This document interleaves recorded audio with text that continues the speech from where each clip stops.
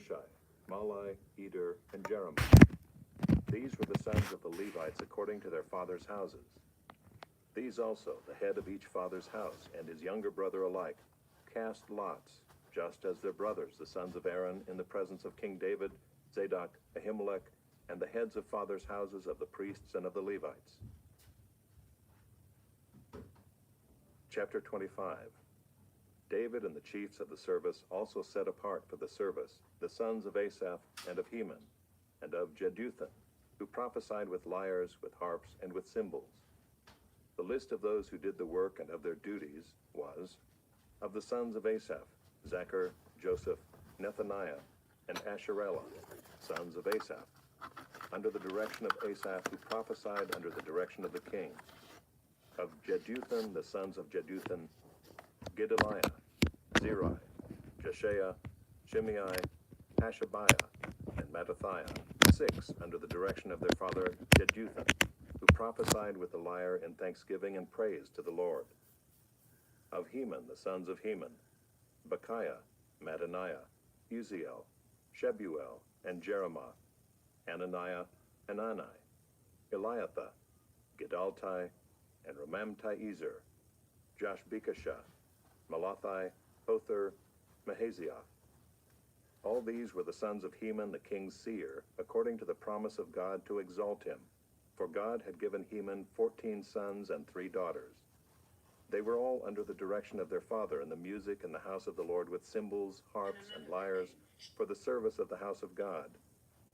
Asaph, Jeduthun, and Heman were under the order of the king. The number of them along with their brothers who were trained in singing to the Lord, all who were skillful, was 288. And they cast lots for their duties, small and great, teacher and pupil alike. The first lot fell for Asaph to Joseph, the second to Gedaliah, to him and his brothers and his sons, 12.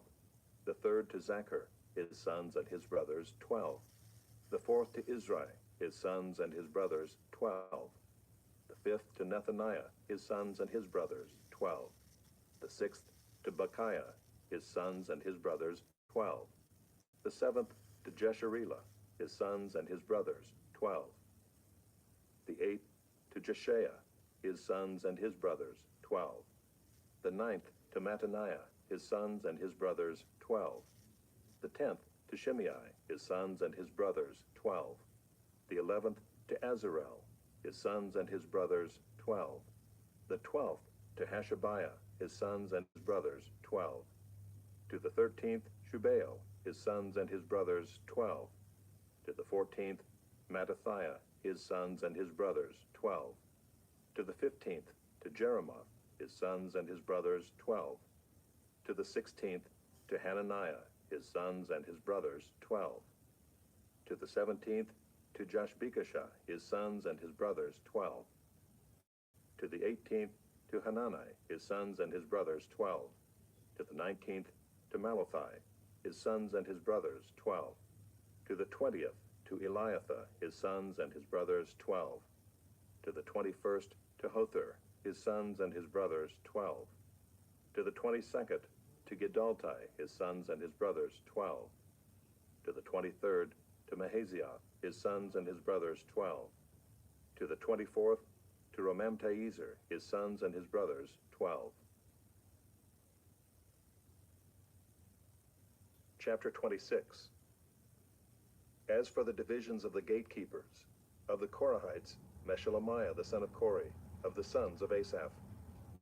And Meshelemiah had sons, Zechariah the firstborn, Jediael the second, Zebediah the third, Jathniel the fourth, Elam the fifth, Jehohanan the sixth, Elihoenai the seventh.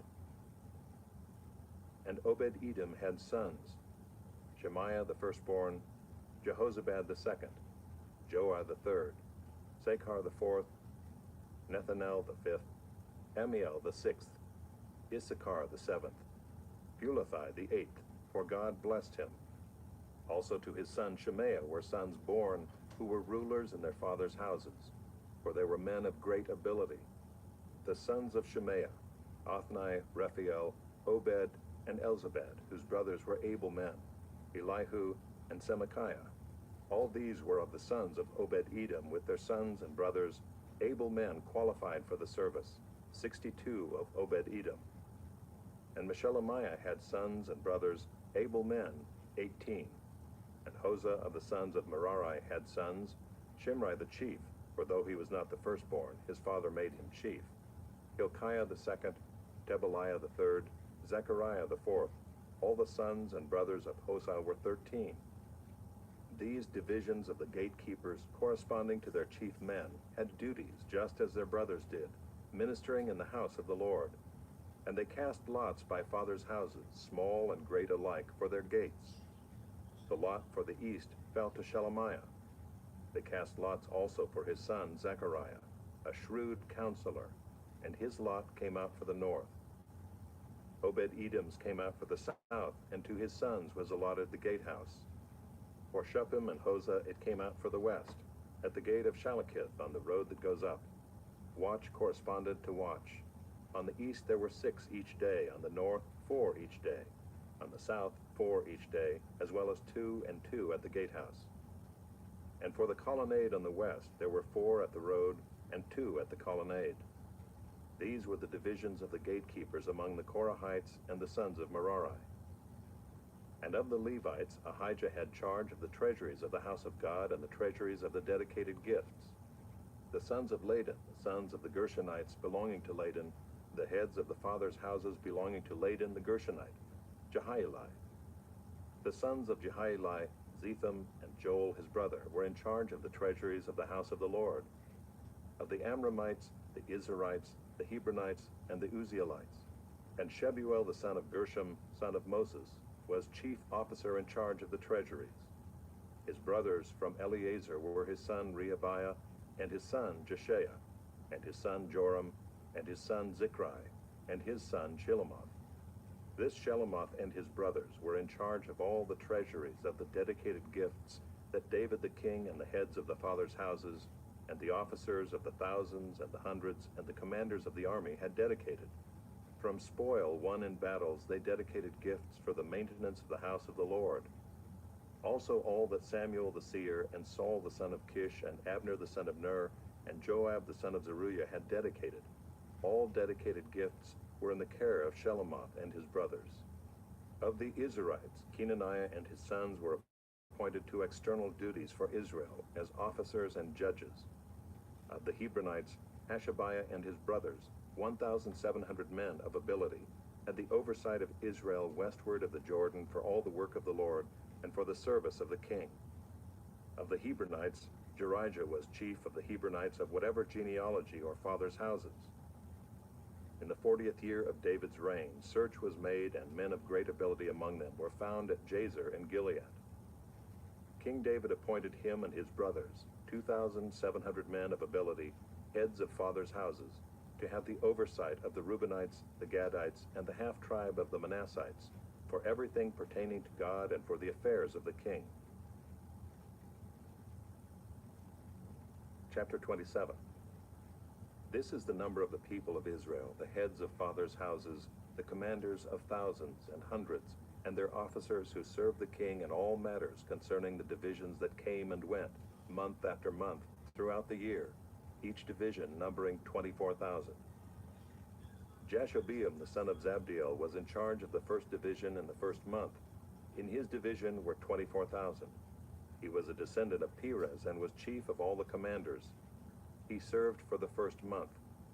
Dodai the Ahohite was in charge of the division of the second month. In his division were 24,000. The third commander for the third month was Benaiah, the son of Jehoiada the chief priest. In his division were 24,000. This is the Benaiah who was a mighty man of the 30, and in command of the 30. Ammizabad, his son, was in charge of his division. Asahel, the brother of Joab, was fourth for the fourth month, and his son Zebediah after him. In his division were 24,000. The fifth commander for the fifth month was Shamath the Israelite. In his division were 24,000. Sixth for the sixth month was Ira the son of Ikish, the Tekoite. In his division were 24,000. Seventh for the seventh month was Helez the Pelonite, of the sons of Ephraim. In his division were 24,000. Eighth for the 8th month was Sibbecai the Hushathite of the Zerahites. In his division were 24,000. Ninth for the 9th month was Ebiezer of Anathoth, a Benjaminite. In his division were 24,000. 10th for the 10th month was Maharai of Netophah of the Zerahites. In his division were 24,000. 11th for the 11th month was Benaiah of Pirathon of the sons of Ephraim. In his division were 24,000. 12th for the 12th month was Heldai the Netophathite of Othniel. In his division were 24,000. Over the tribes of Israel, for the Reubenites, Eleazar the son of Zichri was chief officer. For the Simeonites, Shephatiah the son of Maacah. For Levi, Hashabiah the son of Kemuel. For Aaron, Zadok. For Judah, Elihu, one of David's brothers. For Issachar, Amri the son of Michael. For Zebulun, Ishmael the son of Obadiah. For Naphtali, Jeremoth the son of Azrael. For the Ephraimites, Hoshea the son of Azaziah. For the half-tribe of Manasseh, Joel the son of Pedaiah. For the half-tribe of Manasseh in Gilead, Iddo the son of Zechariah. For Benjamin, Jaasiel the son of Abner. For Dan, Azarel the son of Jeroam. These were the leaders of the tribes of Israel. David did not count those below 20 years of age, for the Lord had promised to make Israel as many as the stars of heaven. Joab the son of Zeruiah began to count, but did not finish. Yet wrath came upon Israel for this, and the number was not entered in the chronicles of King David. Over the king's treasuries was Asmaveth the son of Adiel. And over the treasuries in the country, in the cities, in the villages, and in the towers was Jonathan the son of Uzziah. And over those who did the work of the field for tilling the soil was Ezrai the son of Caleb. And over the vineyards was Shimei the Ramathite. And over the produce of the vineyards for the wine cellars was Zabdi the Shifmite. Over the olive and sycamore trees in the Shephelah was Baal-Hanan the Gederite. And over the stores of oil was Joash. Over the herds that pastured in Sharon was Shitrai the Sharonite. Over the herds in the valleys was Shaphat the son of Adlai. Over the camels was Obil the Ishmaelite.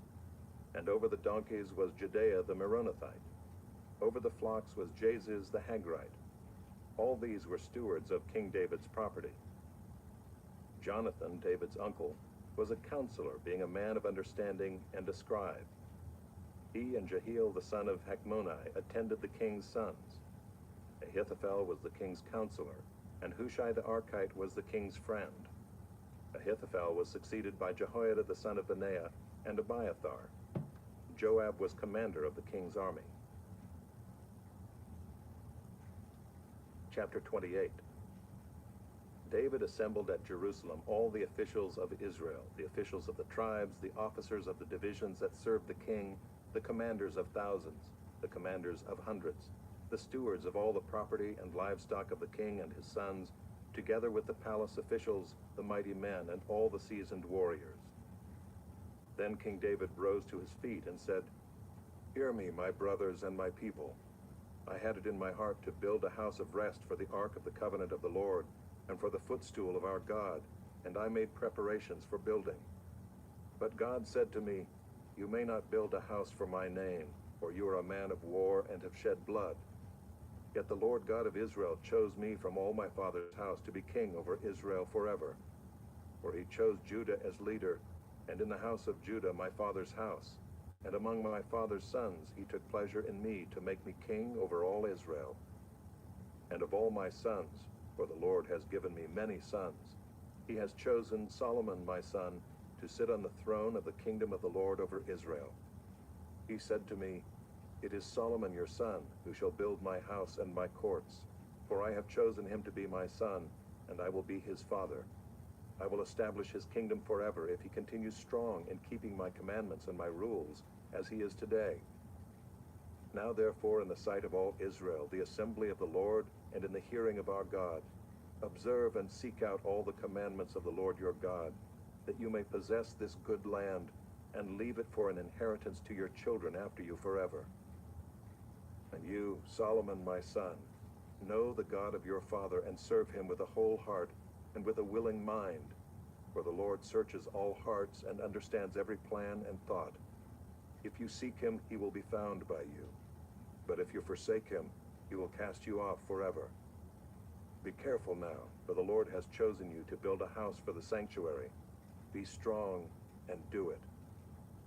Then David gave Solomon his son the plan of the vestibule of the temple and of its houses, its treasuries, its upper rooms, and its inner chambers, and of the room for the mercy seat, and the plan of all that he had in mind for the courts of the house of the Lord, all the surrounding chambers, the treasuries of the house of God, and the treasuries for dedicated gifts, for the divisions of the priests and of the Levites, and all the work of the service of the house of the Lord, for all the vessels for the service in the house of the Lord, the weight of gold for all golden vessels for each service, the weight of silver vessels for each service, the weight of the golden lampstands and their lamps, the weight of gold for each lampstand and its lamps, the weight of silver for a lampstand and its lamps, according to the use of each lampstand in the service, the weight of gold for each table for the showbread, the silver for the silver tables, and pure gold for the forks, the basins, and the cups, for the golden bowls and the weight of each, for the silver bowls and the weight of each,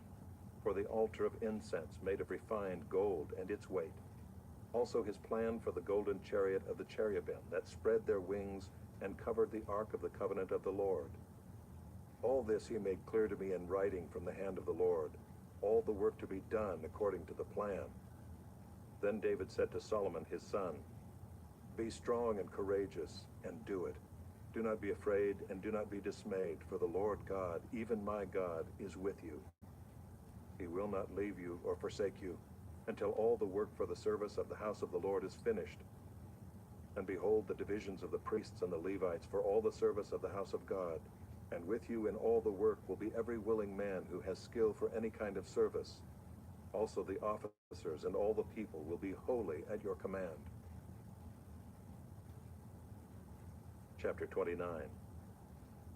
And David the king said to all the assembly, Solomon my son, whom alone God has chosen, is young and inexperienced, and the work is great, for the palace will not be for man, but for the Lord God. So I have provided for the house of my God, so far as I was able, the gold for the things of gold, the silver for the things of silver, and the bronze for the things of bronze, the iron for the things of iron, and wood for the things of wood, besides great quantities of onyx and stones for setting, antimony, colored stones, all sorts of precious stones and marble. Moreover, in addition to all that I have provided for the holy house, I have a treasure of my own of gold and silver, and because of my devotion to the house of my God, I give it to the house of my God. 3,000 talents of gold, of the gold of Ophir, and 7,000 talents of refined silver, for overlaying the walls of the house, and for all the work to be done by craftsmen, gold for the things of gold, and silver for the things of silver. Who then will offer willingly, consecrating himself today to the Lord? Then the leaders of fathers' houses made their free will offerings, as did also the leaders of the tribes, the commanders of thousands and of hundreds, and the officers over the king's work. They gave for the service of the house of God 5,000 talents, and 10,000 derricks of gold, 10,000 talents of silver, 18,000 talents of bronze, and 100,000 talents of iron. And whoever had precious stones gave them to the treasury of the house of the Lord, in the care of Jehiel the Gershonite. Then the people rejoiced because they had given willingly, for with a whole heart they had offered freely to the Lord. David the king also rejoiced greatly. Therefore David blessed the Lord in the presence of all the assembly. And David said, Blessed are you, O Lord, the God of Israel our Father, forever and ever. Yours, O Lord, is the greatness and the power and the glory and the victory and the majesty. For all that is in the heavens and in the earth is yours. Yours is the kingdom, O Lord, and you are exalted as head above all. Both riches and honor come from you, and you rule over all. In your hand are power and might, and in your hand it is to make great and to give strength to all. And now we thank you, our God, and praise your glorious name. But who am I, and what is my people, that we should be able thus to offer willingly? For all things come from you, and of your own have we given you. For we are strangers before you and sojourners, as all our fathers were. Our days on the earth are like a shadow, and there is no abiding. O Lord our God, all this abundance that we have provided for building you a house for your holy name comes from your hand, and is all your own. I know, my God, that you test the heart and have pleasure in uprightness. In the uprightness of my heart I have freely offered all these things, and now I have seen your people, who are present here, offering freely and joyously to you. O Lord, the God of Abraham, Isaac, and Israel, our fathers, keep forever such purposes and thoughts in the hearts of your people, and direct their hearts toward you. Grant to Solomon my son a whole heart, that he may keep your commandments, your testimonies, and your statutes, performing all, and that he may build the palace for which I have made provision. Then David said to all the assembly, Bless the Lord your God. And all the assembly blessed the Lord, the God of their fathers, and bowed their heads and paid homage to the Lord and to the king. And they offered sacrifices to the Lord, and on the next day offered burnt offerings to the Lord, 1,000 bulls, 1,000 rams, and 1,000 lambs, with their drink offerings and sacrifices in abundance for all Israel. And they ate and drank before the Lord on that day with great gladness. And they made Solomon the son of David king the second time, and they anointed him as prince for the Lord, and Zadok as priest. Then Solomon sat on the throne of the Lord as king in place of David his father. And he prospered, and all Israel obeyed him.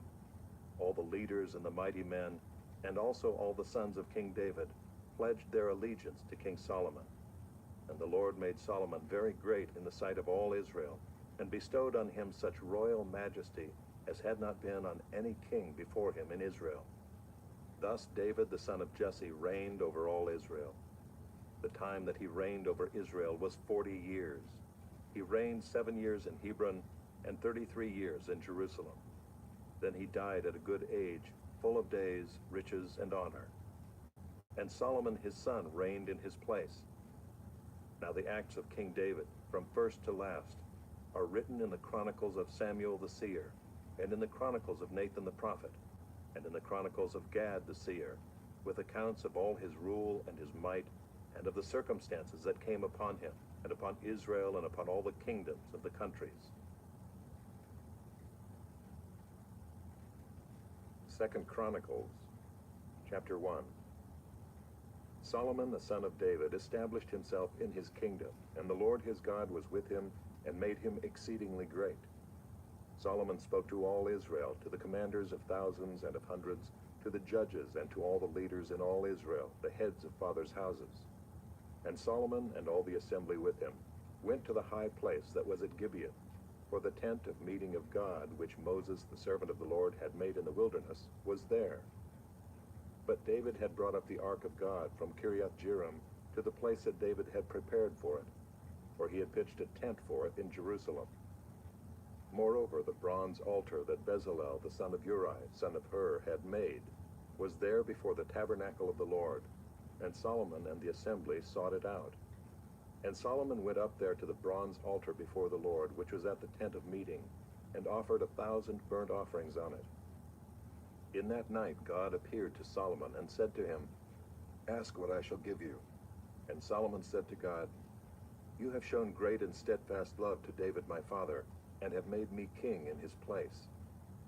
O Lord God, let your word to David my father be now fulfilled, for you have made me king over a people as numerous as the dust of the earth. Give me now wisdom and knowledge to go out and come in before this people, for who can govern this people of yours, which is so great?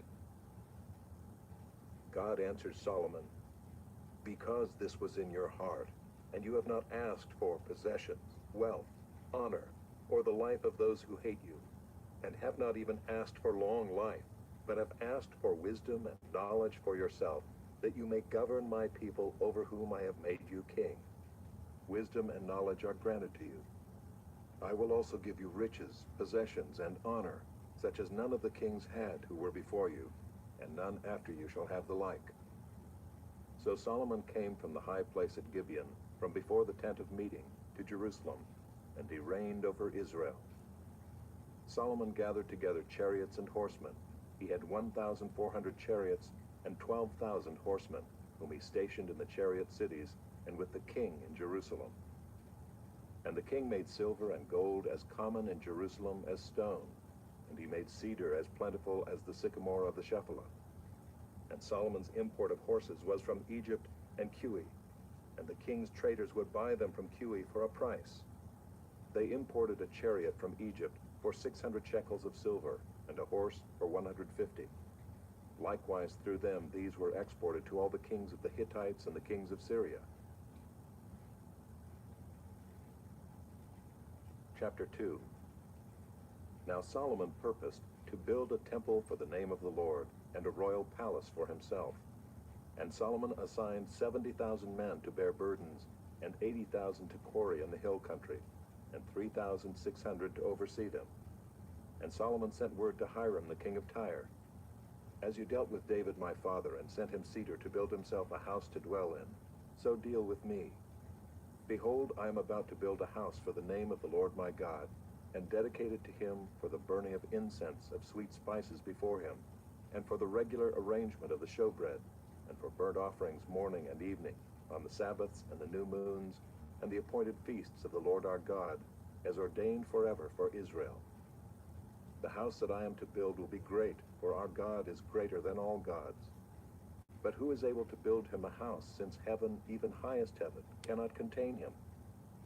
Who am I to build a house for him, except as a place to make offerings before him?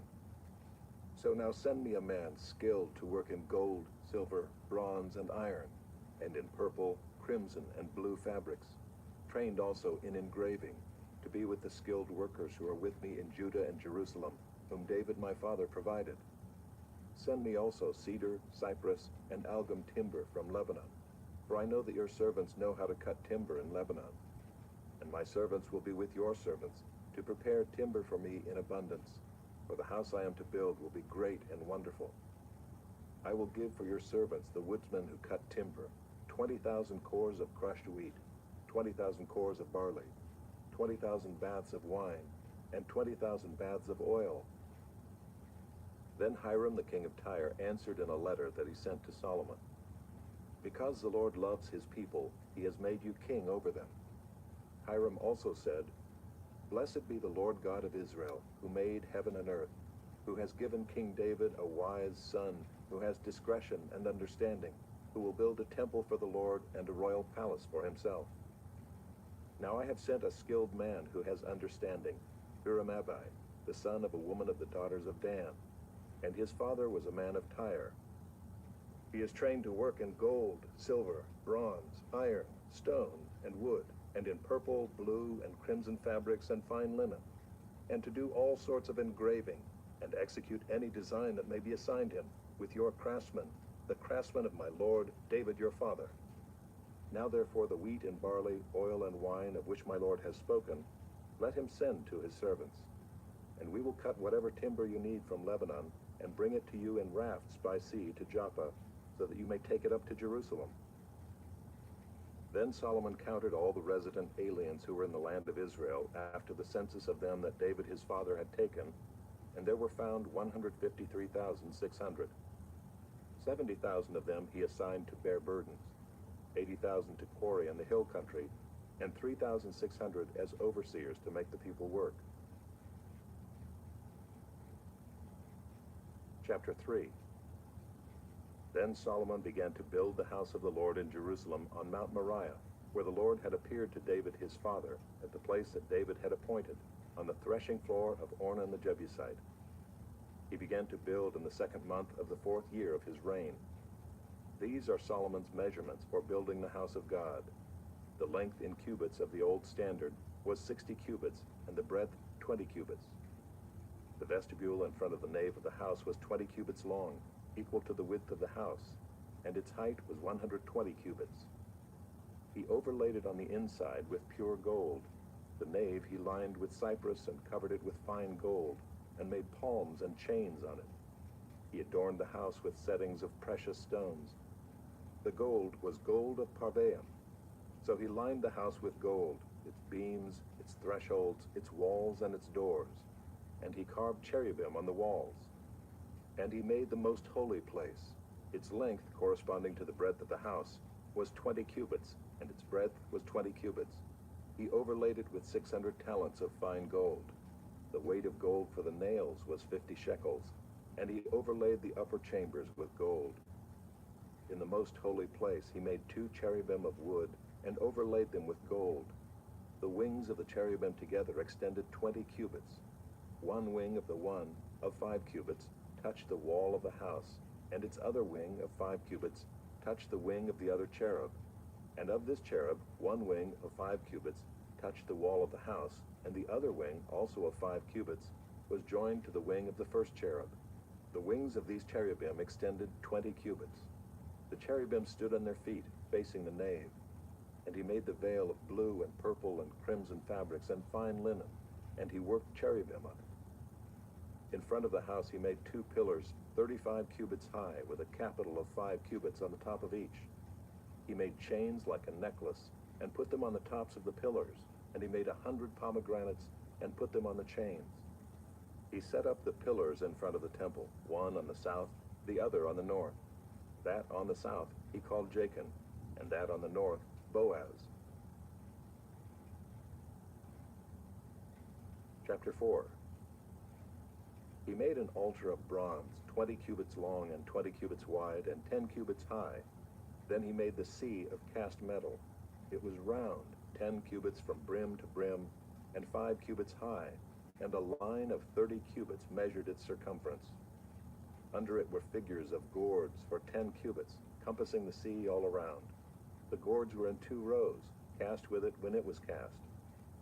It stood on 12 oxen, 3 facing north, 3 facing west, 3 facing south, and 3 facing east. The sea was set on them, and all their rear parts were inward. Its thickness was a handbreadth, and its brim was made like the brim of a cup, like the flower of a lily. It held 3,000 baths. He also made 10 basins in which to wash, and set 5 on the south side, and 5 on the north side. In these they were to rinse off what was used for the burnt offering, and the sea was for the priests to wash in. And he made 10 golden lampstands as prescribed, and set them in the temple, 5 on the south side, and 5 on the north. He also made 10 tables, and placed them in the temple, 5 on the south side, and 5 on the north. And he made 100 basins of gold. He made the court of the priests, and the great court, and doors for the court, and overlaid their doors with bronze. And he set the sea at the southeast corner of the house. Hiram also made the pots, the shovels, and the basins. So Hiram finished the work that he did for King Solomon on the house of God, the 2 pillars, the bowls, and the 2 capitals on the top of the pillars, and the 2 lattice works to cover the 2 bowls of the capitals that were on the top of the pillars, and the 400 pomegranates for the 2 lattice works, 2 rows of pomegranates for each lattice work, to cover the 2 bowls of the capitals that were on the pillars. He made the stands also, and the basins on the stands, and the 1 sea, and the 12 oxen underneath it. The pots, the shovels, the forks, and all the equipment for these, Hiramebai made of burnished bronze for King Solomon for the house of the Lord. In the plain of the Jordan the king cast them, in the clay ground between Succoth and Zeradah. Solomon made all these things in great quantities, for the weight of the bronze was not sought. So Solomon made all the vessels that were in the house of God, the golden altar, the tables for the bread of the presence, the lampstands and their lamps of pure gold to burn before the inner sanctuary as prescribed, the flowers, the lamps, and the tongs of purest gold, the snuffers, basins, dishes for incense, and fire pans of pure gold, and the sockets of the temple for the inner doors to the most holy place, and for the doors of the nave of the temple were of gold. Chapter 5. Thus all the work that Solomon did for the house of the Lord was finished. And Solomon brought in the things that David his father had dedicated, and stored the silver, the gold, and all the vessels in the treasuries of the house of God. Then Solomon assembled the elders of Israel, and all the heads of the tribes, the leaders of the fathers' houses of the people of Israel, in Jerusalem, to bring up the ark of the covenant of the Lord out of the city of David, which is Zion. And all the men of Israel assembled before the king at the feast that is in the 7th month. And all the elders of Israel came, and the Levites took up the ark. And they brought up the ark, the tent of meeting, and all the holy vessels that were in the tent. The Levitical priests brought them up. And King Solomon and all the congregation of Israel, who had assembled before him, were before the ark, sacrificing so many sheep and oxen that they could not be counted or numbered. Then the priests brought the ark of the covenant of the Lord to its place, in the inner sanctuary of the house, in the most holy place, underneath the wings of the cherubim. The cherubim spread out their wings over the place of the ark, so that the cherubim made a covering above the ark and its poles. And the poles were so long that the ends of the poles were seen from the holy place before the inner sanctuary, but they could not be seen from outside. And they are there to this day. There was nothing in the ark except the 2 tablets that Moses put there at Horeb, where the Lord made a covenant with the people of Israel when they came out of Egypt.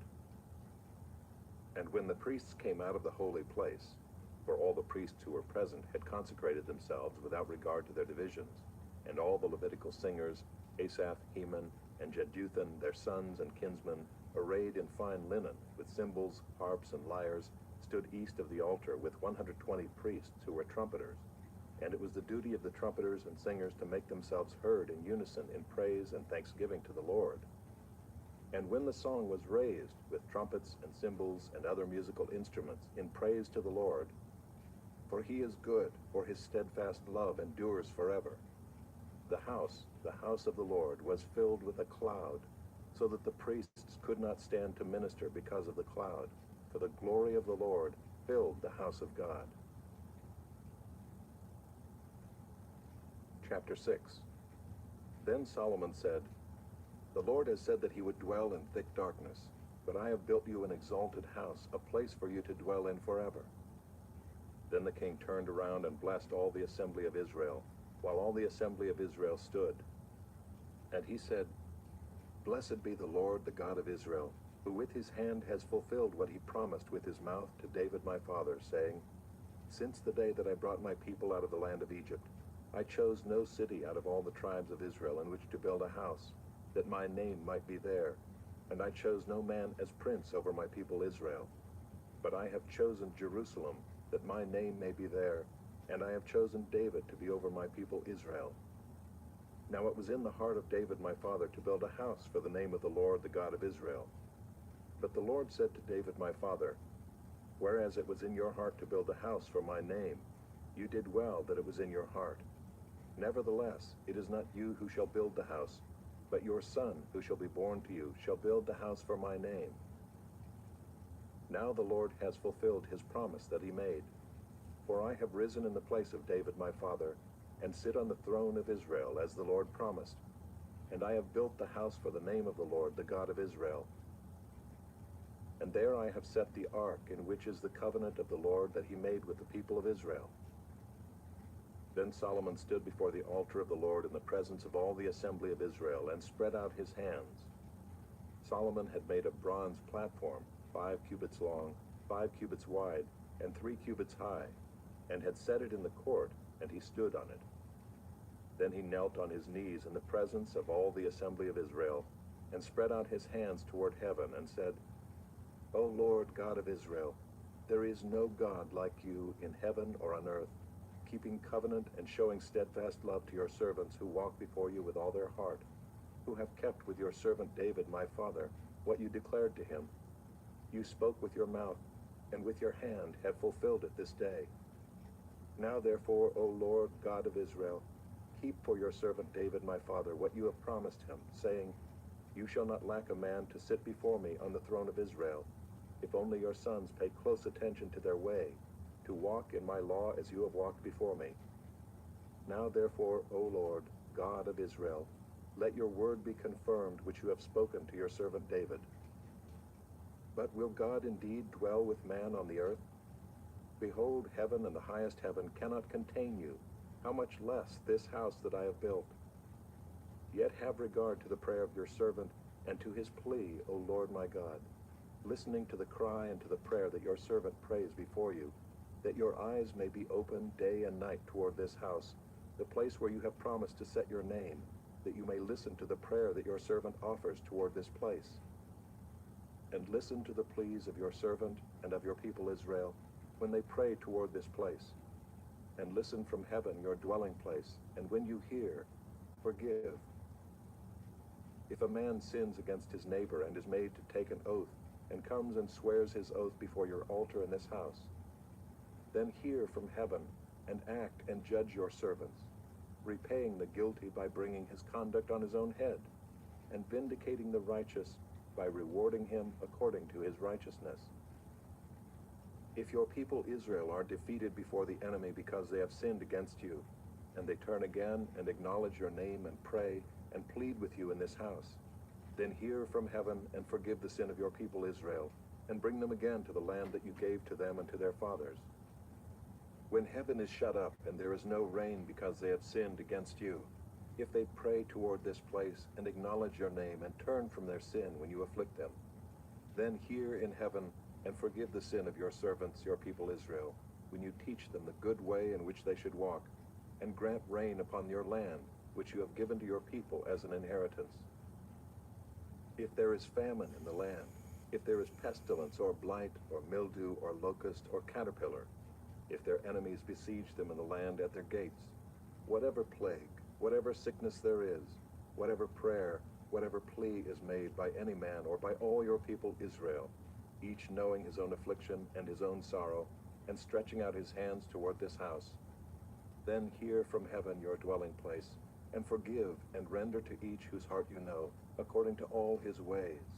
For you only know the hearts of the children of mankind, that they may fear you and walk in your ways all the days that they live in the land that you gave to our fathers. Likewise, when a foreigner, who is not of your people Israel, comes from a far country for the sake of your great name and your mighty hand and your outstretched arm, when he comes and prays toward this house, hear from heaven your dwelling place, and do according to all for which the foreigner calls to you, in order that all the peoples of the earth may know your name and fear you, as do your people Israel, and that they may know that this house that I have built is called by your name. If your people go out to battle against their enemies, by whatever way you shall send them, and they pray to you toward this city that you have chosen and the house that I have built for your name, then hear from heaven their prayer and their plea, and maintain their cause. If they sin against you, for there is no one who does not sin, and you are angry with them and give them to an enemy, so that they are carried away captive to a land far or near, yet if they turn their heart in the land to which they have been carried captive, and repent and plead with you in the land of their captivity, saying, we have sinned and have acted perversely and wickedly, if they repent with all their mind and with all their heart in the land of their captivity to which they were carried captive, and pray toward their land, which you gave to their fathers, the city that you have chosen, and the house that I have built for your name, then hear from heaven your dwelling place their prayer and their pleas, and maintain their cause, and forgive your people who have sinned against you. Now, O my God, let your eyes be open and your ears attentive to the prayer of this place. And now arise, O Lord God, and go to your resting place, you and the ark of your might.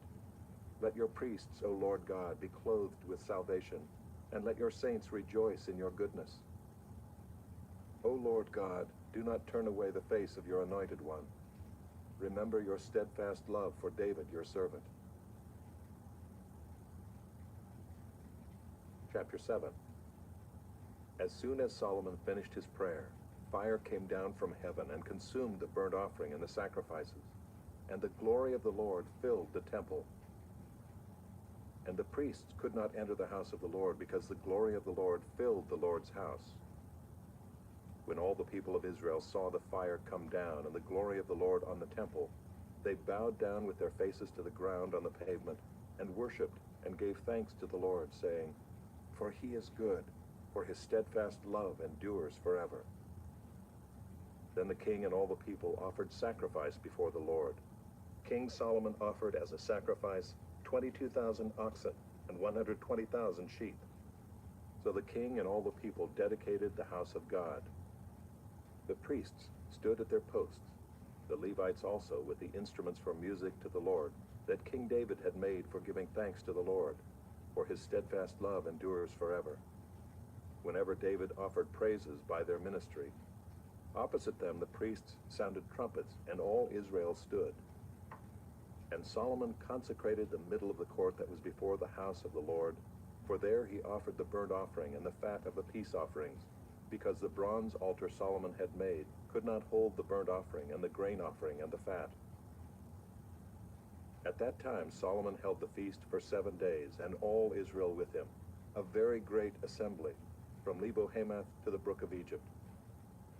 And on the 8th day they held a solemn assembly, for they had kept the dedication of the altar 7 days, and the feast 7 days. On the 23rd day of the 7th month, he sent the people away to their homes, joyful and glad of heart, for the prosperity that the Lord had granted to David and to Solomon and to Israel his people. Thus Solomon finished the house of the Lord and the king's house. All that Solomon had planned to do in the house of the Lord and in his own house, he successfully accomplished. Then the Lord appeared to Solomon in the night and said to him, I have heard your prayer and have chosen this place for myself as a house of sacrifice. When I shut up the heavens so that there is no rain, or command the locust to devour the land, or send pestilence among my people, if my people who are called by my name humble themselves and pray and seek my face and turn from their wicked ways, then I will hear from heaven and will forgive their sin and heal their land. Now my eyes will be open and my ears attentive to the prayer that is made in this place. For now I have chosen and consecrated this house that my name may be there forever. My eyes and my heart will be there for all time. And as for you, if you will walk before me as David your father walked, doing according to all that I have commanded you, and keeping my statutes and my rules, then I will establish your royal throne, as I covenanted with David your father, saying, You shall not lack a man to rule Israel. But if you turn aside and forsake my statutes and my commandments that I have set before you, and go and serve other gods and worship them, then I will pluck you up from my land that I have given you, and this house that I have consecrated for my name I will cast out of my sight, and I will make it a proverb and a byword among all peoples. And at this house, which was exalted, everyone passing by will be astonished and say, Why has the Lord done thus to this land and to this house? Then they will say, Because they abandoned the Lord, the God of their fathers, who brought them out of the land of Egypt, and laid hold on other gods, and worshipped them and served them. Therefore he has brought all this disaster on them. Chapter 8. At the end of 20 years in which Solomon had built the house of the Lord and his own house, Solomon rebuilt the cities that Hiram had given to him, and settled the people of Israel in them. And Solomon went to Hamath-zobah and took it. He built Tadmor in the wilderness, and all the store cities that he built in Hamath. He also built Upper Beth-horon and Lower Beth-horon, fortified cities with walls, gates, and bars, and Baalath, and all the store cities that Solomon had, and all the cities for his chariots, and the cities for his horsemen, and whatever Solomon desired to build in Jerusalem, in Lebanon, and in all the land of his dominion. All the people who were left of the Hittites, the Amorites, the Perizzites, the Hivites, and the Jebusites, who were not of Israel, from their descendants who were left after them in the land, whom the people of Israel had not destroyed, these Solomon drafted as forced labor, and so they are to this day. But of the people of Israel Solomon made no slaves for his work. They were soldiers and his officers, the commanders of his chariots and his horsemen. And these were the chief officers of King Solomon, 250, who exercised authority over the people. Solomon brought Pharaoh's daughter up from the city of David to the house that he had built for her. For he said, My wife shall not live in the house of David, king of Israel, for the places to which the ark of the Lord has come are holy. Then Solomon offered up burnt offerings to the Lord on the altar of the Lord that he had built before the vestibule, as the duty of each day required, offering according to the commandment of Moses for the Sabbaths, the new moons, and the 3 annual feasts, the Feast of Unleavened Bread, the Feast of Weeks, and the Feast of Booths. According to the ruling of David his father, he appointed the divisions of the priests for their service, and the Levites for their offices of praise and ministry before the priests, as the duty of each day required, and the gatekeepers in their divisions at each gate, for so David the man of God had commanded. And they did not turn aside from what the king had commanded the priests and Levites concerning any matter, and concerning the treasuries. Thus was accomplished all the work of Solomon from the day the foundation of the house of the Lord was laid, until it was finished. So the house of the Lord was completed. Then Solomon went to Ezion-Geber and Eloth on the shore of the sea, in the land of Edom. And Hiram sent to him by the hand of his servants, ships and servants familiar with the sea. And they went to Ophir together with the servants of Solomon, and brought from there 450 talents of gold, and brought it to King Solomon. Chapter 9. Now when the queen of Sheba heard of the fame of Solomon, she came to Jerusalem to test him with hard questions, having a very great retinue and camels bearing spices and very much gold and precious stones. And when she came to Solomon, she told him all that was on her mind. And Solomon answered all her questions. There was nothing hidden from Solomon that he could not explain to her. And when the queen of Sheba had seen the wisdom of Solomon, the house that he had built, the food of his table, the seating of his officials, and the attendance of his servants and their clothing, his cupbearers and their clothing, and his burnt offerings that he offered at the house of the Lord, there was no more breath in her. And she said to the king, "The report was true that I heard in my own land of your words and of your wisdom. But I did not believe the reports until I came and my own eyes had seen it. And behold, half the greatness of your wisdom was not told me. You surpass the report that I heard. Happy are your wives, happy are these your servants, who continually stand before you and hear your wisdom. Blessed be the Lord your God, who has delighted in you and set you on his throne as king for the Lord your God. Because your God loved Israel and would establish them forever, he has made you king over them, that you may execute justice and righteousness." Then she gave the king 120 talents of gold and a very great quantity of spices and precious stones. There were no spices such as those that the queen of Sheba gave to King Solomon. Moreover, the servants of Hiram and the servants of Solomon, who brought gold from Ophir, brought algum wood and precious stones. And the king made from the algum wood supports for the house of the Lord and for the king's house, lyres also and harps for the singers. There never was seen the like of them before in the land of Judah. And King Solomon gave to the queen of Sheba all that she desired, whatever she asked besides what she had brought to the king. So she turned and went back to her own land with her servants. Now the weight of gold that came to Solomon in 1 year was 666 talents of gold, besides that which the explorers and merchants brought.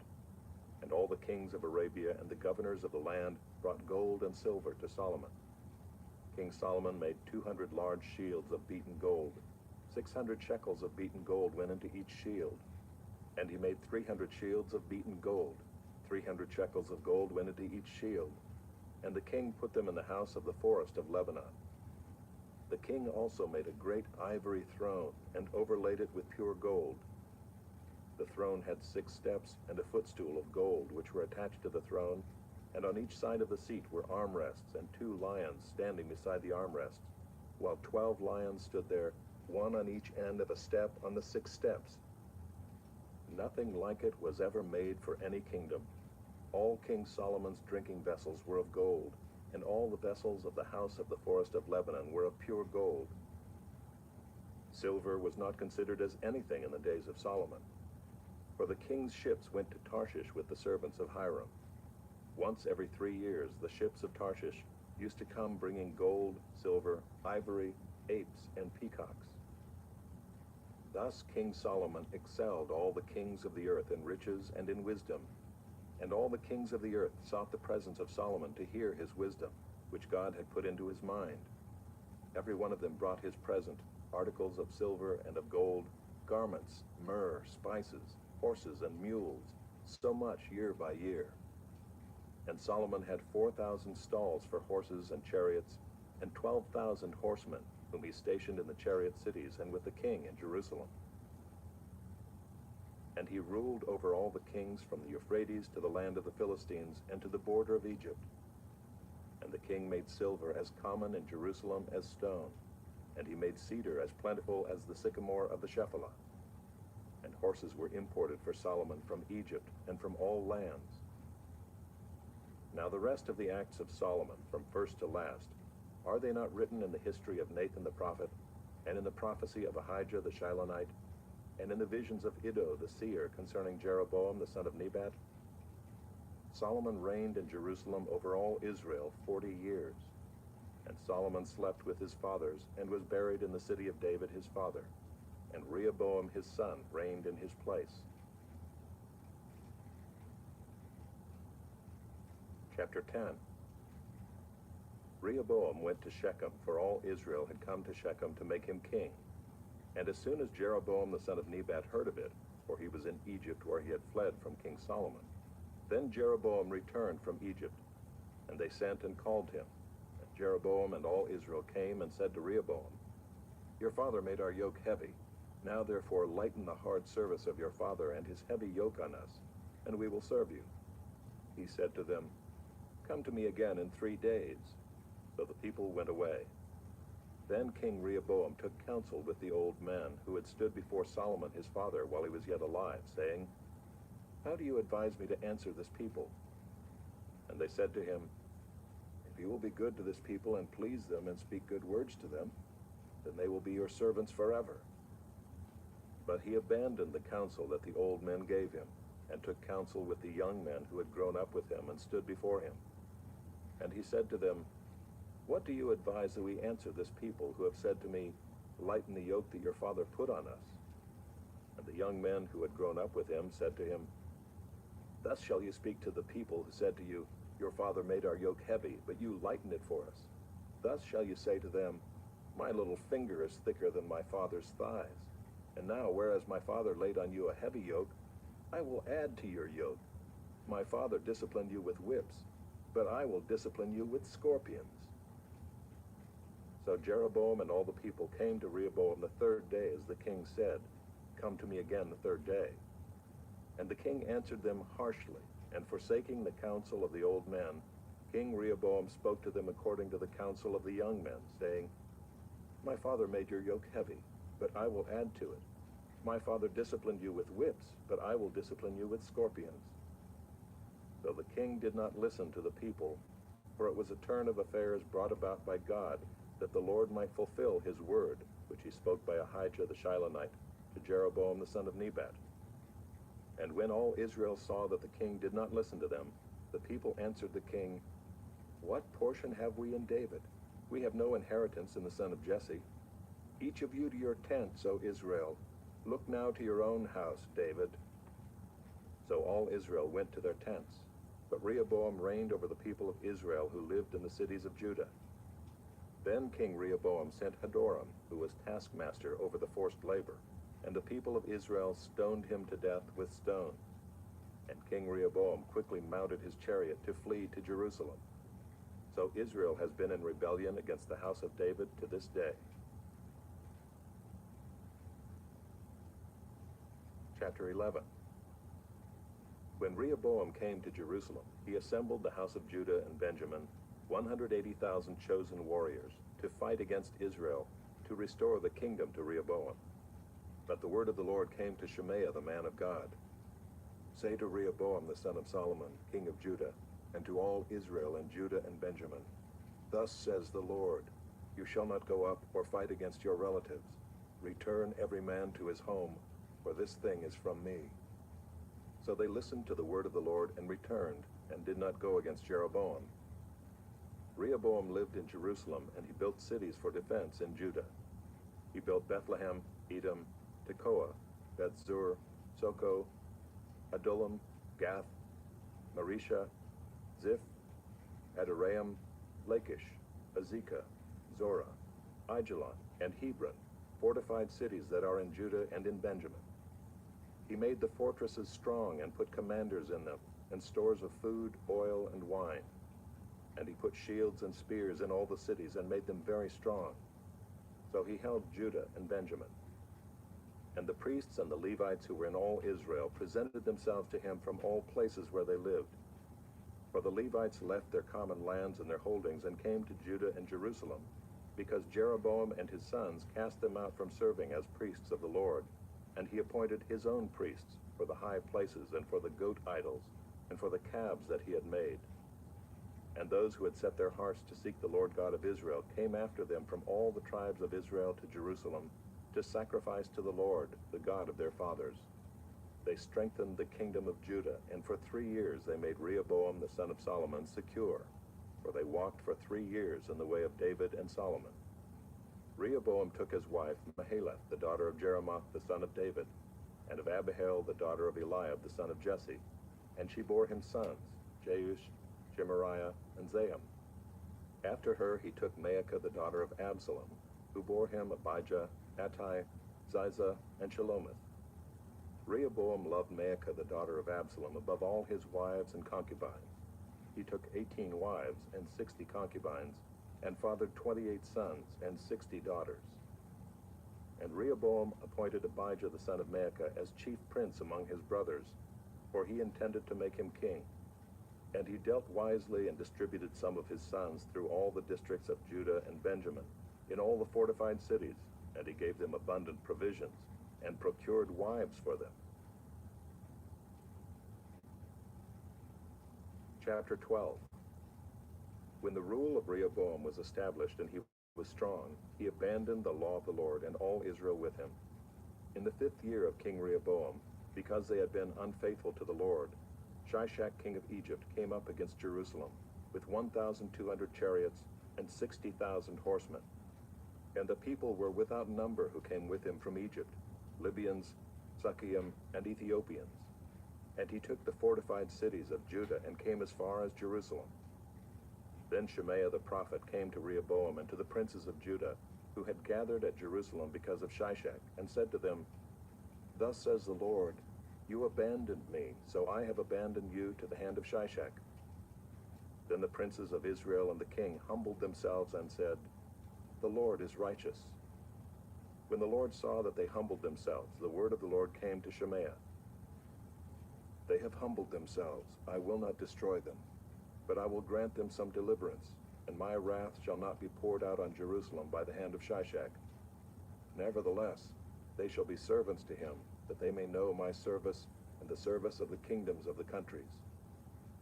So Shishak king of Egypt came up against Jerusalem. He took away the treasures of the house of the Lord and the treasures of the king's house. He took away everything.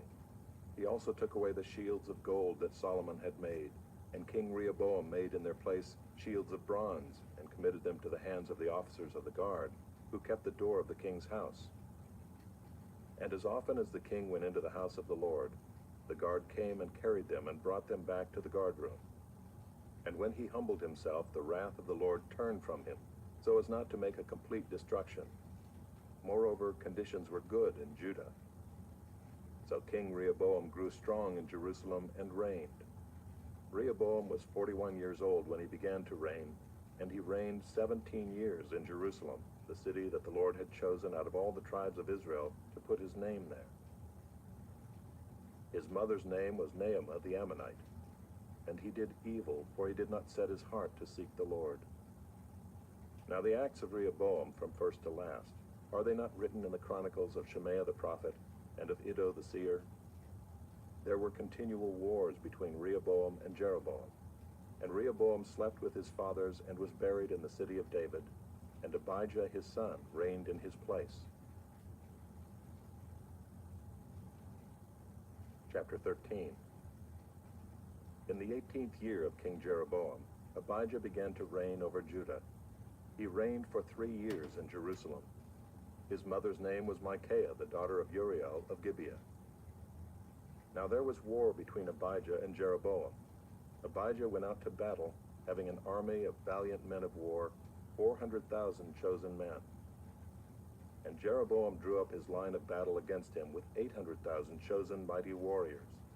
Then Abijah stood up on Mount Zemaraim, that is in the hill country of Ephraim, and said, Hear me, O Jeroboam and all Israel. Ought you not to know that the Lord God of Israel gave the kingship over Israel forever to David and his sons by a covenant of salt? Yet Jeroboam the son of Nebat, a servant of Solomon the son of David, rose up and rebelled against his lord, and certain worthless scoundrels gathered about him and defied Rehoboam the son of Solomon, when Rehoboam was young and irresolute, and could not withstand them.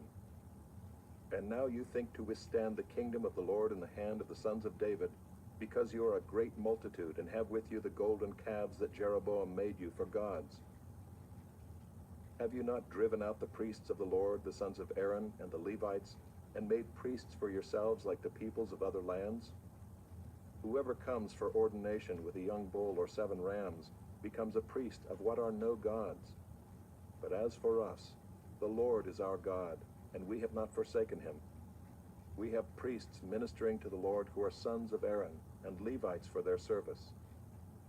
They offer to the Lord every morning and every evening burnt offerings and incense of sweet spices, set out the showbread on the table of pure gold, and care for the golden lampstand that its lamps may burn every evening. For we keep the charge of the Lord our God, but you have forsaken him. Behold, God is with us at our head, and his priests with their battle trumpets to sound the call to battle against you. O sons of Israel, do not fight against the Lord, the God of your fathers, for you cannot succeed. Jeroboam had sent an ambush around to come upon them from behind. Thus his troops were in front of Judah, and the ambush was behind them. And when Judah looked, behold, the battle was in front of and behind them. And they cried to the Lord, and the priests blew the trumpets. Then the men of Judah raised the battle shout. And when the men of Judah shouted, God defeated Jeroboam and all Israel before Abijah and Judah. The men of Israel fled before Judah, and God gave them into their hand. Abijah and his people struck them with great force. So there fell slain of Israel 500,000 chosen men. Thus the men of Israel were subdued at that time, and the men of Judah prevailed, because they relied on the Lord, the God of their fathers. And Abijah pursued Jeroboam and took cities from him, Bethel with its villages, and Jeshanah with its villages, and Ephron with its villages. Jeroboam did not recover his power in the days of Abijah, and the Lord struck him down, and he died. But Abijah grew mighty, and he took 14 wives and had 22 sons and 16 daughters. The rest of the acts of Abijah, his ways and his sayings, are written in the story of the prophet Iddo. Chapter 14. Abijah slept with his fathers, and they buried him in the city of David. And Asa his son reigned in his place. In his days the land had rest for 10 years. And Asa did what was good and right in the eyes of the Lord his God. He took away the foreign altars and the high places, and broke down the pillars, and cut down the Asherim, and commanded Judah to seek the Lord, the God of their fathers, and to keep the law and the commandment. He also took out of all the cities of Judah the high places and the incense altars, and the kingdom had rest under him. He built fortified cities in Judah, for the land had rest. He had no war in those years, for the Lord gave him peace. And he said to Judah, Let us build these cities and surround them with walls and towers, gates and bars. The land is still ours, because we have sought the Lord our God. We have sought him, and he has given us peace on every side. So they built and prospered. And Asa had an army of 300,000 from Judah, armed with large shields and spears, and 280,000 men from Benjamin that carried shields and drew bows. All these were mighty men of valor. Zerah the Ethiopian came out against them with an army of 1,000,000 men, and 300 chariots, and came as far as Marisha. And Asa went out to meet him, and they drew up their lines of battle in the valley of Zephathah at Marisha. And Asa cried to the Lord his God, O Lord, there is none like you to help, between the mighty and the weak. Help us, O Lord our God, for we rely on you, and in your name we have come against this multitude. O Lord, you are our God. Let not man prevail against you. So the Lord defeated the Ethiopians before Asa and before Judah, and the Ethiopians fled. Asa and the people who were with him pursued them as far as Gerar, and the Ethiopians fell until none remained alive, for they were broken before the Lord and his army. The men of Judah carried away very much spoil, and they attacked all the cities around Gerar, for the fear of the Lord was upon them. They plundered all the cities, for there was much plunder in them. And they struck down the tents of those who had livestock, and carried away sheep in abundance, and camels. Then they returned to Jerusalem. Chapter 15. The Spirit of God came upon Azariah the son of Oded, and he went out to meet Asa, and said to him, Hear me, Asa, and all Judah and Benjamin. The Lord is with you while you are with him.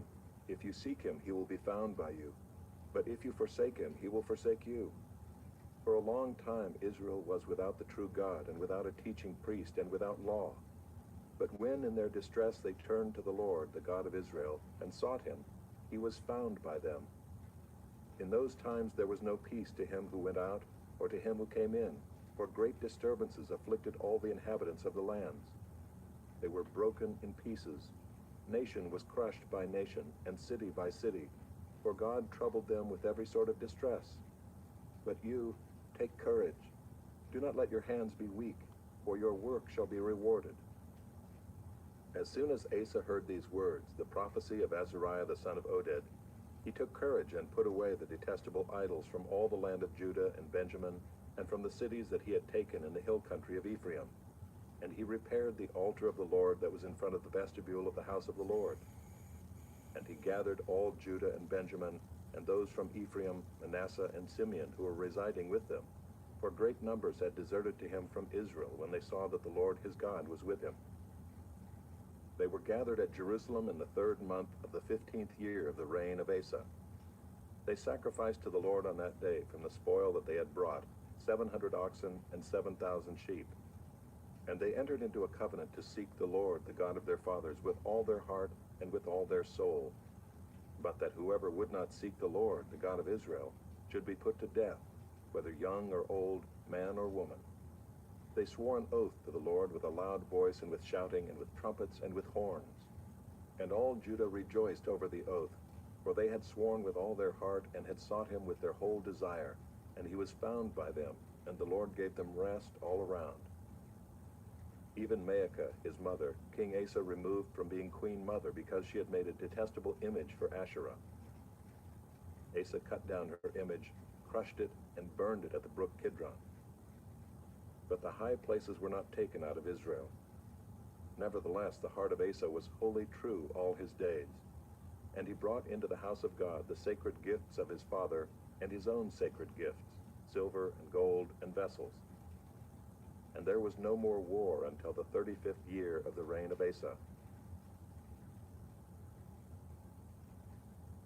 Chapter 16.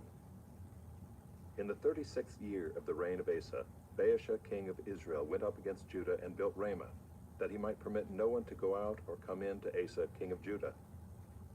Then Asa took silver and gold from the treasures of the house of the Lord and the king's house, and sent them to Ben-Hadad king of Syria, who lived in Damascus, saying, There is a covenant between me and you, as there was between my father and your father. Behold, I am sending to you silver and gold. Go, break your covenant with Baasha king of Israel, that he may withdraw from me. And Ben-Hadad listened to King Asa, and sent the commanders of his armies against the cities of Israel. And they conquered Ijon, Dan, Abel-Maim, and all the store cities of Naphtali. And when Baasha heard of it, he stopped building Ramah and let his work cease. Then King Asa took all Judah, and they carried away the stones of Ramah and its timber, with which Baasha had been building, and with them he built Geba and Mizpah. At that time Hanani the seer came to Asa king of Judah, and said to him, Because you relied on the king of Syria, and did not rely on the Lord your God, the army of the king of Syria has escaped you. Were not the Ethiopians and the Libyans a huge army with very many chariots and horsemen? Yet because you relied on the Lord, he gave them into your hand. For the eyes of the Lord run to and fro throughout the whole earth, to give strong support to those whose heart is blameless toward him. You have done foolishly in this, for from now on you will have wars. Then Asa was angry with the seer, and put him in the stocks in prison, for he was in a rage with him because of this. And Asa inflicted cruelties upon some of the people at the same time. The acts of Asa from first to last are written in the book of the kings of Judah and Israel. In the 39th year of his reign, Asa was diseased in his feet, and his disease became severe. Yet even in his disease he did not seek the Lord, but sought help from physicians. And Asa slept with his fathers, dying in the 41st year of his reign.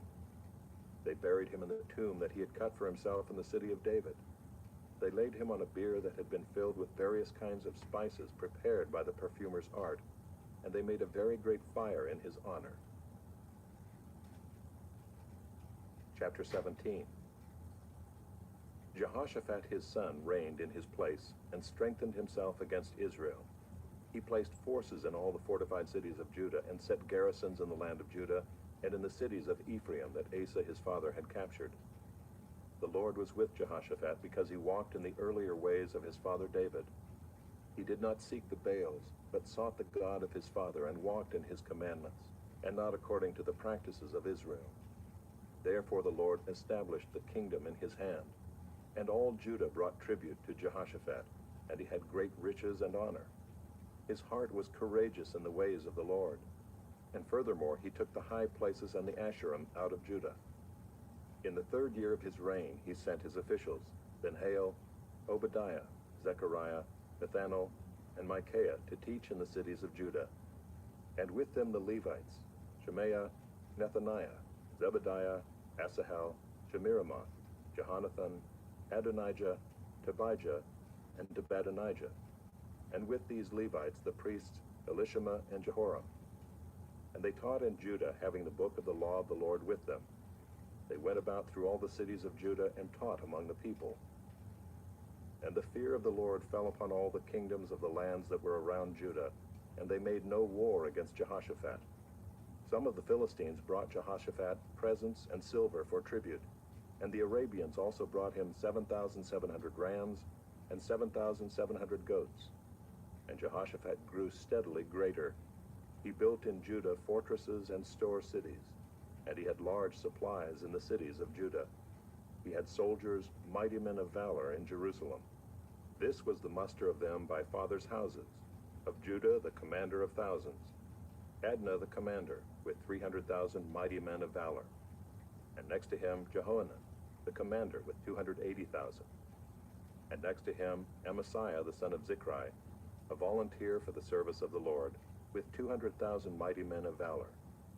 Of Benjamin, Eliada, a mighty man of valor, with 200,000 men armed with bow and shield. And next to him, Jehozabad, with 180,000 armed for war. These were in the service of the king, besides those whom the king had placed in the fortified cities throughout all Judah. Chapter 18. Now Jehoshaphat had great riches and honor, and he made a marriage alliance with Ahab. After some years he went down to Ahab in Samaria, and Ahab killed an abundance of sheep and oxen for him and for the people who were with him, and induced him to go up against Ramoth-Gilead. Ahab king of Israel said to Jehoshaphat king of Judah, "Will you go with me to Ramoth-Gilead?" He answered him, "I am as you are, my people as your people. We will be with you in the war." And Jehoshaphat said to the king of Israel, "Inquire first for the word of the Lord." Then the king of Israel gathered the prophets together, 400 men, and said to them, "Shall we go to battle against Ramoth-Gilead, or shall I refrain?" And they said, "Go up, for God will give it into the hand of the king." But Jehoshaphat said, "Is there not here another prophet of the Lord, of whom we may inquire?" And the king of Israel said to Jehoshaphat, "There is yet one man by whom we may inquire of the Lord, Micaiah the son of Imlah. But I hate him, for he never prophesies good concerning me, but always evil." And Jehoshaphat said, "Let not the king say so." Then the king of Israel summoned an officer and said, "Bring quickly Micaiah the son of Imlah." Now the king of Israel and Jehoshaphat the king of Judah were sitting on their thrones, arrayed in their robes. And they were sitting at the threshing floor at the entrance of the gate of Samaria, and all the prophets were prophesying before them. And Zedekiah the son of Chenaanah made for himself horns of iron, and said, "Thus says the Lord, with these you shall push the Syrians until they are destroyed." And all the prophets prophesied so, and said, "Go up to Ramoth-Gilead and triumph. The Lord will give it into the hand of the king." And the messenger who went to summon Micaiah said to him, Behold, the words of the prophets with one accord are favorable to the king. Let your word be like the word of one of them, and speak favorably. But Micaiah said, As the Lord lives, what my God says, that I will speak. And when he had come to the king said to him, Micaiah, shall we go to Ramoth-Gilead to battle, or shall I refrain? And he answered, Go up and triumph. They will be given into your hand. But the king said to him, How many times shall I make you swear that you speak to me nothing but the truth in the name of the Lord? And he said, I saw all Israel scattered on the mountains as sheep that have no shepherd. And the Lord said, These have no master. Let each return to his home in peace. And the king of Israel said to Jehoshaphat, Did I not tell you that he would not prophesy good concerning me, but evil? And Micaiah said, Therefore hear the word of the Lord. I saw the Lord sitting on his throne, and all the host of heaven standing on his right hand and on his left. And the Lord said, Who will entice Ahab the king of Israel, that he may go up and fall at Ramoth-Gilead? And one said one thing, and another said another. Then a spirit came forward and stood before the Lord, saying, I will entice him. And the Lord said to him, By what means? And he said, I will go out and will be a lying spirit in the mouth of all his prophets. And he said, You are to entice him, and you shall succeed. Go out and do so. Now therefore, behold, the Lord has put a lying spirit in the mouth of these your prophets. The Lord has declared disaster concerning you. Then Zedekiah the son of Chenaanah came near and struck Micaiah on the cheek, and said, Which way did the Spirit of the Lord go from me to speak to you? And Micaiah said, Behold, you shall see on that day when you go into an inner chamber to hide yourself. And the king of Israel said, Seize Micaiah and take him back to Ammon, governor of the city, and to Joash the king's son, and say, Thus says the king, Put this fellow in prison, and feed him with meager rations of bread and water until I return in peace. And Micaiah said, If you return in peace, the Lord has not spoken by me. And he said, Hear, all you peoples. So the king of Israel and Jehoshaphat the king of Judah went up to Ramoth-Gilead. And the king of Israel said to Jehoshaphat, I will disguise myself and go into battle, but you wear your robes. And the king of Israel disguised himself, and they went into battle. Now the king of Syria had commanded the captains of his chariots, Fight with neither small nor great, but only with the king of Israel. As soon as the captains of the chariots saw Jehoshaphat, they said, It is the king of Israel. So they turned to fight against him. And Jehoshaphat cried out, and the Lord helped him. God drew them away from him. For as soon as the captains of the chariots saw that it was not the king of Israel, they turned back from pursuing him. But a certain man drew his bow at random, and struck the king of Israel between the scale armor and the breastplate. Therefore he said to the driver of his chariot, Turn around and carry me out of the battle, for I am wounded. And the battle continued that day, and the king of Israel was propped up in his chariot facing the Syrians until evening. Then at sunset he died. Chapter 19. Jehoshaphat the king of Judah returned in safety to his house in Jerusalem. But Jehu the son of Hanani the seer went out to meet him and said to King Jehoshaphat, Should you help the wicked and love those who hate the Lord? Because of this, wrath has gone out against you from the Lord. Nevertheless, some good is found in you, for you destroyed the Asheroth out of the land, and have set your heart to seek God. Jehoshaphat lived at Jerusalem, and he went out again among the people, from Beersheba to the hill country of Ephraim, and brought them back to the Lord, the God of their fathers. He appointed judges in the land in all the fortified cities of Judah, city by city, and said to the judges, Consider what you do, for you judge not for man, but for the Lord. He is with you in giving judgment. Now then, let the fear of the Lord be upon you. Be careful what you do, for there is no injustice with the Lord our God, or partiality, or taking bribes. Moreover, in Jerusalem, Jehoshaphat appointed certain Levites and priests and heads of families of Israel to give judgment for the Lord and to decide disputed cases. They had their seat at Jerusalem. And he charged them, Thus you shall do in the fear of the Lord, in faithfulness and with your whole heart. Whenever a case comes to you from your brothers who live in their cities concerning bloodshed, law or commandment, statutes or rules, then you shall warn them, that they may not incur guilt before the Lord, and wrath may not come upon you and your brothers. Thus you shall do, and you will not incur guilt. And behold, Amariah the chief priest is over you in all matters of the Lord, and Zebediah the son of Ishmael, the governor of the house of Judah, in all the king's matters, and the Levites will serve you as officers. Deal courageously, and may the Lord be with the upright. Chapter 20. After this, the Moabites and Ammonites, and with them some of the Meunites, came against Jehoshaphat for battle.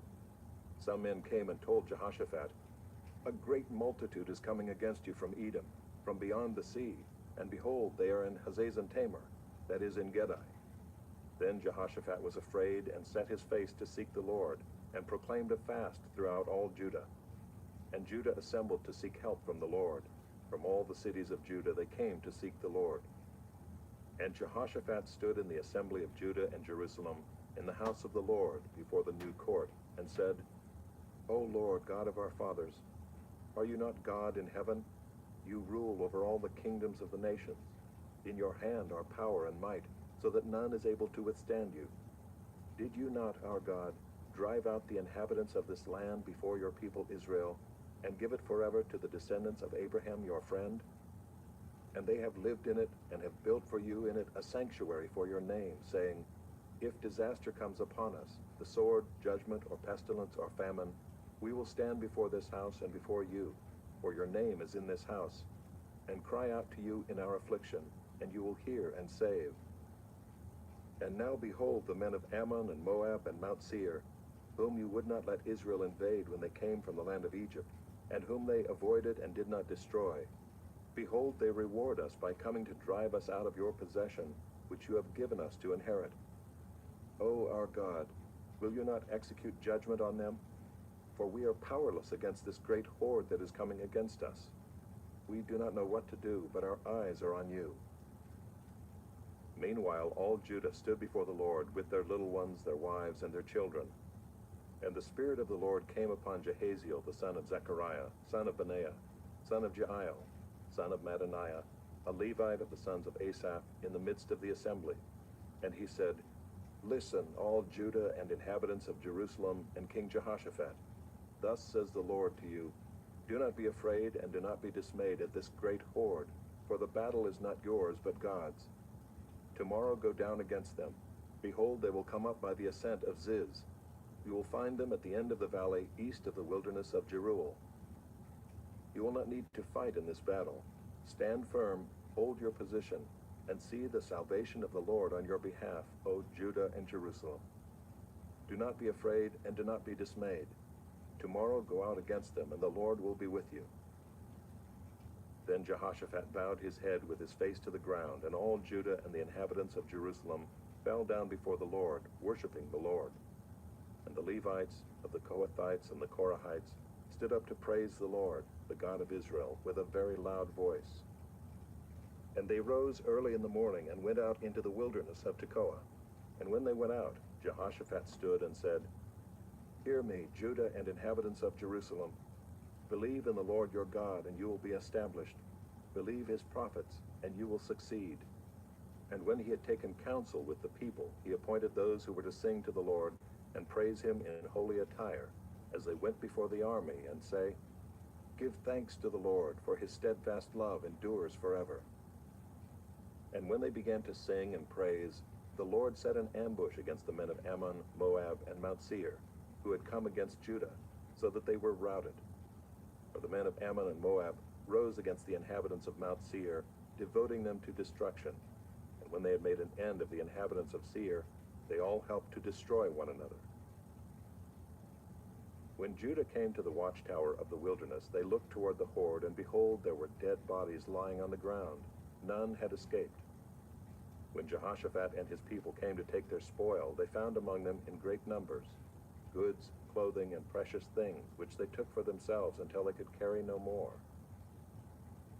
They were 3 days in taking the spoil, it was so much. On the fourth day they assembled in the valley of Berachah, for there they blessed the Lord. Therefore the name of that place has been called the Valley of Berachah to this day. Then they returned, every man of Judah and Jerusalem, and Jehoshaphat at their head, returning to Jerusalem with joy, for the Lord had made them rejoice over their enemies. They came to Jerusalem with harps and lyres and trumpets to the house of the Lord. And the fear of God came on all the kingdoms of the countries when they heard that the Lord had fought against the enemies of Israel. So the realm of Jehoshaphat was quiet, for his God gave him rest all around. Thus Jehoshaphat reigned over Judah. He was 35 years old when he began to reign, and he reigned 25 years in Jerusalem. His mother's name was Azubah, the daughter of Shilhi. He walked in the way of Asa his father, and did not turn aside from it, doing what was right in the sight of the Lord. The high places, however, were not taken away. The people had not yet set their hearts upon the God of their fathers. Now the rest of the acts of Jehoshaphat, from first to last, are written in the chronicles of Jehu the son of Hanani, which are recorded in the book of the kings of Israel. After this, Jehoshaphat king of Judah joined with Ahaziah king of Israel, who acted wickedly. He joined him in building ships to go to Tarshish, and they built the ships in Ezion-Geber. Then Eliezer the son of Dodavehu of Marisha prophesied against Jehoshaphat, saying, Because you have joined with Ahaziah, the Lord will destroy what you have made. And the ships were wrecked and were not able to go to Tarshish. Chapter 21. Jehoshaphat slept with his fathers and was buried with his fathers in the city of David, and Jehoram his son reigned in his place. He had brothers, the sons of Jehoshaphat, Azariah, Jehiel, Zechariah, Azariah, Michael, and Shephatiah. All these were the sons of Jehoshaphat king of Israel. Their father gave them great gifts of silver, gold, and valuable possessions, together with fortified cities in Judah. But he gave the kingdom to Jehoram, because he was the firstborn. When Jehoram had ascended the throne of his father and was established, he killed all his brothers with the sword, and also some of the princes of Israel. Jehoram was 32 years old when he became king, and he reigned 8 years in Jerusalem. And he walked in the way of the kings of Israel, as the house of Ahab had done, for the daughter of Ahab was his wife. And he did what was evil in the sight of the Lord. Yet the Lord was not willing to destroy the house of David because of the covenant that he had made with David, and since he had promised to give a lamp to him and to his sons forever. In his days Edom revolted from the rule of Judah, and set up a king of their own. Then Jehoram passed over with his commanders and all his chariots, and he rose by night and struck the Edomites who had surrounded him and his chariot commanders. So Edom revolted from the rule of Judah to this day. At that time Libnah also revolted from his rule, because he had forsaken the Lord, the God of his fathers. Moreover, he made high places in the hill country of Judah, and led the inhabitants of Jerusalem into whoredom, and made Judah go astray. And a letter came to him from Elijah the prophet, saying, Thus says the Lord, the God of David your father, because you have not walked in the ways of Jehoshaphat your father, or in the ways of Asa king of Judah, but have walked in the way of the kings of Israel, and have enticed Judah and the inhabitants of Jerusalem into whoredom, as the house of Ahab led Israel into whoredom, and also you have killed your brothers of your father's house, who were better than you. Behold, the Lord will bring a great plague on your people, your children, your wives, and all your possessions. And you yourself will have a severe sickness with a disease of your bowels, until your bowels come out because of the disease, day by day. And the Lord stirred up against Jehoram the anger of the Philistines and of the Arabians who are near the Ethiopians.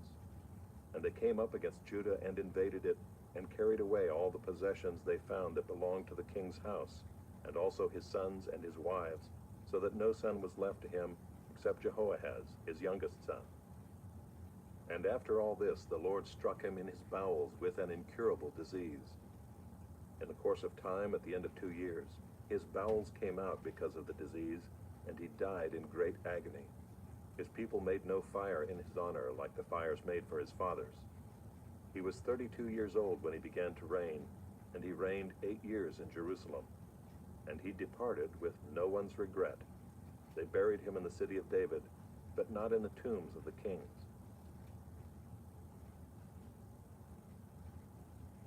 Chapter 22. And the inhabitants of Jerusalem made Ahaziah, his youngest son, king in his place, for the band of men that came with the Arabians to the camp had killed all the older sons. So Ahaziah the son of Jehoram, king of Judah, reigned. Ahaziah was 22 years old when he began to reign, and he reigned 1 year in Jerusalem. His mother's name was Athaliah, the granddaughter of Omri. He also walked in the ways of the house of Ahab, for his mother was his counselor in doing wickedly. He did what was evil in the sight of the Lord, as the house of Ahab had done. For after the death of his father, they were his counselors to his undoing. He even followed their counsel and went with Jehoram the son of Ahab, king of Israel, to make war against Hazael, king of Syria, at Ramoth Gilead. And the Syrians wounded Joram, and he returned to be healed in Jezreel of the wounds that he had received at Ramah, when he fought against Hazael, king of Syria. And Ahaziah the son of Jehoram, king of Judah, went down to see Joram the son of Ahab in Jezreel, because he was wounded. But it was ordained by God that the downfall of Ahaziah should come about through his going to visit Joram. For when he came there, he went out with Jehoram to meet Jehu the son of Nimshi, whom the Lord had anointed to destroy the house of Ahab. And when Jehu was executing judgment on the house of Ahab, he met the princes of Judah and the sons of Ahaziah's brothers, who attended Ahaziah, and he killed them. He searched for Ahaziah, and he was captured while hiding in Samaria. And he was brought to Jehu and put to death. They buried him, for they said, "He is the grandson of Jehoshaphat, who sought the Lord with all his heart." And the house of Ahaziah had no one able to rule the kingdom. Now when Athaliah, the mother of Ahaziah, saw that her son was dead, she arose and destroyed all the royal family of the house of Judah. But Jehoshabeath, the daughter of the king, took Joash, the son of Ahaziah, and stole him away from among the king's sons who were about to be put to death, and she put him and his nurse in a bedroom. Thus Jehoshabeath, the daughter of King Jehoram and wife of Jehoiada the priest, because she was a sister of Ahaziah, hid him from Athaliah, so that she did not put him to death. And he remained with them 6 years, hidden in the house of God, while Athaliah reigned over the land.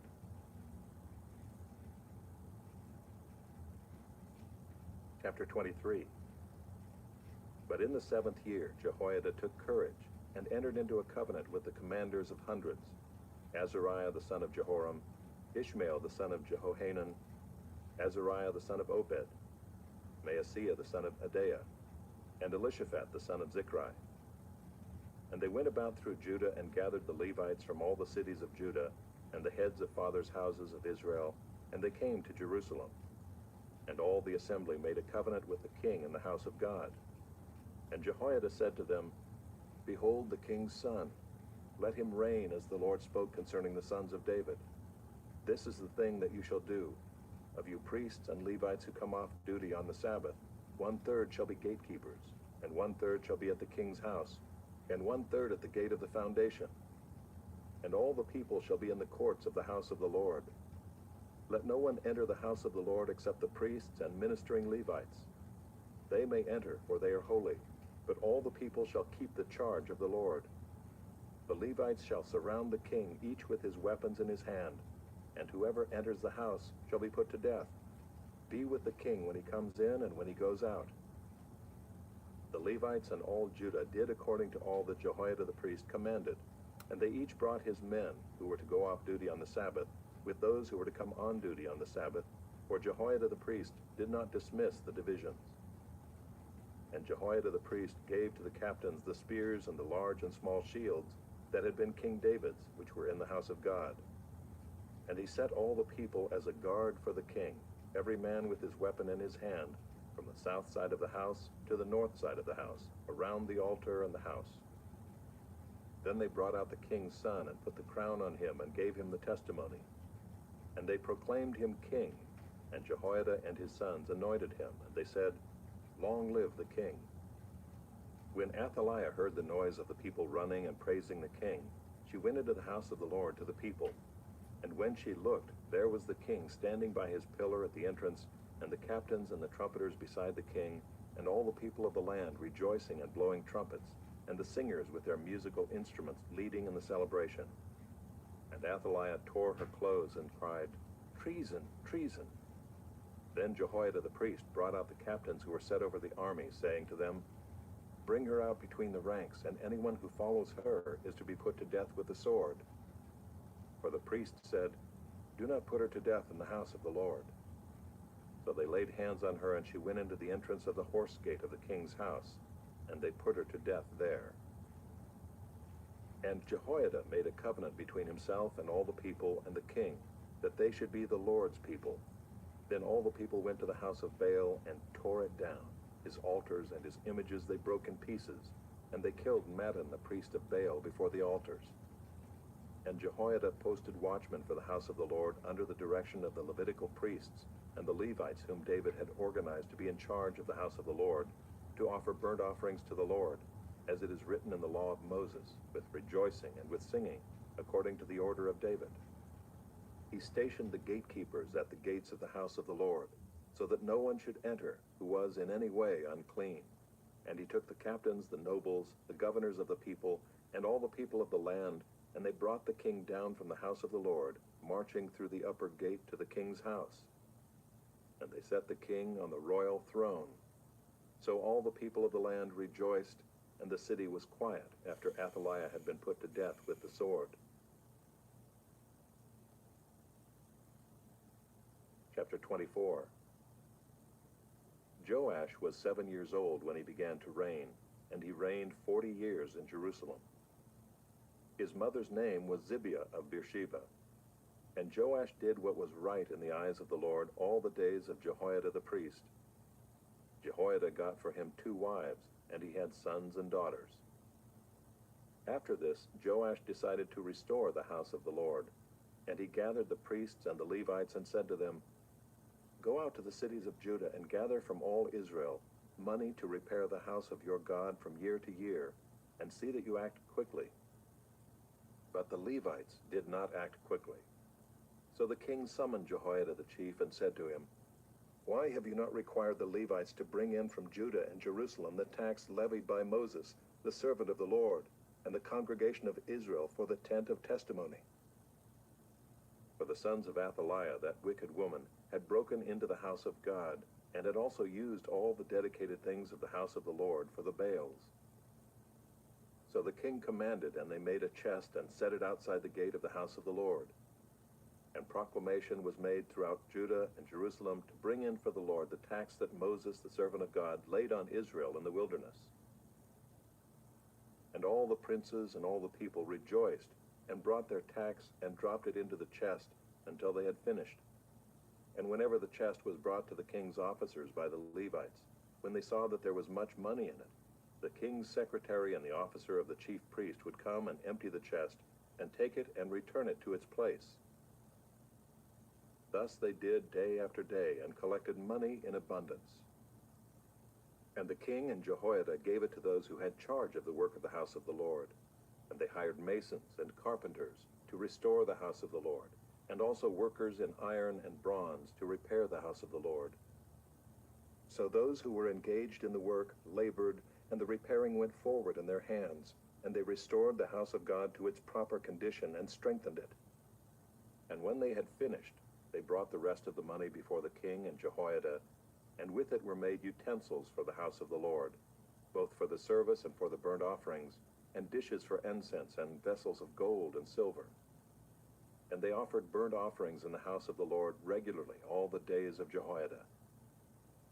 But Jehoiada grew old and full of days, and died. He was 130 years old at his death.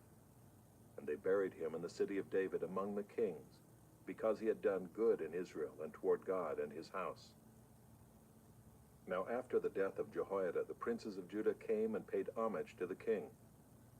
Then the king listened to them, and they abandoned the house of the Lord, the God of their fathers, and served the Asherim and the idols. And wrath came upon Judah and Jerusalem for this guilt of theirs. Yet he sent prophets among them to bring them back to the Lord. These testified against them, but they would not pay attention. Then the Spirit of God clothed Zechariah the son of Jehoiada the priest, And he stood above the people and said to them, "Thus says God, why do you break the commandments of the Lord, so that you cannot prosper? Because you have forsaken the Lord, he has forsaken you." But they conspired against him, and by command of the king they stoned him with stones in the court of the house of the Lord. Thus Joash the king did not remember the kindness that Jehoiada, Zechariah's father, had shown him, but killed his son. And when he was dying, he said, "May the Lord see and avenge." At the end of the year, the army of the Syrians came up against Joash. They came to Judah and Jerusalem and destroyed all the princes of the people from among the people, and sent all their spoil to the king of Damascus. Though the army of the Syrians had come with few men, the Lord delivered into their hand a very great army, because Judah had forsaken the Lord, the God of their fathers.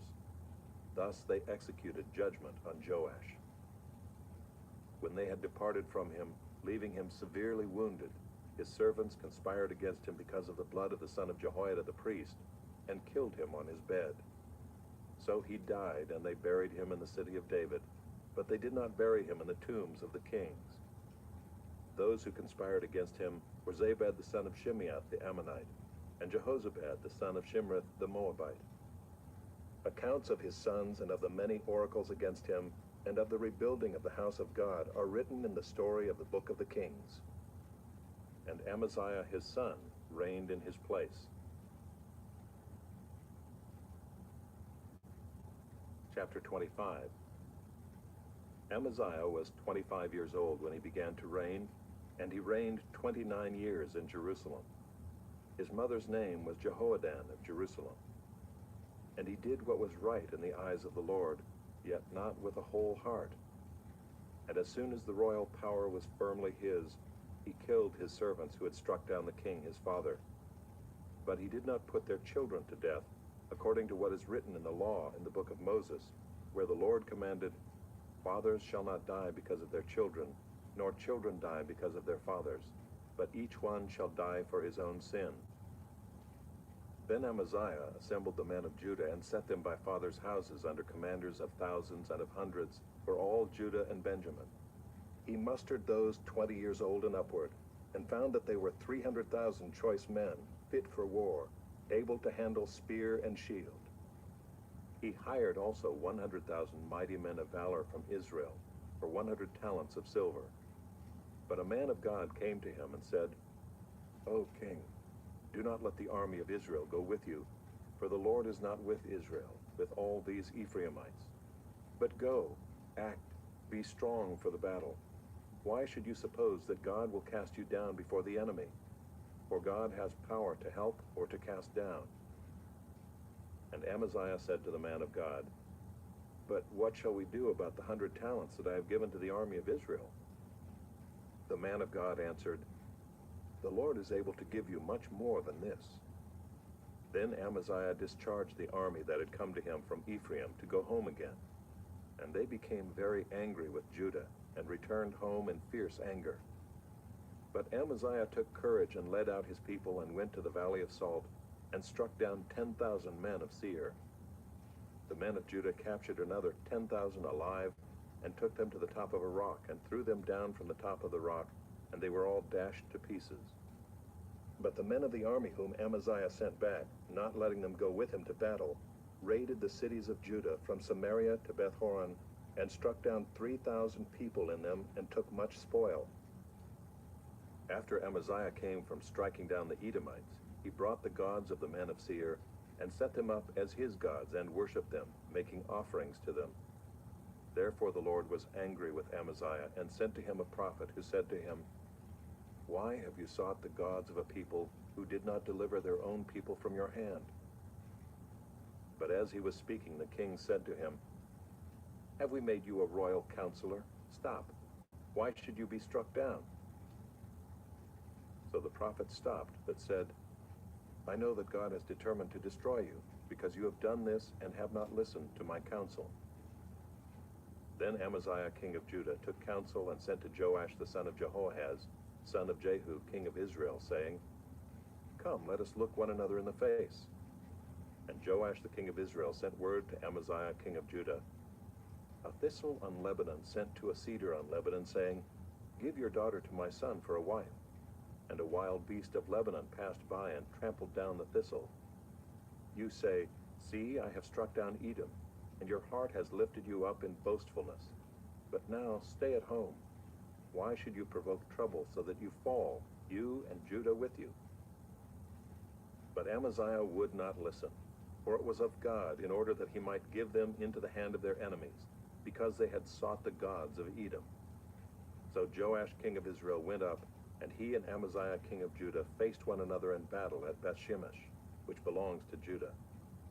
And Judah was defeated by Israel, and every man fled to his home.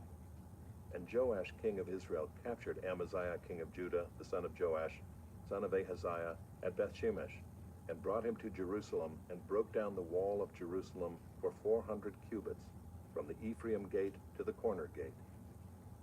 And he seized all the gold and silver and all the vessels that were found in the house of God, in the care of Obed-Edom. He seized also the treasuries of the king's house, also hostages, and he returned to Samaria.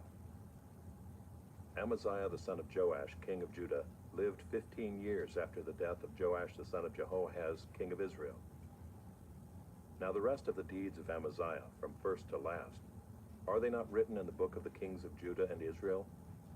From the time when he turned away from the Lord, they made a conspiracy against him in Jerusalem, and he fled to Lachish. But they sent after him to Lachish and put him to death there. And they brought him upon horses, and he was buried with his fathers in the city of David. Chapter 26.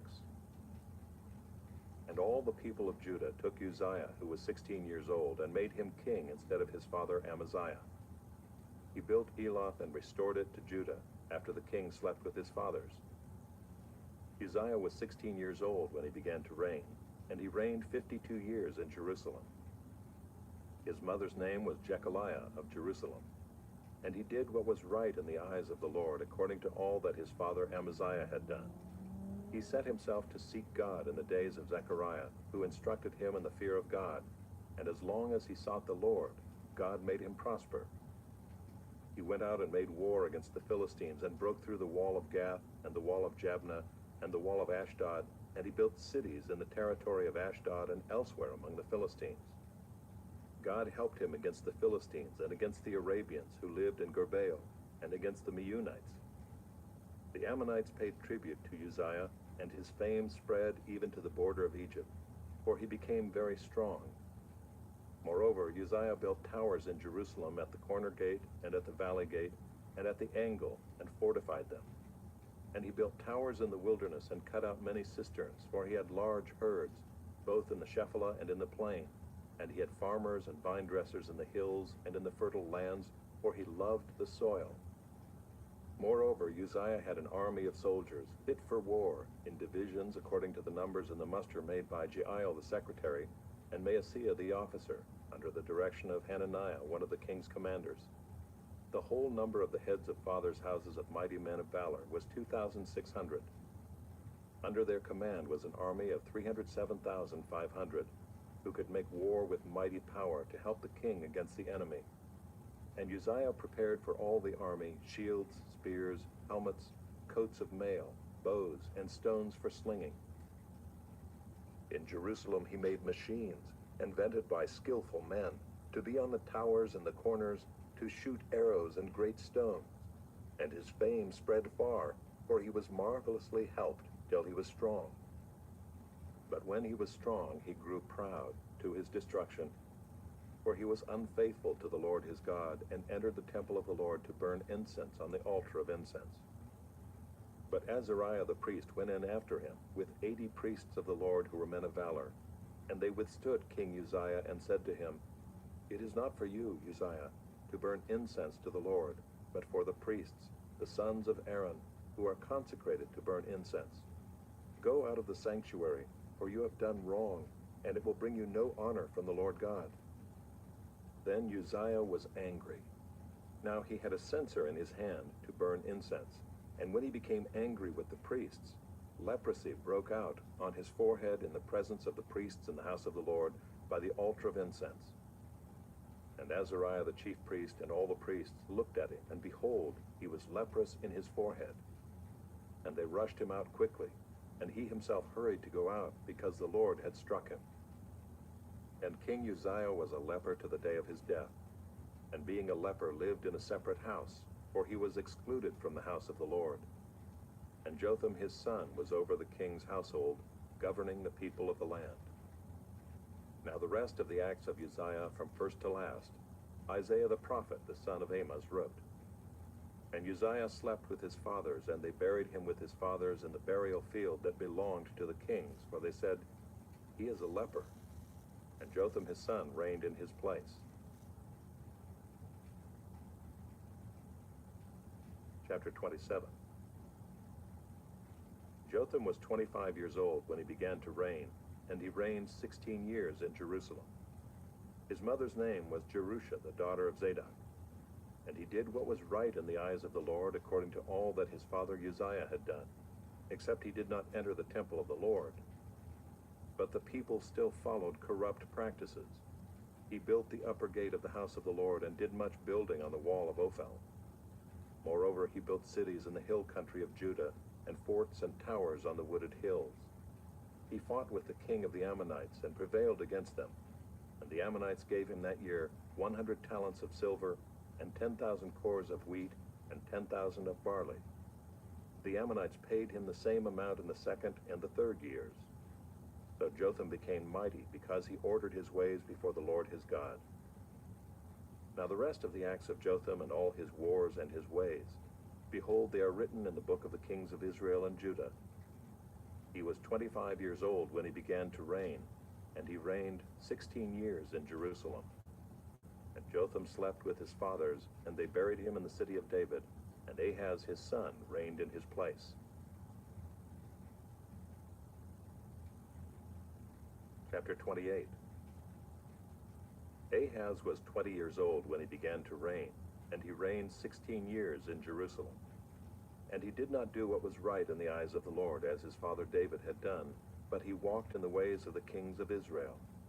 He even made metal images for the Baals, and he made offerings in the valley of the son of Hinnom, and burned his sons as an offering, according to the abominations of the nations, whom the Lord drove out before the people of Israel. And he sacrificed and made offerings on the high places, and on the hills, and under every green tree. Therefore the Lord his God gave him into the hand of the king of Syria, who defeated him and took captive a great number of his people, and brought them to Damascus. He was also given into the hand of the king of Israel, who struck him with great force. For Pekah the son of Remaliah killed 120,000 from Judah in one day, all of them men of valor, because they had forsaken the Lord, the God of their fathers. And Zichri, a mighty man of Ephraim, killed Maaseiah the king's son, and Azrikam, the commander of the palace, and Elkanah, the next in authority to the king. The men of Israel took captive 200,000 of their relatives, women, sons, and daughters. They also took much spoil from them, and brought the spoil to Samaria. But a prophet of the Lord was there, whose name was Oded, and he went out to meet the army that came to Samaria, and said to them, Behold, because the Lord, the God of your fathers, was angry with Judah, he gave them into your hand, but you have killed them in a rage that has reached up to heaven. And now you intend to subjugate the people of Judah and Jerusalem, male and female, as your slaves. Have you not sins of your own against the Lord your God? Now hear me, and send back the captives from your relatives, whom you have taken, for the fierce wrath of the Lord is upon you. Certain chiefs also of the men of Ephraim, Azariah the son of Johanan, Berechiah the son of Meshillemoth, Jehizkiah the son of Shallum, and Amasa the son of Hadlai, stood up against those who were coming from the war, and said to them, You shall not bring the captives in here, for you propose to bring upon us guilt against the Lord, in addition to our present sins and guilt. For our guilt is already great, and there is fierce wrath against Israel. So the armed men left the captives and the spoil before the princes and all the assembly. And the men who have been mentioned by name rose and took the captives, and with the spoil they clothed all who were naked among them. They clothed them, gave them sandals, provided them with food and drink, and anointed them. And carrying all the feeble among them on donkeys, they brought them to their kinsfolk at Jericho, the city of palm trees. Then they returned to Samaria. At that time King Ahaz sent to the king of Assyria for help, for the Edomites had again invaded and defeated Judah and carried away captives. And the Philistines had made raids on the cities in the Shephelah and the Negeb of Judah, and had taken Beth-Shemesh, Aijalon, Gederoth, Soko with its villages, Timnah with its villages, and Gimzo with its villages. And they settled there. For the Lord humbled Judah because of Ahaz king of Israel, for he had made Judah act sinfully and had been very unfaithful to the Lord. So Tiglath-Pileser, king of Assyria, came against him and afflicted him instead of strengthening him. For Ahaz took a portion from the house of the Lord and the house of the king and of the princes, and gave tribute to the king of Assyria, but it did not help him. In the time of his distress he became yet more faithless to the Lord, this same King Ahaz. For he sacrificed to the gods of Damascus that had defeated him, and said, "Because the gods of the kings of Syria helped them, I will sacrifice to them, that they may help me." But they were the ruin of him and of all Israel. And Ahaz gathered together the vessels of the house of God, and cut in pieces the vessels of the house of God. And he shut up the doors of the house of the Lord, and he made himself altars in every corner of Jerusalem. In every city of Judah he made high places to make offerings to other gods, provoking to anger the Lord, the God of his fathers. Now the rest of his acts and all his ways, from first to last, behold, they are written in the book of the kings of Judah and Israel. And Ahaz slept with his fathers, and they buried him in the city, in Jerusalem, for they did not bring him into the tombs of the kings of Israel. And Hezekiah his son reigned in his place. Chapter 29. Hezekiah began to reign when he was 25 years old, and he reigned 29 years in Jerusalem. His mother's name was Abijah, the daughter of Zechariah. And he did what was right in the eyes of the Lord, according to all that David his father had done. In the first year of his reign, in the first month, he opened the doors of the house of the Lord and repaired them. He brought in the priests and the Levites and assembled them in the square on the east, and said to them, "Hear me, Levites. Now consecrate yourselves and consecrate the house of the Lord, the God of your fathers, and carry out the filth from the holy place. For our fathers have been unfaithful and have done what was evil in the sight of the Lord our God. They have forsaken him and have turned away their faces from the habitation of the Lord and turned their backs. They also shut the doors of the vestibule and put out the lamps, and have not burned incense or offered burnt offerings in the holy place to the God of Israel. Therefore the wrath of the Lord came on Judah and Jerusalem, and he has made them an object of horror, of astonishment, and of hissing, as you see with your own eyes. For behold, our fathers have fallen by the sword, and our sons and our daughters and our wives are in captivity for this. Now it is in my heart to make a covenant with the Lord, the God of Israel, in order that his fierce anger may turn away from us. My sons, do not now be negligent, for the Lord has chosen you to stand in his presence, to minister to him, and to be his ministers and make offerings to him." Then the Levites arose, Mahath the son of Amasai, and Joel the son of Azariah, of the sons of the Kohathites, and of the sons of Merari, Kish the son of Abdi, and Azariah the son of Jehalalel, and of the Gershonites, Joah the son of Zimmah, and Eden the son of Joah, and of the sons of Elizaphan, Shimri, and Jeuel, and of the sons of Asaph, Zechariah and Mattaniah, and of the sons of Heman, Jehuel and Shimei, and of the sons of Jeduthun, Shemaiah and Uziel. They gathered their brothers and consecrated themselves, and went in as the king had commanded by the words of the Lord, to cleanse the house of the Lord.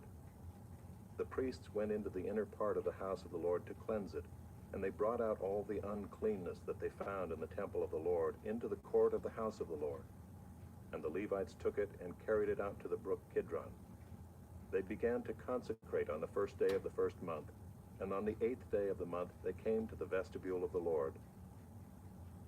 Then for 8 days they consecrated the house of the Lord, and on the 16th day of the first month they finished. Then they went in to Hezekiah the king and said, We have cleansed all the house of the Lord, the altar of burnt offering and all its utensils, and the table for the showbread and all its utensils. All the utensils that King Ahaz discarded in his reign when he was faithless, we have made ready and consecrated, and behold, they are before the altar of the Lord. Then Hezekiah the king rose early and gathered the officials of the city and went up to the house of the Lord. And they brought 7 bulls, 7 rams, 7 lambs, and 7 male goats for a sin offering for the kingdom and for the sanctuary and for Judah. And he commanded the priests, the sons of Aaron, to offer them on the altar of the Lord. So they slaughtered the bulls, and the priests received the blood and threw it against the altar. And they slaughtered the rams, and their blood was thrown against the altar. And they slaughtered the lambs, and their blood was thrown against the altar. Then the goats for the sin offering were brought to the king and the assembly, and they laid their hands on them. And the priests slaughtered them and made a sin offering with their blood on the altar, to make atonement for all Israel. For the king commanded that the burnt offering and the sin offering should be made for all Israel. And he stationed the Levites in the house of the Lord with cymbals, harps, and lyres, according to the commandment of David, and of Gad the king's seer, and of Nathan the prophet, for the commandment was from the Lord through his prophets. The Levites stood with the instruments of David, and the priests with the trumpets. Then Hezekiah commanded that the burnt offering be offered on the altar. And when the burnt offering began, the song of the Lord began also, and the trumpets, accompanied by the instruments of David, king of Israel. The whole assembly worshipped, and the singers sang, and the trumpeters sounded. All this continued until the burnt offering was finished. When the offering was finished, the king and all who were present with him bowed themselves and worshipped. And Hezekiah the king and the officials commanded the Levites to sing praises to the Lord with the words of David and of Asaph the seer. And they sang praises with gladness, and they bowed down and worshipped. Then Hezekiah said, "You have now consecrated yourselves to the Lord. Come near, bring sacrifices and thank offerings to the house of the Lord." And the assembly brought sacrifices and thank offerings, and all who were of a willing heart brought burnt offerings. The number of the burnt offerings that the assembly brought was 70 bulls, 100 rams, and 200 lambs. All these were for a burnt offering to the Lord. And the consecrated offerings were 600 bulls and 3,000 sheep. But the priests were too few and could not flay all the burnt offerings. So until other priests had consecrated themselves, their brothers the Levites helped them until the work was finished. For the Levites were more upright in heart than the priests in consecrating themselves. Besides the great number of burnt offerings, there was the fat of the peace offerings, and there were the drink offerings for the burnt offerings. Thus the service of the house of the Lord was restored.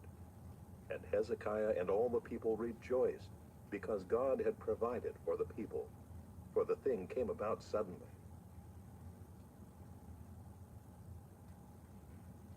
Chapter 30. Hezekiah sent to all Israel and Judah, and wrote letters also to Ephraim and Manasseh, that they should come to the house of the Lord at Jerusalem to keep the Passover to the Lord, the God of Israel. For the king and his princes and all the assembly in Jerusalem had taken counsel to keep the Passover in the 2nd month. For they could not keep it at that time, because the priests had not consecrated themselves in sufficient number, nor had the people assembled in Jerusalem. And the plan seemed right to the king and all the assembly. So they decreed to make a proclamation throughout all Israel, from Beersheba to Dan, that the people should come and keep the Passover to the Lord, the God of Israel, at Jerusalem, for they had not kept it as often as prescribed. So couriers went throughout all Israel and Judah with letters from the king and his princes, as the king had commanded, saying, "O people of Israel, return to the Lord, the God of Abraham, Isaac, and Israel, that he may turn again to the remnant of you who have escaped from the hand of the kings of Assyria. Do not be like your fathers and your brothers, who were faithless to the Lord God of their fathers, so that he made them a desolation, as you see. Do not now be stiff-necked as your fathers were, but yield yourselves to the Lord and come to his sanctuary, which he has consecrated forever, and serve the Lord your God, that his fierce anger may turn away from you. For if you return to the Lord, your brothers and your children will find compassion with their captors and return to this land. For the Lord your God is gracious and merciful, and will not turn away his face from you if you return to him."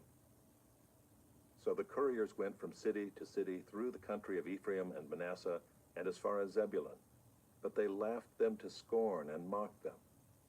However, some men of Asher, of Manasseh, and of Zebulun humbled themselves and came to Jerusalem. The hand of God was also on Judah to give them one heart to do what the king and the princes commanded by the word of the Lord. And many people came together in Jerusalem to keep the feast of unleavened bread in the 2nd month, a very great assembly. They set to work and removed the altars that were in Jerusalem, and all the altars for burning incense they took away and threw into the brook Kidron. And they slaughtered the Passover lamb on the 14th day of the 2nd month. And the priests and the Levites were ashamed, so that they consecrated themselves and brought burnt offerings into the house of the Lord. They took their accustomed posts according to the law of Moses, the man of God. The priests threw the blood that they received from the hand of the Levites, for there were many in the assembly who had not consecrated themselves. Therefore the Levites had to slaughter the Passover lamb for everyone who was not clean, to consecrate it to the Lord.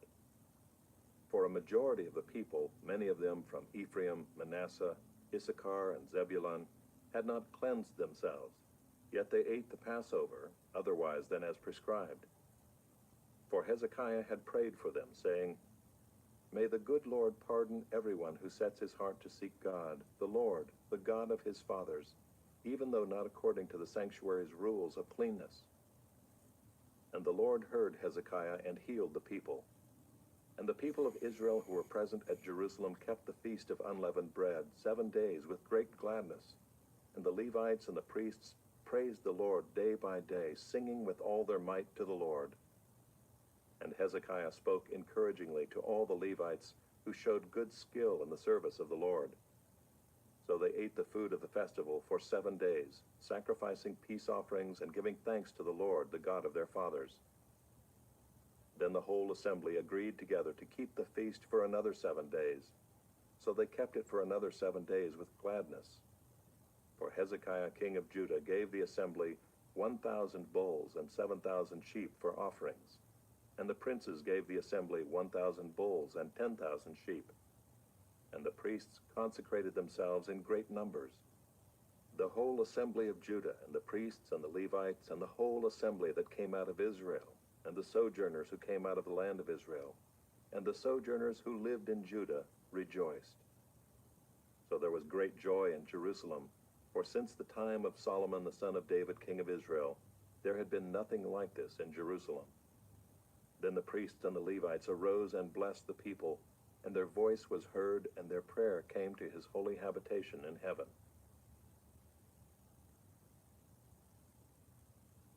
Chapter 31.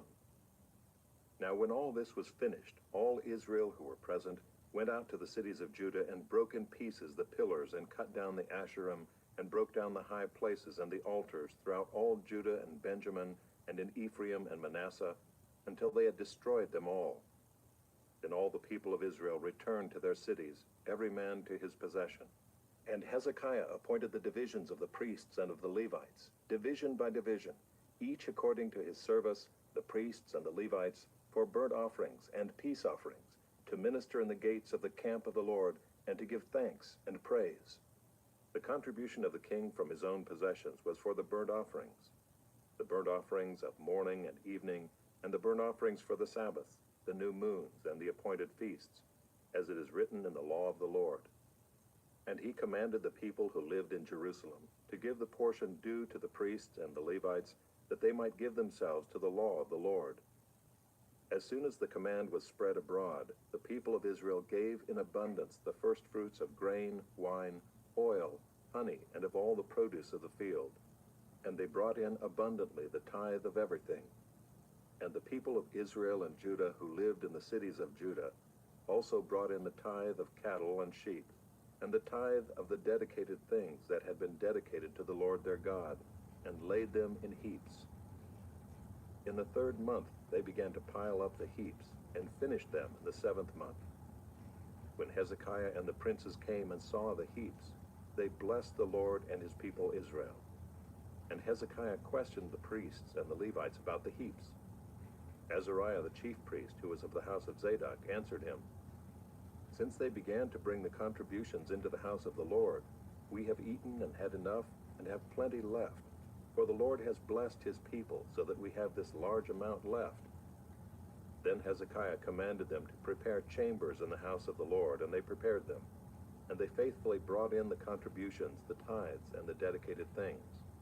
The chief officer in charge of them was Conaniah the Levite, with Shimei his brother as second, while Jehiel, Azaziah, Nahath, Asahel, Jeremoth, Jozabad, Eliel, Ismachiah, Mahath, and Benaiah were overseers assisting Conaniah and Shimei his brother, by the appointment of Hezekiah the king, and Azariah the chief officer of the house of God. And Kori the son of Imnah the Levite, keeper of the east gate, was over the freewill offerings to God, to apportion the contribution reserved for the Lord and the most holy offerings. Eden, Miniamin, Jeshua, Shemaiah, Amariah, and Shechaniah were faithfully assisting him in the cities of the priests, to distribute the portions to their brothers, old and young alike, by divisions, except those enrolled by genealogy, males from 3 years old and upward, all who entered the house of the Lord as the duty of each day required, for their service according to their offices by their divisions. The enrollment of the priests was according to their fathers' houses. That of the Levites from 20 years old and upward was according to their offices by their divisions. They were enrolled with all their little children, their wives, their sons, and their daughters, the whole assembly, for they were faithful in keeping themselves holy. And for the sons of Aaron, the priests, who were in the fields of common land belonging to their cities, there were men in the several cities who were designated by name to distribute portions to every male among the priests, and to every one among the Levites who was enrolled. Thus Hezekiah did throughout all Judah, and he did what was good and right and faithful before the Lord his God. And every work that he undertook in the service of the house of God and in accordance with the law and the commandments, seeking his God, he did with all his heart, and prospered. Chapter 32. After these things and these acts of faithfulness, Sennacherib king of Assyria came and invaded Judah and encamped against the fortified cities, thinking to win them for himself. And when Hezekiah saw that Sennacherib had come and intended to fight against Jerusalem, he planned with his officers and his mighty men to stop the water of the springs that were outside the city, and they helped him. A great many people were gathered, and they stopped all the springs and the brook that flowed through the land, saying, "Why should the kings of Assyria come and find much water?" He set to work resolutely and built up all the wall that was broken down and raised towers upon it. And outside it he built another wall, and he strengthened the Millo in the city of David. He also made weapons and shields in abundance. And he set combat commanders over the people and gathered them together to him in the square at the gate of the city and spoke encouragingly to them, saying, "Be strong and courageous.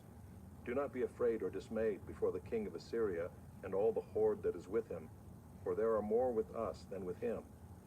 With him is an arm of flesh, but with us is the Lord our God, to help us and to fight our battles." And the people took confidence from the words of Hezekiah king of Judah.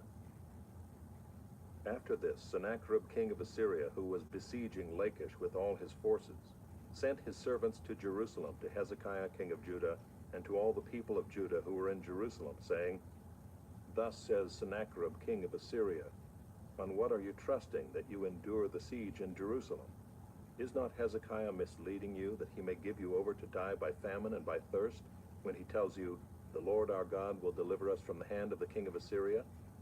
Has not this same Hezekiah taken away his high places and his altars, and commanded Judah and Jerusalem, 'Before one altar you shall worship, and on it you shall burn your sacrifices'? Do you not know what I and my fathers have done to all the peoples of other lands? Were the gods of the nations of those lands at all able to deliver their lands out of my hand? Who among all the gods of those nations that my fathers devoted to destruction was able to deliver his people from my hand, that your God should be able to deliver you from my hand? Now therefore do not let Hezekiah deceive you or mislead you in this fashion, and do not believe him, for no God of any nation or kingdom has been able to deliver his people from my hand, or from the hand of my fathers. How much less will your God deliver you out of my hand?" And his servants said still more against the Lord God and against his servant Hezekiah. And he wrote letters to cast contempt on the Lord, the God of Israel, and to speak against him, saying, Like the gods of the nations of the lands who have not delivered their people from my hands, so the God of Hezekiah will not deliver his people from my hand. And they shouted it with a loud voice in the language of Judah to the people of Jerusalem who were on the wall, to frighten and terrify them, in order that they might take the city. And they spoke of the God of Jerusalem as they spoke of the gods of the peoples of the earth, which are the work of men's hands. Then Hezekiah the king and Isaiah the prophet, the son of Amoz, prayed because of this and cried to heaven. And the Lord sent an angel who cut off all the mighty warriors and commanders and officers in the camp of the king of Assyria. So he returned with shame of face to his own land. And when he came into the house of his God, some of his own sons struck him down there with the sword. So the Lord saved Hezekiah and the inhabitants of Jerusalem from the hand of Sennacherib king of Assyria, and from the hand of all his enemies, and he provided for them on every side. And many brought gifts to the Lord to Jerusalem, and precious things to Hezekiah king of Judah, so that he was exalted in the sight of all nations from that time onward.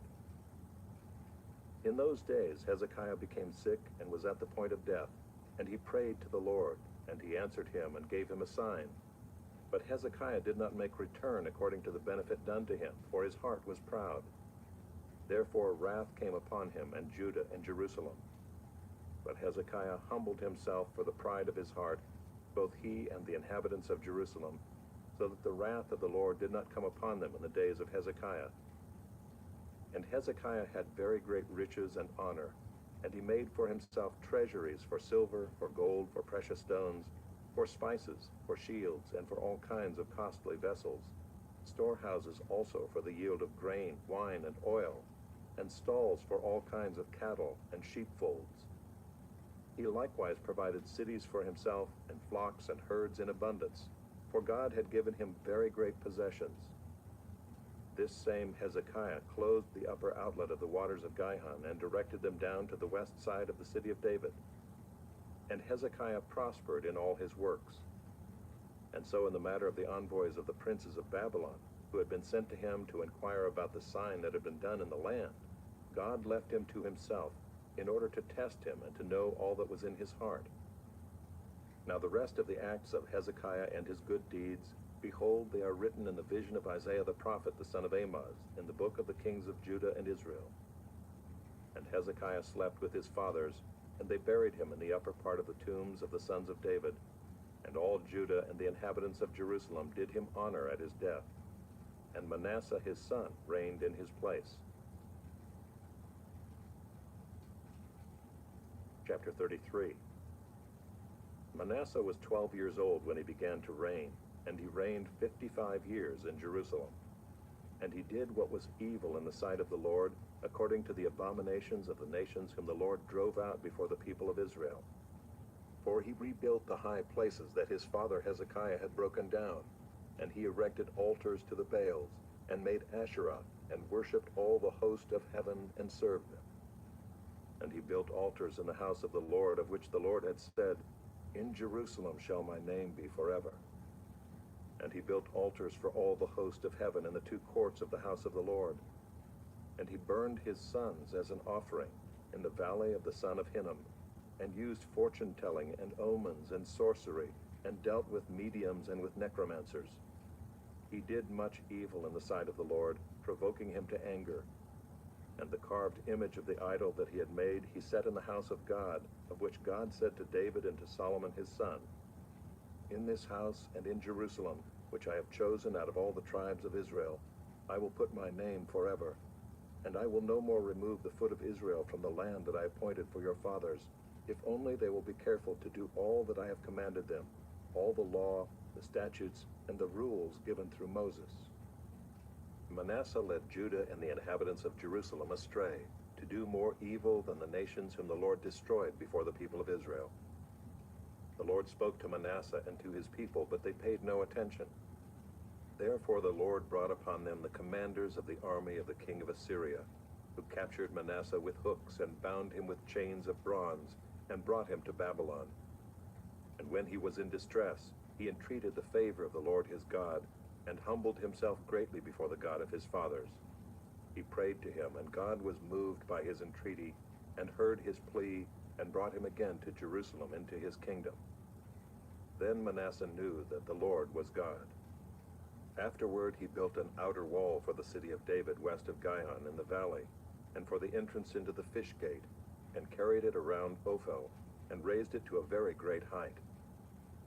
He also put commanders of the army in all the fortified cities in Judah. And he took away the foreign gods and the idol from the house of the Lord, and all the altars that he had built on the mountain of the house of the Lord and in Jerusalem, and he threw them outside of the city. He also restored the altar of the Lord, and offered on it sacrifices of peace offerings and of thanksgiving. And he commanded Judah to serve the Lord, the God of Israel. Nevertheless, the people still sacrificed at the high places, but only to the Lord their God. Now the rest of the acts of Manasseh, and his prayer to his God, and the words of the seers who spoke to him in the name of the Lord, the God of Israel, behold, they are in the chronicles of the kings of Israel. And his prayer, and how God was moved by his entreaty, and all his sin and his faithlessness, and the sites on which he built high places and set up the Asherim and the images, before he humbled himself, behold, they are written in the chronicles of the seers. So Manasseh slept with his fathers, and they buried him in his house, and Amon his son reigned in his place. Amon was 22 years old when he began to reign, and he reigned 2 years in Jerusalem. And he did what was evil in the sight of the Lord, as Manasseh his father had done. Amon sacrificed to all the images that Manasseh his father had made, and served them. And he did not humble himself before the Lord, as Manasseh his father had humbled himself. But this Amon incurred guilt more and more. And his servants conspired against him, and put him to death in his house. But the people of the land struck down all those who had conspired against King Amon. And the people of the land made Josiah his son king in his place. Chapter 34. Josiah was 8 years old when he began to reign, and he reigned 31 years in Jerusalem. And he did what was right in the eyes of the Lord, and walked in the ways of David his father, and he did not turn aside to the right hand or to the left. For in the 8th year of his reign, while he was yet a boy, he began to seek the God of David his father, and in the 12th year he began to purge Judah and Jerusalem of the high places, the Asherim, and the carved and the metal images. And they chopped down the altars of the Baals in his presence, and he cut down the incense altars that stood above them. And he broke in pieces the Asherim and the carved and the metal images, and he made dust of them and scattered it over the graves of those who had sacrificed to them. He also burned the bones of the priests on their altars, and cleansed Judah and Jerusalem.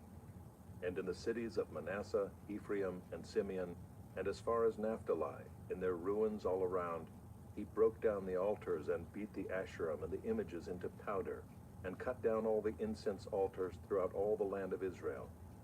Then he returned to Jerusalem. Now in the 18th year of his reign, when he had cleansed the land and the house, he sent Shaphan the son of Azaliah, and Maaseiah the governor of the city, and Joah the son of Joahaz the recorder, to repair the house of the Lord his God. They came to Hilkiah the high priest, and gave him the money that had been brought into the house of God, which the Levites, the keepers of the threshold, had collected from Manasseh and Ephraim, and from all the remnant of Israel, and from all Judah and Benjamin, and from the inhabitants of Jerusalem. And they gave it to the workmen who were working in the house of the Lord. And the workmen who were working in the house of the Lord gave it for repairing and restoring the house. They gave it to the carpenters and the builders to buy quarried stone, and timber for binders and beams for the buildings that the kings of Judah had let go to ruin. And the men did the work faithfully. Over them were set Jahath and Obadiah the Levites, of the sons of Merari, and Zechariah and Meshullam, of the sons of the Kohathites, to have oversight. The Levites, all who were skillful with instruments of music, were over the burden bearers, and directed all who did work in every kind of service, and some of the Levites were scribes and officials and gatekeepers. While they were bringing out the money that had been brought into the house of the Lord, Hilkiah the priest found the book of the law of the Lord given through Moses. Then Hilkiah answered and said to Shaphan the secretary, I have found the book of the law in the house of the Lord. And Hilkiah gave the book to Shaphan.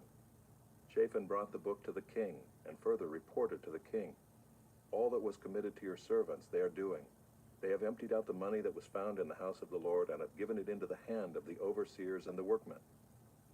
Then Shaphan the secretary told the king, "Hilkiah the priest has given me a book." And Shaphan read from it before the king. And when the king heard the words of the law, he tore his clothes. And the king commanded Hilkiah, Ahikam the son of Shaphan, Abdon the son of Micah, Shaphan the secretary, and Asaiah the king's servant, saying, "Go, inquire of the Lord for me and for those who are left in Israel and in Judah, concerning the words of the book that has been found.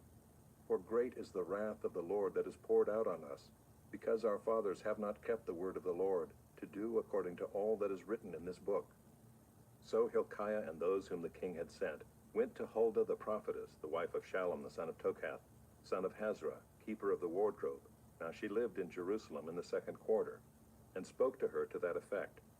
And she said to them, "Thus says the Lord, the God of Israel, tell the man who sent you to me, Thus says the Lord, Behold, I will bring disaster upon this place and upon its inhabitants, all the curses that are written in the book that was read before the king of Judah, because they have forsaken me and have made offerings to other gods, that they might provoke me to anger with all the works of their hands. Therefore my wrath will be poured out on this place, and will not be quenched. But to the king of Judah, who sent you to inquire of the Lord, thus shall you say to him, Thus says the Lord, the God of Israel, regarding the words that you have heard, because your heart was tender, and you humbled yourself before God, when you heard his words against this place and its inhabitants, and you have humbled yourself before me, and have torn your clothes and wept before me. I also have heard you, declares the Lord. Behold, I will gather you to your fathers, and you shall be gathered to your grave in peace, and your eyes shall not see all the disaster that I will bring upon this place and its inhabitants." And they brought back word to the king. Then the king sent and gathered together all the elders of Judah and Jerusalem. And the king went up to the house of the Lord with all the men of Judah and the inhabitants of Jerusalem and the priests and the Levites, all the people both great and small. And he read in their hearing all the words of the book of the covenant that had been found in the house of the Lord. And the king stood in his place and made a covenant before the Lord, to walk after the Lord and to keep his commandments and his testimonies and his statutes with all his heart and all his soul, to perform the words of the covenant that were written in this book. Then he made all who were present in Jerusalem and in Benjamin join in it. And the inhabitants of Jerusalem did according to the covenant of God, the God of their fathers. And Josiah took away all the abominations from all the territory that belonged to the people of Israel, and made all who were present in Israel serve the Lord their God.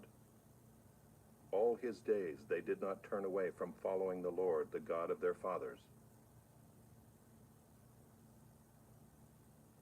Chapter 35.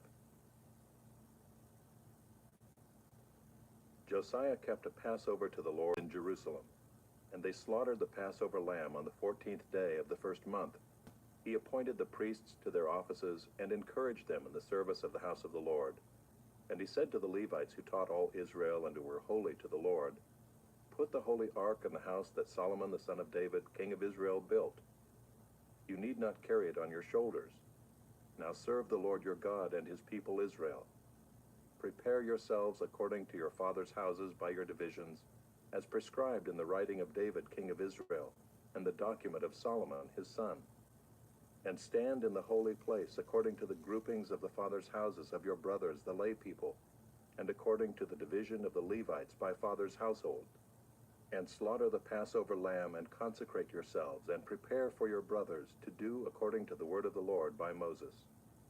Then Josiah contributed to the lay people as Passover offerings for all who were present, lambs and young goats from the flock to the number of 30,000, and 3,000 bulls. These were from the king's possessions. And his officials contributed willingly to the people, to the priests, and to the Levites. Hilkiah, Zechariah, Jehiel, the chief officers of the house of God, gave to the priests for the Passover offerings 2,600 Passover lambs and 300 bulls. Conaniah also, and Shemaiah and Nathanael his brother, and Hashabiah and Jeiel and Jozabad, the chiefs of the Levites, gave to the Levites for the Passover offerings 5,000 lambs and young goats and 500 bulls. When the service had been prepared for, the priests stood in their place, and the Levites in their divisions according to the king's command. And they slaughtered the Passover lamb, and the priests threw the blood that they received from them, while the Levites flayed the sacrifices. And they set aside the burnt offerings, that they might distribute them according to the groupings of the fathers' houses of the lay people, to offer to the Lord, as it is written in the book of Moses. And so they did with the bowls. And they roasted the Passover lamb with fire according to the rule. And they boiled the holy offerings in pots, in cauldrons, and in pans, and carried them quickly to all the lay people. And afterward they prepared for themselves and for the priests, because the priests, the sons of Aaron, were offering the burnt offerings and the fat parts until night. So the Levites prepared for themselves and for the priests, the sons of Aaron. The singers, the sons of Asaph, were in their place according to the command of David, and Asaph and Heman and Jeduthun the king's seer, and the gatekeepers were at each gate.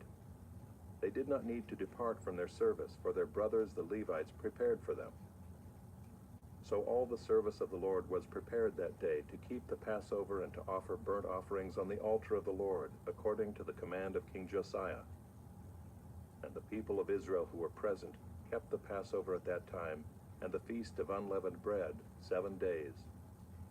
No Passover like it had been kept in Israel since the days of Samuel the prophet. None of the kings of Israel had kept such a Passover as was kept by Josiah, and the priests and the Levites, and all Judah and Israel who were present, and the inhabitants of Jerusalem. In the 18th year of the reign of Josiah, this Passover was kept. After all this, when Josiah had prepared the temple, Necho, king of Egypt, went up to fight at Carchemish on the Euphrates, and Josiah went out to meet him. But he sent envoys to him, saying, "What have we to do with each other, king of Judah? I am not coming against you this day, but against the house with which I am at war. And God has commanded me to hurry. Cease opposing God, who is with me, lest he destroy you." Nevertheless, Josiah did not turn away from him, but disguised himself in order to fight with him. He did not listen to the words of Necho from the mouth of God, but came to fight in the plain of Megiddo. And the archers shot King Josiah. And the king said to his servants, "Take me away, for I am badly wounded." So his servants took him out of the chariot and carried him in his second chariot and brought him to Jerusalem. And he died and was buried in the tombs of his fathers. All Judah and Jerusalem mourned for Josiah. Jeremiah also uttered a lament for Josiah, and all the singing men and singing women have spoken of Josiah in their laments to this day. They made these a rule in Israel. Behold, they are written in the laments. Now the rest of the acts of Josiah and his good deeds, according to what is written in the law of the Lord, and his acts, first and last, behold, they are written in the book of the kings of Israel and Judah.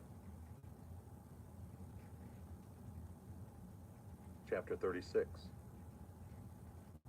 The people of the land took Jehoahaz, the son of Josiah, and made him king in his father's place in Jerusalem. Jehoahaz was 23 years old when he began to reign, and he reigned 3 months in Jerusalem. Then the king of Egypt deposed him in Jerusalem, and laid on the land a tribute of 100 talents of silver and a talent of gold. And the king of Egypt made Eliakim his brother king over Judah and Jerusalem, and changed his name to Jehoiakim. But Necho took Jehoahaz his brother and carried him to Egypt. Jehoiakim was 25 years old when he began to reign, and he reigned 11 years in Jerusalem. He did what was evil in the sight of the Lord his God. Against him came up Nebuchadnezzar, king of Babylon, and bound him in chains to take him to Babylon. Nebuchadnezzar also carried part of the vessels of the house of the Lord to Babylon, and put them in his palace in Babylon. Now the rest of the acts of Jehoiakim, and the abominations that he did, and what was found against him, behold, they are written in the book of the kings of Israel and Judah. And Jehoiakim his son reigned in his place. Jehoiakim was 18 years old when he became king, and he reigned 3 months and 10 days in Jerusalem. He did what was evil in the sight of the Lord. In the spring of the year, King Nebuchadnezzar sent and brought him to Babylon with the precious vessels of the house of the Lord, and made his brother Zedekiah king over Judah and Jerusalem. Zedekiah was 21 years old when he began to reign, and he reigned 11 years in Jerusalem. He did what was evil in the sight of the Lord his God. He did not humble himself before Jeremiah the prophet, who spoke from the mouth of the Lord. He also rebelled against King Nebuchadnezzar, who had made him swear by God. He stiffened his neck and hardened his heart against turning to the Lord, the God of Israel. All the officers of the priests and the people likewise were exceedingly unfaithful, following all the abominations of the nations. And they polluted the house of the Lord that he had made holy in Jerusalem. The Lord, the God of their fathers, sent persistently to them by his messengers, because he had compassion on his people and on his dwelling place. But they kept mocking the messengers of God, despising his words and scoffing at his prophets, until the wrath of the Lord rose against his people, until there was no remedy. Therefore he brought up against them the king of the Chaldeans, who killed their young men with the sword in the house of their sanctuary, and had no compassion on young man or virgin, old man or aged. He gave them all into his hand. And all the vessels of the house of God, great and small, and the treasures of the house of the Lord, and the treasures of the king and of his princes, all these he brought to Babylon. And they burned the house of God and broke down the wall of Jerusalem, and burned all its palaces with fire, and destroyed all its precious vessels. He took into exile in Babylon those who had escaped from the sword, and they became servants to him and to his sons until the establishment of the kingdom of Persia, to fulfill the word of the Lord by the mouth of Jeremiah, until the land had enjoyed its Sabbaths. All the days that it lay desolate, it kept Sabbath, to fulfill 70 years. Now in the first year of Cyrus king of Persia, that the word of the Lord by the mouth of Jeremiah might be fulfilled, the Lord stirred up the spirit of Cyrus king of Persia, so that he made a proclamation throughout all his kingdom, and also put it in writing. Thus says Cyrus king of Persia, the Lord, the God of heaven, has given me all the kingdoms of the earth, and he has charged me to build him a house at Jerusalem, which is in Judah. Whoever is among you of all his people, may the Lord his God be with him. Let him go up.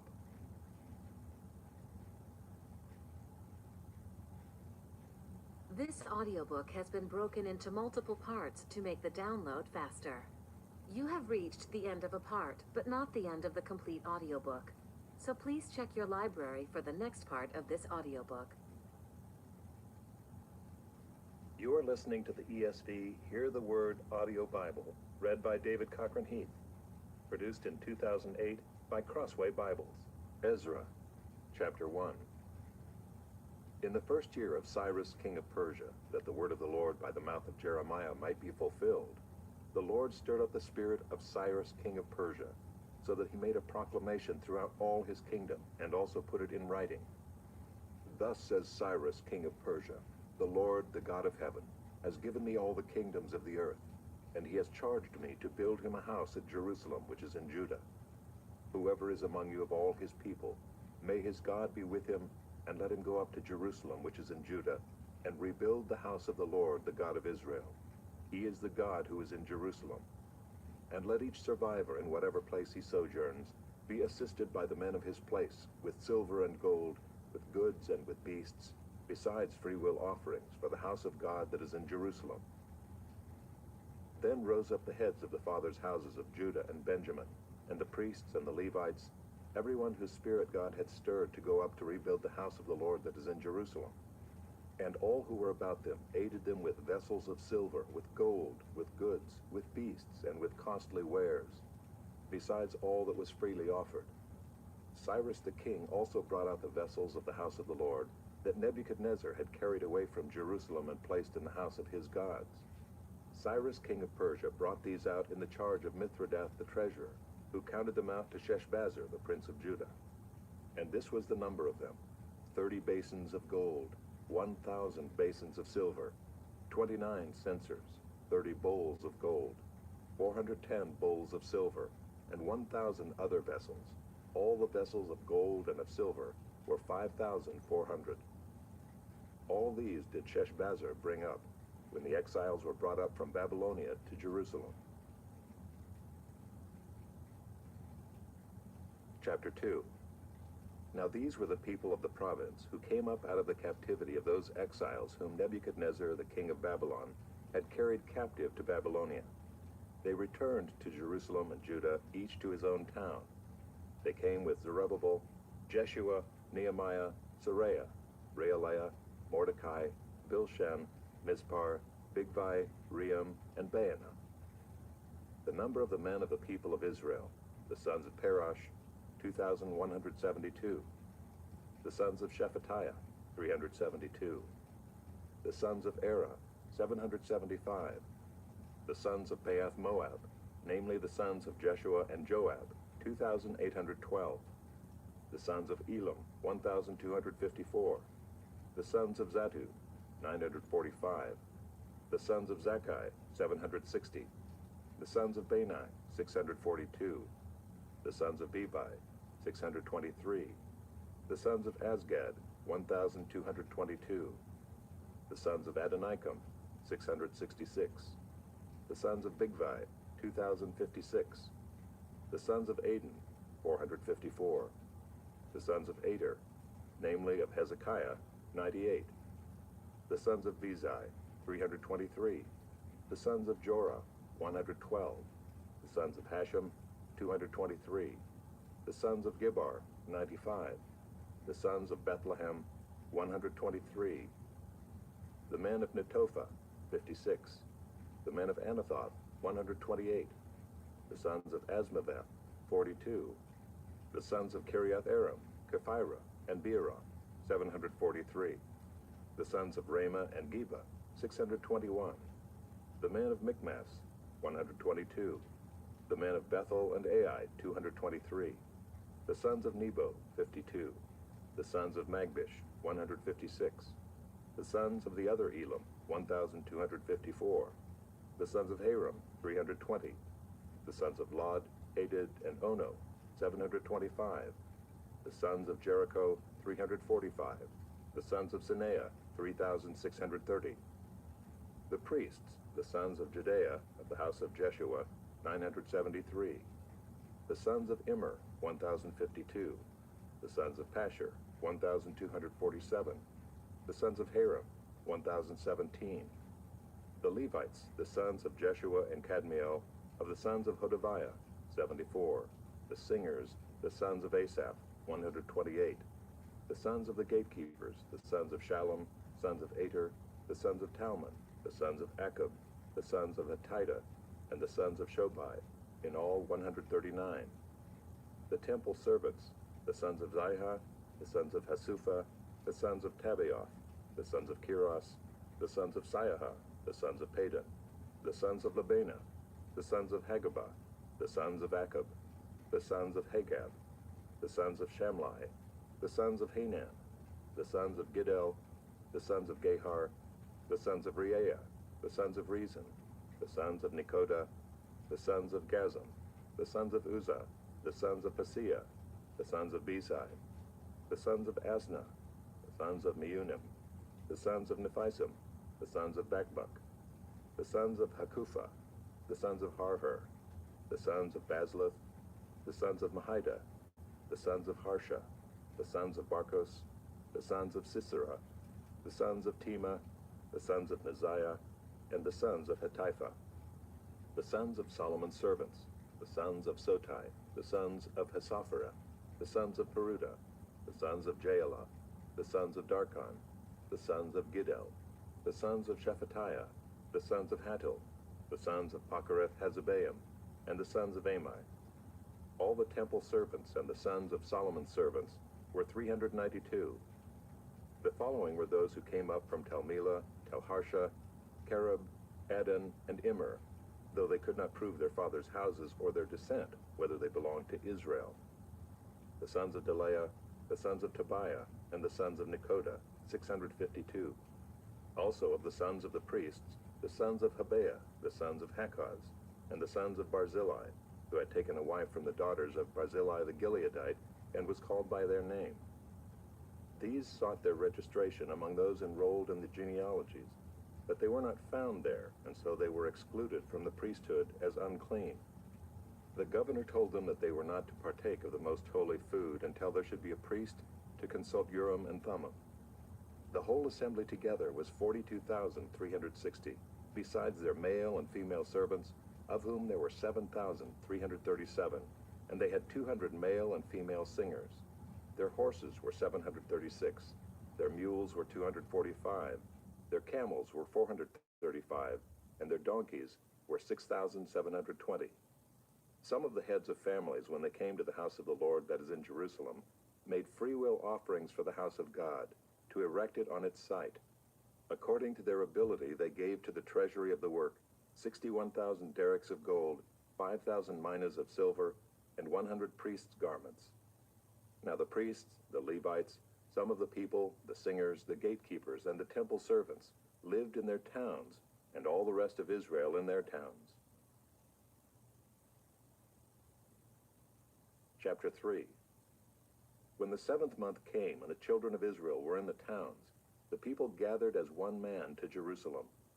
Then arose Jeshua the son of Jozadak with his fellow priests, and Zerubbabel the son of Shealtiel with his kinsmen. And they built the altar of the God of Israel to offer burnt offerings on it, as it is written in the law of Moses the man of God. They set the altar in its place, for fear was on them because of the peoples of the lands, and they offered burnt offerings on it to the Lord, burnt offerings morning and evening. And they kept the feast of booths, as it is written, and offered the daily burnt offerings by number according to the rule, as each day required. And after that the regular burnt offerings, the offerings at the new moon, and at all the appointed feasts of the Lord, and the offerings of everyone who made a freewill offering to the Lord. From the first day of the 7th month they began to offer burnt offerings to the Lord. But the foundation of the temple of the Lord was not yet laid. So they gave money to the masons and the carpenters, and food, drink, and oil to the Sidonians and the Tyrians, to bring cedar trees from Lebanon to the sea, to Joppa, according to the grant that they had from Cyrus, king of Persia. Now in the 2nd year after their coming to the house of God at Jerusalem, in the 2nd month, Zerubbabel the son of Shealtiel and Jeshua the son of Jozadak made a beginning, together with the rest of their kinsmen, the priests and the Levites, and all who had come to Jerusalem from the captivity. They appointed the Levites, from 20 years old and upward, to supervise the work of the house of the Lord. And Jeshua with his sons and his brothers, and Kadmiel and his sons, the sons of Judah, together supervised the workmen in the house of God, along with the sons of Henadad and the Levites, their sons and brothers. And when the builders laid the foundation of the temple of the Lord, the priests in their vestments came forward with trumpets, and the Levites, the sons of Asaph, with cymbals, to praise the Lord according to the directions of David king of Israel. And they sang responsively, praising and giving thanks to the Lord. For he is good, for his steadfast love endures forever toward Israel. And all the people shouted with a great shout when they praised the Lord, because the foundation of the house of the Lord was laid. But many of the priests and Levites and heads of fathers' houses, old men who had seen the first house, wept with a loud voice when they saw the foundation of this house being laid, though many shouted aloud for joy, so that the people could not distinguish the sound of the joyful shout from the sound of the people's weeping. For the people shouted with a great shout, and the sound was heard far away. Chapter 4. Now when the adversaries of Judah and Benjamin heard that the returned exiles were building a temple to the Lord, the God of Israel, they approached Zerubbabel and the heads of fathers' houses and said to them, Let us build with you, for we worship your God as you do, and we have been sacrificing to him ever since the days of Esarhaddon king of Assyria, who brought us here. But Zerubbabel, Jeshua, and the rest of the heads of fathers' houses in Israel said to them, You have nothing to do with us in building a house to our God, but we alone will build to the Lord, the God of Israel, as King Cyrus the king of Persia has commanded us. Then the people of the land discouraged the people of Judah and made them afraid to build, and bribed counselors against them to frustrate their purpose, all the days of Cyrus king of Persia, even until the reign of Darius king of Persia. And in the reign of Ahasuerus, in the beginning of his reign, they wrote an accusation against the inhabitants of Judah and Jerusalem. In the days of Artaxerxes, Bishlam and Mithridath and Tabiel and the rest of their associates wrote to Artaxerxes king of Persia. The letter was written in Aramaic and translated. Rehum the commander and Shimshai the scribe wrote a letter against Jerusalem to Artaxerxes the king as follows. Rehum the commander, Shimshai the scribe, and the rest of their associates, the judges, the governors, the officials, the Persians, the men of Erech, the Babylonians, the men of Susa, that is, the Elamites, and the rest of the nations whom the great and noble Osnappar deported and settled in the cities of Samaria, and in the rest of the province beyond the river. This is a copy of the letter that they sent. To Artaxerxes the king, your servants, the men of the province beyond the river, send greeting. And now be it known to the king that the Jews who came up from you to us have gone to Jerusalem. They are rebuilding that rebellious and wicked city. They are finishing the walls and repairing the foundations. Now be it known to the king that if this city is rebuilt and the walls finished, they will not pay tribute, custom, or toll, and the royal revenue will be impaired. Now because we eat the salt of the palace, and it is not fitting for us to witness the king's dishonor, therefore we send and inform the king, in order that search may be made in the book of the records of your fathers. You will find in the book of the records and learn that this city is a rebellious city, hurtful to kings and provinces, and that sedition was stirred up in it from of old. That was why this city was laid waste. We make known to the king that if this city is rebuilt and its walls finished, you will then have no possession in the province beyond the river. The king sent an answer. To Rehum the commander and Shimshai the scribe and the rest of their associates who live in Samaria and the rest of the province beyond the river, greeting. And now the letter that you sent to us has been plainly read before me, and I made a decree, and search has been made, and it has been found that this city from of old has risen against kings, and that rebellion and sedition have been made in it. And mighty kings have been over Jerusalem, who ruled over the whole province beyond the river, to whom tribute, custom, and toll were paid. Therefore make a decree that these men be made to cease, and that this city be not rebuilt, until a decree is made by me. And take care not to be slack in this matter. Why should damage grow to the hurt of the king? Then, when the copy of King Artaxerxes' letter was read before Rehum and Shimshai the scribe and their associates, they went in haste to the Jews at Jerusalem, and by force and power made them cease. Then the work on the house of God that is in Jerusalem stopped, and it ceased until the 2nd year of the reign of Darius, king of Persia. Chapter 5. Now the prophets, Haggai and Zechariah the son of Iddo, prophesied to the Jews who were in Judah and Jerusalem in the name of the God of Israel who was over them. Then Zerubbabel the son of Shealtiel and Jeshua the son of Jozadak arose and began to rebuild the house of God that is in Jerusalem, and the prophets of God were with them, supporting them. At the same time, Tattenai the governor of the province beyond the river, and Shethar-Bozenai and their associates came to them and spoke to them thus: Who gave you a decree to build this house and to finish this structure? They also asked them this: What are the names of the men who are building this building? But the eye of their God was on the elders of the Jews, and they did not stop them until the report should reach Darius, and then an answer be returned by letter concerning it. This is a copy of the letter that Tattenai the governor of the province beyond the river, and Shethar-Bozenai and his associates, the governors who were in the province beyond the river, sent to Darius the king. They sent him a report in which was written as follows: To Darius the king, all peace. Be it known to the king that we went to the province of Judah, to the house of the great God. It is being built with huge stones, and timber is laid in the walls. This work goes on diligently and prospers in their hands. Then we asked those elders and spoke to them thus: Who gave you a decree to build this house and to finish this structure? We also asked them their names, for your information, that we might write down the names of their leaders. And this was their reply to us: We are the servants of the God of heaven and earth, and we are rebuilding the house that was built many years ago, which a great king of Israel built and finished. But because our fathers had angered the God of heaven, he gave them into the hand of Nebuchadnezzar, king of Babylon, the Chaldean, who destroyed this house and carried away the people to Babylonia. However, in the 1st year of Cyrus, king of Babylon, Cyrus the king made a decree that this house of God should be rebuilt. And the gold and silver vessels of the house of God, which Nebuchadnezzar had taken out of the temple that was in Jerusalem and brought into the temple of Babylon, these Cyrus the king took out of the temple of Babylon, and they were delivered to one whose name was Sheshbazzar, whom he had made governor. And he said to him, Take these vessels, go and put them in the temple that is in Jerusalem, and let the house of God be rebuilt on its site. Then this Sheshbazzar came and laid the foundations of the house of God that is in Jerusalem, and from that time until now it has been in building, and it is not yet finished. Therefore, if it seems good to the king, let search be made in the royal archives there in Babylon to see whether a decree was issued by Cyrus the king for the rebuilding of this house of God in Jerusalem, and let the king send us his pleasure in this matter. Chapter 6. Then Darius the king made a decree, and search was made in Babylonia, in the house of the archives where the documents were stored, and in Ecbatana, the citadel that is in the province of Media. A scroll was found on which this was written. A record.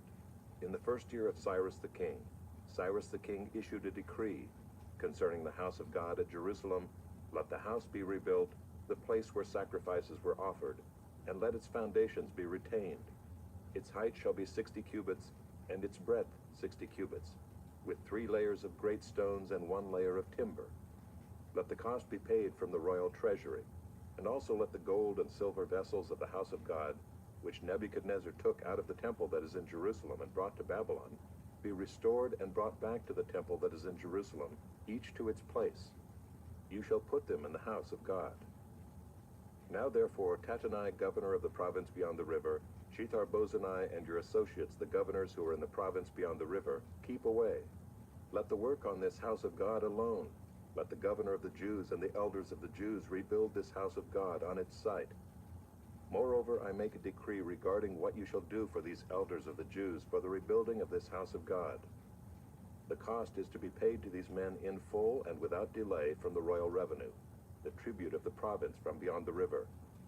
And whatever is needed, bulls, rams, or sheep for burnt offerings to the God of heaven, wheat, salt, wine, or oil, as the priests at Jerusalem require. Let that be given to them day by day without fail, that they may offer pleasing sacrifices to the God of heaven, and pray for the life of the king and his sons. Also I make a decree that if anyone alters this edict, a beam shall be pulled out of his house, and he shall be impaled on it, and his house shall be made a dunghill. May the God who has caused his name to dwell there overthrow any king or people who shall put out a hand to alter this, or to destroy this house of God that is in Jerusalem. I, Darius, make a decree. Let it be done with all diligence. Then, according to the word sent by Darius the king, Tattenai, the governor of the province beyond the river, Shethar-Bozenai and their associates, did with all diligence what Darius the king had ordered. And the elders of the Jews built and prospered through the prophesying of Haggai the prophet and Zechariah the son of Iddo. They finished their building by decree of the God of Israel, and by decree of Cyrus and Darius and Artaxerxes, king of Persia. And this house was finished on the 3rd day of the month of Adar, in the 6th year of the reign of Darius the king.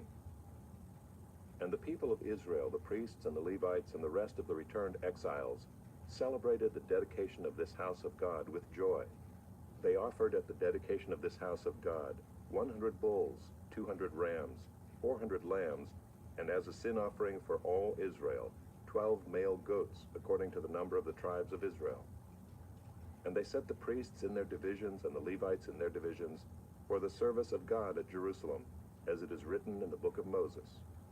On the 14th day of the 1st month, the returned exiles kept the Passover, for the priests and the Levites had purified themselves together. All of them were clean. So they slaughtered the Passover lamb for all the returned exiles, for their fellow priests, and for themselves. It was eaten by the people of Israel who had returned from exile, and also by everyone who had joined them and separated himself from the uncleanness of the peoples of the land, to worship the Lord, the God of Israel. And they kept the feast of unleavened bread 7 days with joy, for the Lord had made them joyful, and had turned the heart of the king of Assyria to them, so that he aided them in the work of the house of God, the God of Israel. Chapter 7. Now after this, in the reign of Artaxerxes, king of Persia, Ezra the son of Seraiah, the son of Azariah, son of Hilkiah, son of Shallum, son of Zadok, son of Ahitub, son of Amariah, son of Azariah, son of Meraioth, son of Zerahiah, son of Uzai, son of Buckai, son of Abishua, son of Phinehas, son of Eleazar, son of Aaron the chief priest. This Ezra went up from Babylonia, He was a scribe skilled in the law of Moses that the Lord, the God of Israel, had given, and the king granted him all that he asked, for the hand of the Lord his God was on him. And there went up also to Jerusalem in the 7th year of Artaxerxes the king, some of the people of Israel, and some of the priests and Levites, the singers and gatekeepers, and the temple servants.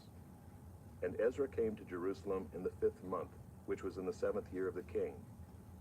For on the 1st day of the 1st month he began to go up from Babylonia, and on the 1st day of the 5th month he came to Jerusalem, for the good hand of his God was on him. For Ezra had set his heart to study the law of the Lord, and to do it, and to teach his statutes and rules in Israel. This is a copy of the letter that King Artaxerxes gave to Ezra the priest, the scribe, a man learned in matters of the commandments of the Lord and his statutes for Israel. Artaxerxes, king of kings, to Ezra the priest, the scribe of the law of the God of heaven, peace. And now I make a decree that any one of the people of Israel, or their priests or Levites in my kingdom, who freely offers to go to Jerusalem, may go with you.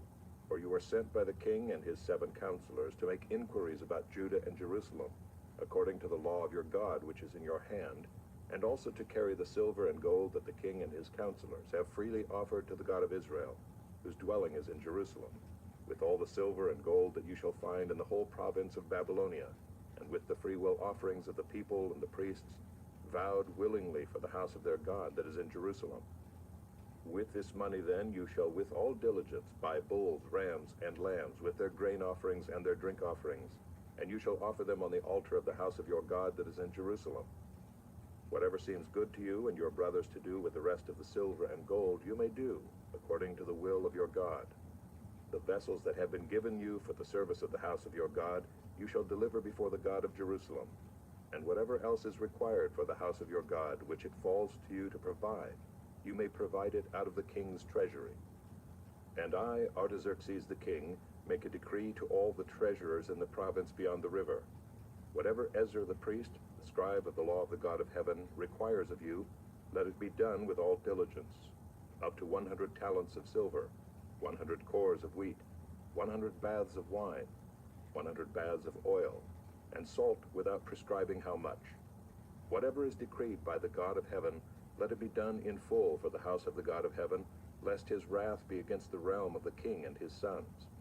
We also notify you that it shall not be lawful to impose tribute, custom, or toll on any one of the priests, the Levites, the singers, the doorkeepers, the temple servants, or other servants of this house of God. And you, Ezra, according to the wisdom of your God that is in your hand, appoint magistrates and judges, who may judge all the people in the province beyond the river, all such as know the laws of your God. And those who do not know them, you shall teach. Whoever will not obey the law of your God and the law of the king, let judgment be strictly executed on him, whether for death, or for banishment, or for confiscation of his goods, or for imprisonment. Blessed be the Lord, the God of our fathers, who put such a thing as this into the heart of the king, to beautify the house of the Lord that is in Jerusalem, and who extended to me his steadfast love before the king and his counselors, and before all the king's mighty officers. I took courage, for the hand of the Lord my God was on me, and I gathered leading men from Israel to go up with me. Chapter 8. These are the heads of their fathers' houses, and this is the genealogy of those who went up with me from Babylonia in the reign of Artaxerxes the king. Of the sons of Phinehas, Gershom. Of the sons of Ithamar, Daniel. Of the sons of David, Hattush. Of the sons of Shechaniah, who was of the sons of Parosh, Zechariah, with whom were registered 150 men. Of the sons of Pahath Moab, Elihoenai, the son of Zerahiah, and with him 200 men. Of the sons of Zattu, Shechaniah the son of Jehaziel, and with him 300 men. Of the sons of Aden, Ebed the son of Jonathan, and with him 50 men. Of the sons of Elam, Jeshaiah the son of Athaliah, and with him 70 men. Of the sons of Shephatiah, Zebediah the son of Michael, and with him 80 men.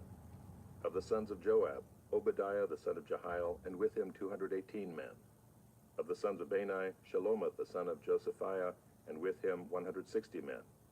Of the sons of Bebai, Zechariah the son of Bebai, and with him 28 men. Of the sons of Azgad, Johanan the son of Hakatan, and with him 110 men. Of the sons of Adonikam, those who came later, their names being Eliphalet, Jeuel, and Shemaiah, and with them 60 men. Of the sons of Bigvai, Uthai and Zachar, and with them 70 men. I gathered them to the river that runs to Ahava, and there we camped 3 days. As I reviewed the people and the priests, I found there none of the sons of Levi.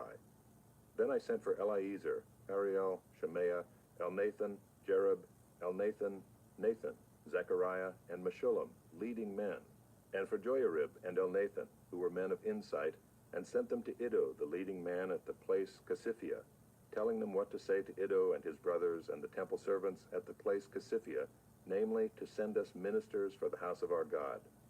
And by the good hand of our God on us, they brought us a man of discretion of the sons of Malai, the son of Levi, son of Israel, namely Sherebiah with his sons and kinsmen, 18. Also Hashabiah, and with him Jeshiah of the sons of Merari, with his kinsmen and their sons, 20. Besides 220 of the temple servants, whom David and his officials had set apart to attend the Levites. These were all mentioned by name. Then I proclaimed a fast there at the river Ahava, that we might humble ourselves before our God, to seek from him a safe journey for ourselves, our children, and all our goods.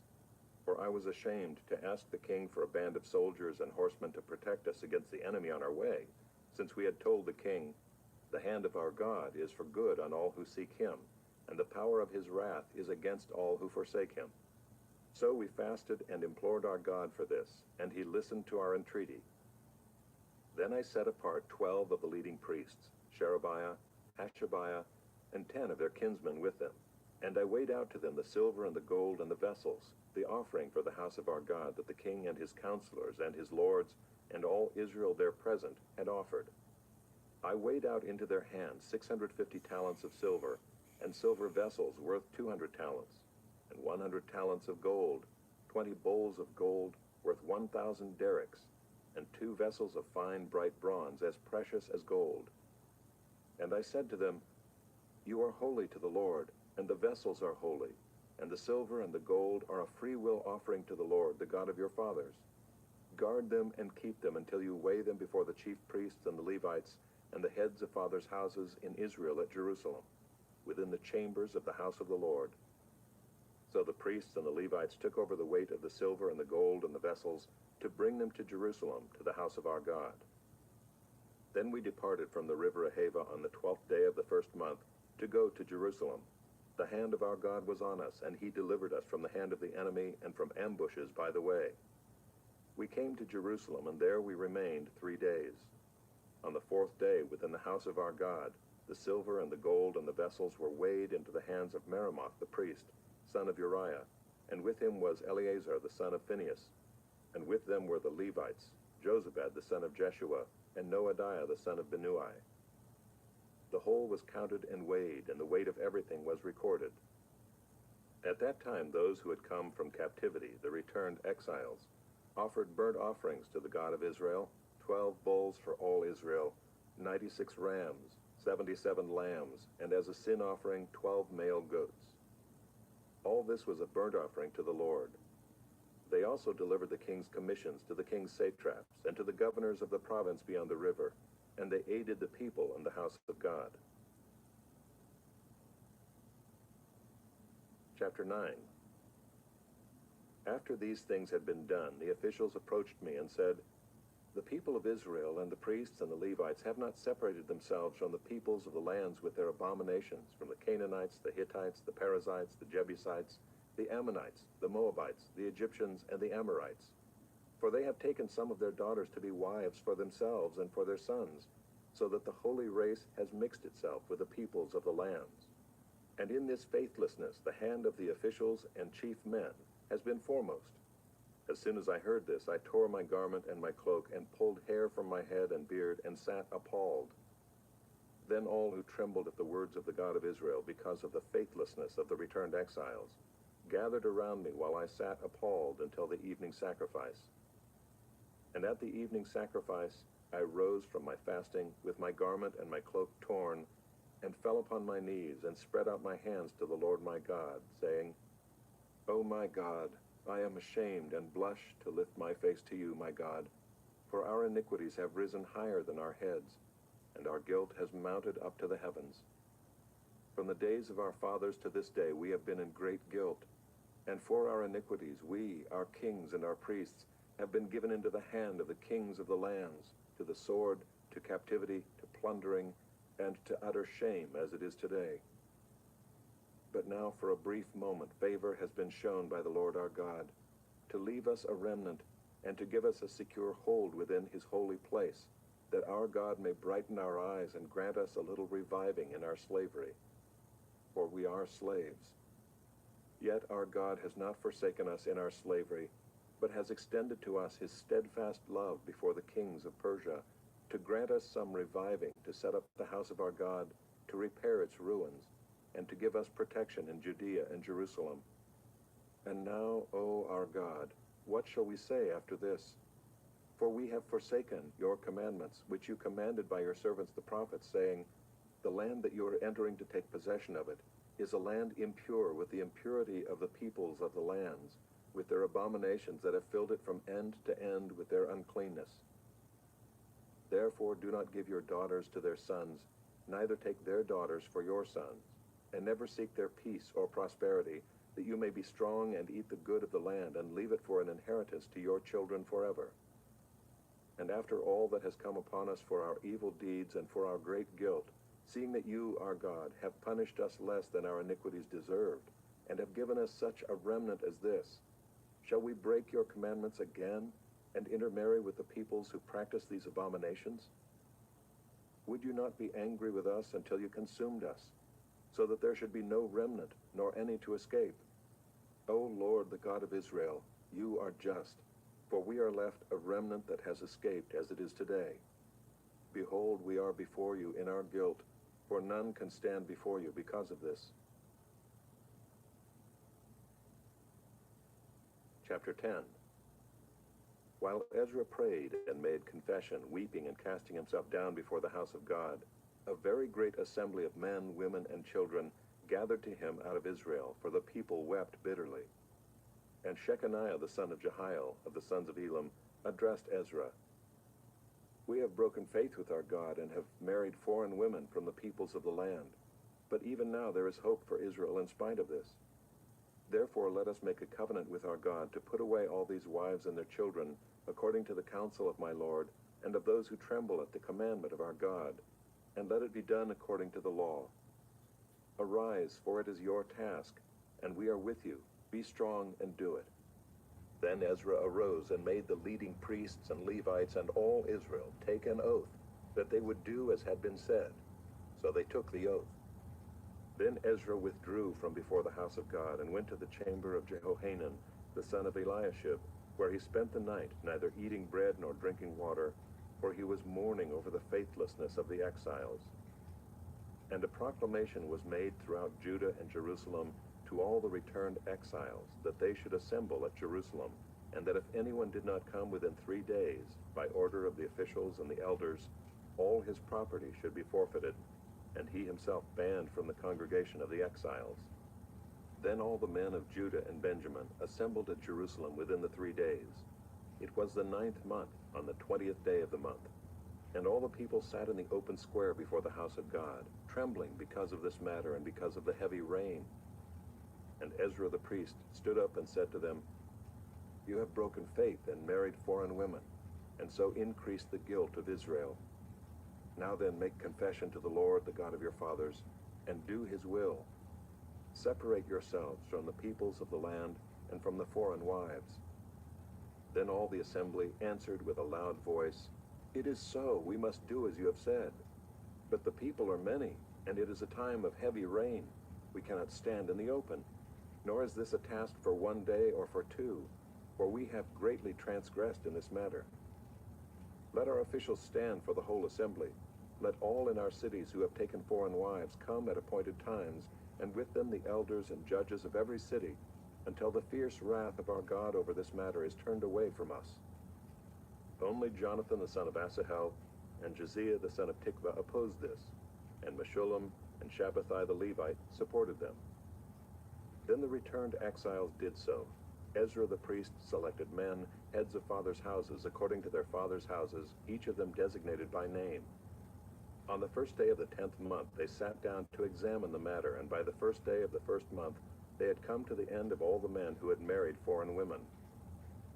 Now there were found some of the sons of the priests who had married foreign women: Maaseiah, Eleazar, Jerib, and Gedaliah, some of the sons of Jeshua the son of Jozadak and his brothers. They pledged themselves to put away their wives, and their guilt offering was a ram of the flock for their guilt. Of the sons of Immer, Anani, and Zebediah. Of the sons of Haram, Maaseiah, Elijah, Shemaiah, Jehiel, and Uzziah. Of the sons of Pashur, Elioenai, Maaseiah, Ishmael, Nathanael, Jozabad, and Elisah. Of the Levites, Jozabad, Shimei, Kaleah, that is Kelita, Pethahiah, Judah, and Eleazar. Of the singers, Eliashib. Of the gatekeepers, Shallum, Telem, and Uri. And of Israel, of the sons of Parosh, Remiah, Uzziah, Malchijah, Mijamin, Eleazar, Hashabiah, and Benaiah. Of the sons of Elam, Mattaniah, Zechariah, Jehiel, Abdi, Jeremoth, and Elijah. Of the sons of Zatu, Elioenai, Eliashib, Mattaniah, Jeremoth, Zabad, and Aziza.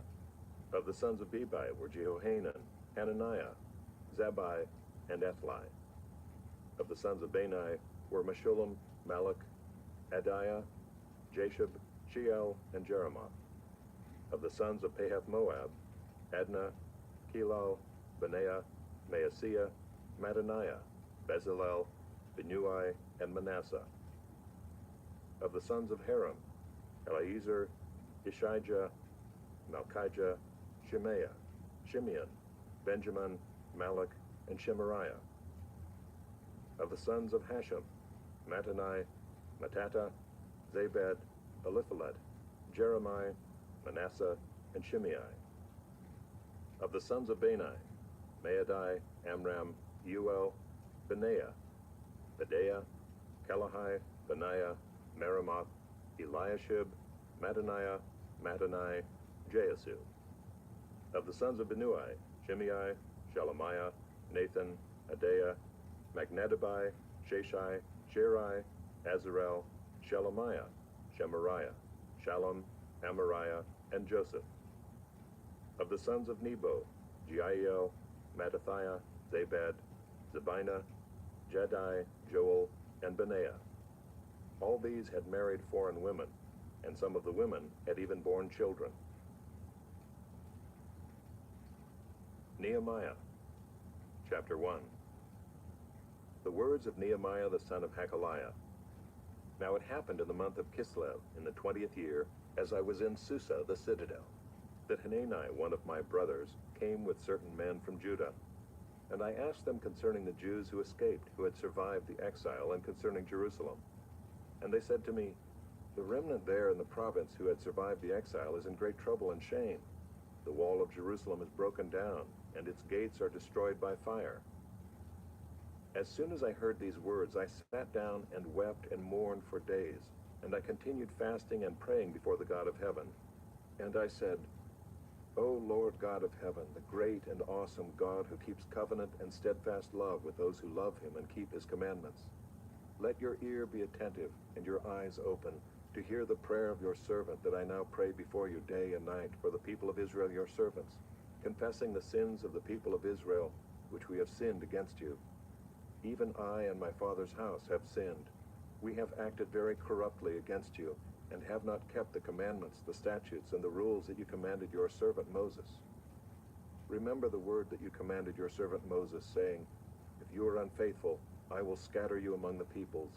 But if you return to me and keep my commandments and do them, though your outcasts are in the uttermost parts of heaven, from there I will gather them and bring them to the place that I have chosen to make my name dwell there.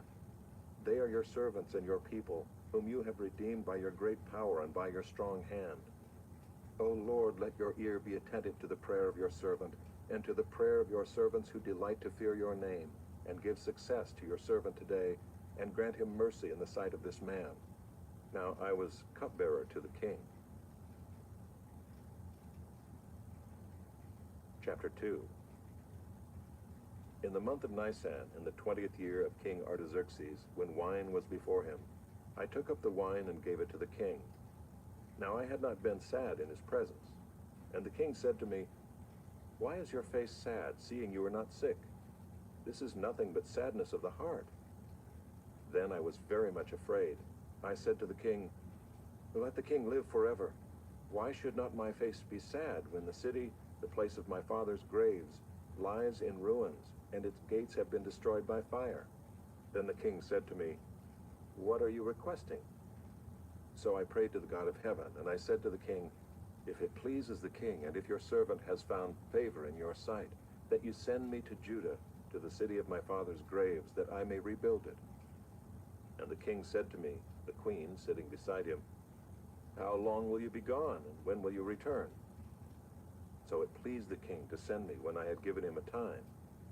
And I said to the king, "If it pleases the king, let letters be given to me to the governors of the province beyond the river, that they may let me pass through until I come to Judah, and a letter to Asaph, the keeper of the king's forest, that he may give me timber to make beams for the gates of the fortress of the temple, and for the wall of the city, and for the house that I shall occupy." And the king granted me what I asked, for the good hand of my God was upon me. Then I came to the governors of the province beyond the river, and gave them the king's letters. Now the king had sent with me officers of the army and horsemen. But when Sanballat the Horonite and Tobiah the Ammonite servant heard this, it displeased them greatly, that someone had come to seek the welfare of the people of Israel. So I went to Jerusalem and was there 3 days. Then I arose in the night, I and a few men with me, and I told no one what my God had put into my heart to do for Jerusalem. There was no animal with me but the one on which I rode. I went out by night by the valley gate to the dragon spring and to the dung gate, and I inspected the walls of Jerusalem that were broken down, and its gates that had been destroyed by fire. Then I went on to the fountain gate and to the king's pool, but there was no room for the animal that was under me to pass. Then I went up in the night by the valley and inspected the wall, and I turned back and entered by the valley gate, and so returned. And the officials did not know where I had gone or what I was doing, and I had not yet told the Jews, the priests, the nobles, the officials, and the rest who were to do the work. Then I said to them, "You see the trouble we are in, how Jerusalem lies in ruins with its gates burned. Come, let us build the wall of Jerusalem, that we may no longer suffer derision." And I told them of the hand of my God that had been upon me for good, and also of the words that the king had spoken to me. And they said, "Let us rise up and build." So they strengthened their hands for the good work. But when Sanballat the Horonite, and Tobiah the Ammonite servant, and Geshem the Arab heard of it, they jeered at us and despised us, and said, "What is this thing that you are doing? Are you rebelling against the king?" Then I replied to them, "The God of heaven will make us prosper, and we, his servants, will arise and build, but you have no portion or right or claim in Jerusalem." Chapter 3. Then Eliashib the high priest rose up with his brothers the priests, and they built the sheep gate. They consecrated it and set its doors. They consecrated it as far as the Tower of the 100, as far as the Tower of Hananel. And next to him the men of Jericho built, and next to them Zachar the son of Imri built. The sons of Hasaneah built the fish gate. They laid its beams and set its doors, its bolts, and its bars. And next to them Meremoth the son of Uriah, son of Hakkoz, repaired. And next to them Meshullam the son of Berechiah, the son of Meshezabel, repaired. And next to them Zadok the son of Baana repaired.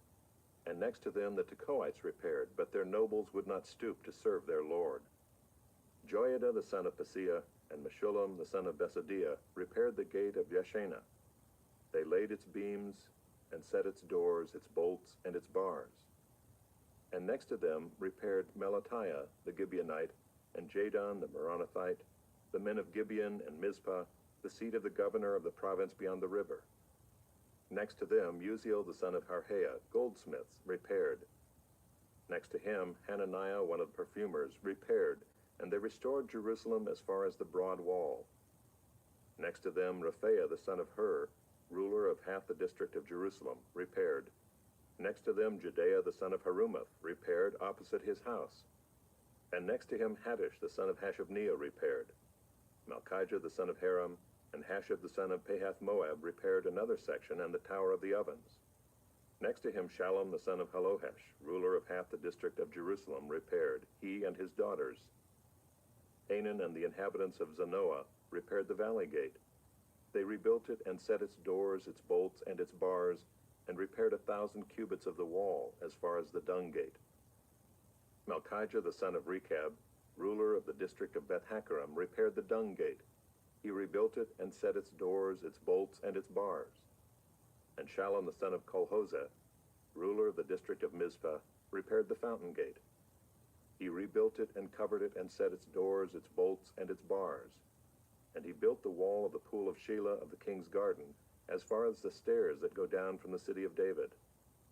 After him Nehemiah the son of Azbuk, ruler of half the district of Beth-zur, repaired to a point opposite the tombs of David, as far as the artificial pool and as far as the house of the mighty men. After him the Levites repaired, Rehum the son of Bani. Next to him Hashabiah, ruler of half the district of Keilah, repaired for his district. After him their brothers repaired, Bavai the son of Henadad, ruler of half the district of Keilah. Next to him Ezer the son of Jeshua, ruler of Mizpah, repaired another section opposite the ascent to the armory at the buttress. After him Barak the son of Zabbai repaired another section from the buttress to the door of the house of Eliashib the high priest. After him Meremoth the son of Uriah, son of Hakaz, repaired another section from the door of the house of Eliashib to the end of the house of Eliashib. After him the priests, the men of the surrounding area, repaired. After them Benjamin and Hashab repaired opposite their house. After them Azariah the son of Maaseiah, son of Ananiah, repaired beside his own house. After him Binnui the son of Henadad repaired another section from the house of Azariah to the buttress and to the corner. Halal the son of Uzai repaired opposite the buttress and the tower projecting from the upper house of the king at the court of the guard. After him Pedaiah the son of Parosh and the temple servants living on Ophel repaired to a point opposite the water gate on the east and the projecting tower. After him the Tekoites repaired another section opposite the great projecting tower as far as the wall of Ophel. Above the horse gate the priests repaired, each one opposite his own house. After them Zadok the son of Immer repaired opposite his own house. After him Shemaiah the son of Shechaniah, the keeper of the east gate, repaired. After him Hananiah the son of Shelemiah and Hanan the sixth son of Zalaph repaired another section. After him Meshullam the son of Berechiah repaired opposite his chamber. After him Malchijah one of the goldsmiths repaired as far as the house of the temple servants and of the merchants, opposite the muster gate, and to the upper chamber of the corner. And between the upper chamber of the corner and the sheep gate, the goldsmiths and the merchants repaired. Chapter 4. Now when Sanballat heard that we were building the wall, he was angry and greatly enraged, and he jeered at the Jews. And he said in the presence of his brothers and of the army of Samaria, "What are these feeble Jews doing? Will they restore it for themselves? Will they sacrifice? Will they finish up in a day? Will they revive the stones out of the heaps of rubbish, and burned ones at that?" Tobiah the Ammonite was beside him, and he said, "Yes, what they are building. If a fox goes up on it, he will break down their stone wall. Hear, O our God, for we are despised. Turn back their taunt on their own heads, and give them up to be plundered in a land where they are captives. Do not cover their guilt, and let not their sin be blotted out from your sight, for they have provoked you to anger in the presence of the builders." So we built the wall, and all the wall was joined together to half its height, for the people had a mind to work. But when Sanballat and Tobiah and the Arabs and the Ammonites and the Ashdodites heard that the repairing of the walls of Jerusalem was going forward, and that the breaches were beginning to be closed, they were very angry. And they all plotted together to come and fight against Jerusalem and to cause confusion in it. And we prayed to our God and set a guard as a protection against them day and night. In Judah it was said, "The strength of those who bear the burdens is failing. There is too much rubble. By ourselves we will not be able to rebuild the wall." And our enemies said, They will not know or see till we come among them and kill them and stop the work." At that time the Jews who lived near them came from all directions and said to us 10 times, "You must return to us."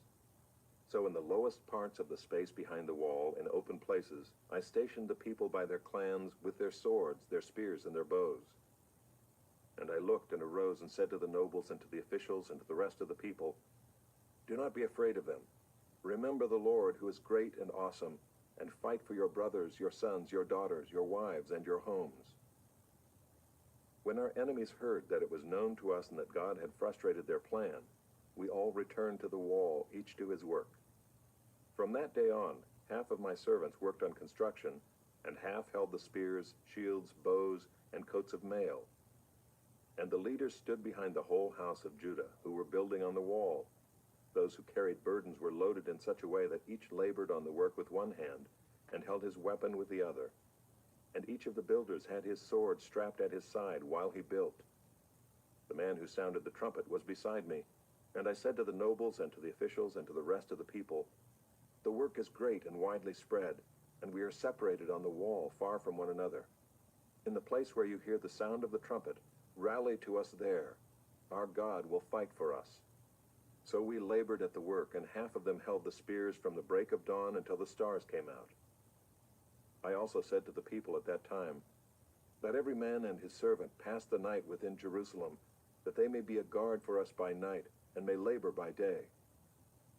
So neither I nor my brothers, nor my servants, nor the men of the guard who followed me, none of us took off our clothes. Each kept his weapon at his right hand. Chapter 5. Now there arose a great outcry of the people and of their wives against their Jewish brothers. For there were those who said, "With our sons and our daughters we are many, so let us get grain that we may eat and keep alive." There were also those who said, "We are mortgaging our fields, our vineyards, and our houses to get grain because of the famine." And there were those who said, "We have borrowed money for the king's tax on our fields and our vineyards. Now our flesh is as the flesh of our brothers, our children are as their children. Yet we are forcing our sons and our daughters to be slaves, and some of our daughters have already been enslaved. But it is not in our power to help it, for other men have our fields and our vineyards." I was very angry when I heard their outcry and these words. I took counsel with myself, and I brought charges against the nobles and the officials. I said to them, "You are exacting interest, each from his brother." And I held a great assembly against them and said to them, "We, as far as we are able, have brought back our Jewish brothers who have been sold to the nations, but you even sell your brothers that they may be sold to us." They were silent and could not find a word to say. So I said, "The thing that you are doing is not good. Ought you not to walk in the fear of our God to prevent the taunts of the nations, our enemies? Moreover, I and my brothers and my servants are lending them money and grain. Let us abandon this exacting of interest. Return to them this very day their fields, their vineyards, their olive orchards, and their houses, and the percentage of money, grain, wine, and oil that you have been exacting from them." Then they said, "We will restore these and require nothing from them. We will do as you say." And I called the priests and made them swear to do as they had promised.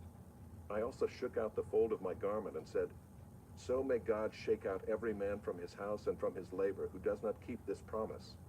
So may he be shaken out and emptied." And all the assembly said, "Amen," and praised the Lord, and the people did as they had promised.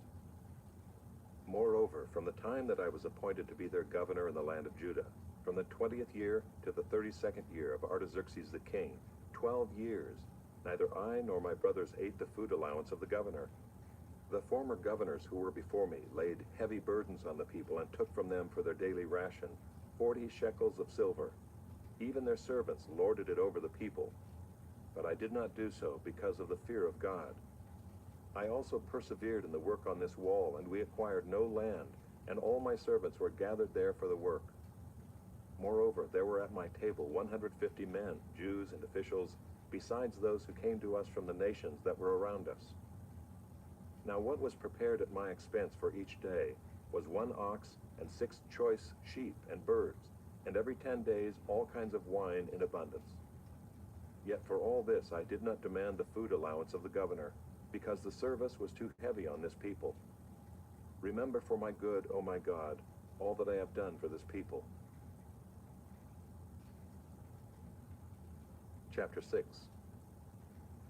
Now when Sanballat and Tobiah and Geshem the Arab and the rest of our enemies heard that I had built the wall and there was no breach left in it, although up to that time I had not set up the doors and the gates, Sanballat and Geshem sent to me, saying, Come and let us meet together at Hekaphirim in the plain of Ono. But they intended to do me harm, and I sent messengers to them, saying, I am doing a great work, and I cannot come down. Why should the work stop while I leave it and come down to you? And they sent to me 4 times in this way, and I answered them in the same manner. In the same way, Sanballat, for the 5th time, sent his servant to me with an open letter in his hand. In it was written, It is reported among the nations, and Geshem also says it, that you and the Jews intend to rebel. That is why you are building the wall. And according to these reports, you wish to become their king. And you have also set up prophets to proclaim concerning you in Jerusalem, There is a king in Judah. And now the king will hear of these reports.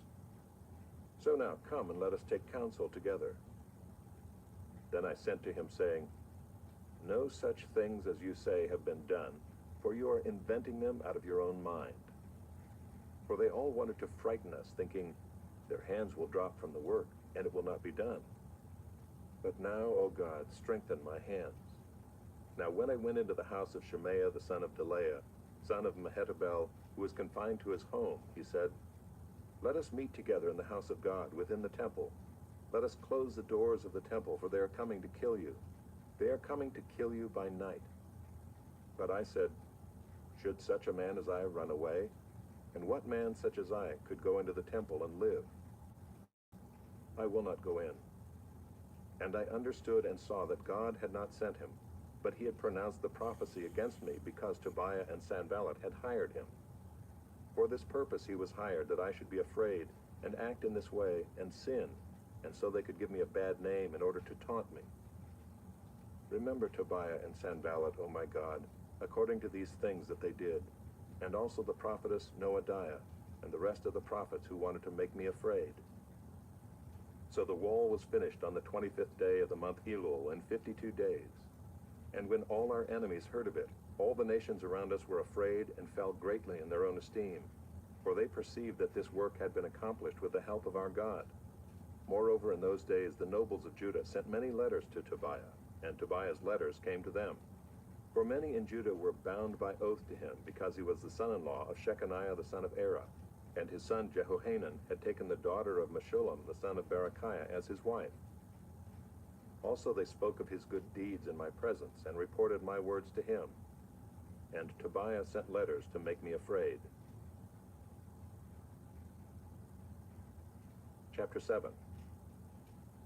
Now when the wall had been built, and I had set up the doors, and the gatekeepers, the singers, and the Levites had been appointed, I gave my brother Hanani and Hananiah the governor of the castle charge over Jerusalem, for he was a more faithful and God-fearing man than many. And I said to them, Let not the gates of Jerusalem be opened until the sun is hot, and while they are still standing guard, let them shut and bar the doors. Appoint guards from among the inhabitants of Jerusalem, some at their guard posts, and some in front of their own homes. The city was wide and large, but the people within it were few, and no houses had been rebuilt. Then my God put it into my heart to assemble the nobles and the officials and the people to be enrolled by genealogy. And I found the book of the genealogy of those who came up at the first, and I found written in it, These were the people of the province who came up out of the captivity of those exiles whom Nebuchadnezzar the king of Babylon had carried into exile. They returned to Jerusalem and Judah, each to his town. They came with Zerubbabel, Jeshua, Nehemiah, Azariah, Rehemiah, Nehemiah, Mordecai, Bilshan, Misperath, Bigvai, Nehem, Baanah. The number of the men of the people of Israel, the sons of Parosh, 2,172. The sons of Shephatiah, 372. The sons of Era, 652. The sons of Pahath-Moab, namely the sons of Jeshua and Joab, 2,818. The sons of Elam, 1,254. The sons of Zattu, 845. The sons of Zakkai, 760. The sons of Binnui, 648. The sons of Bebai, 628. The sons of Azgad, 2,322. The sons of Adonikam, 667. The sons of Bigvai, 2,067. The sons of Adin, 655. The sons of Ater, namely of Hezekiah, 98. The sons of Hashem, 328. The sons of Bezai, 324. The sons of Harith, 112. The sons of Gibeon, 95.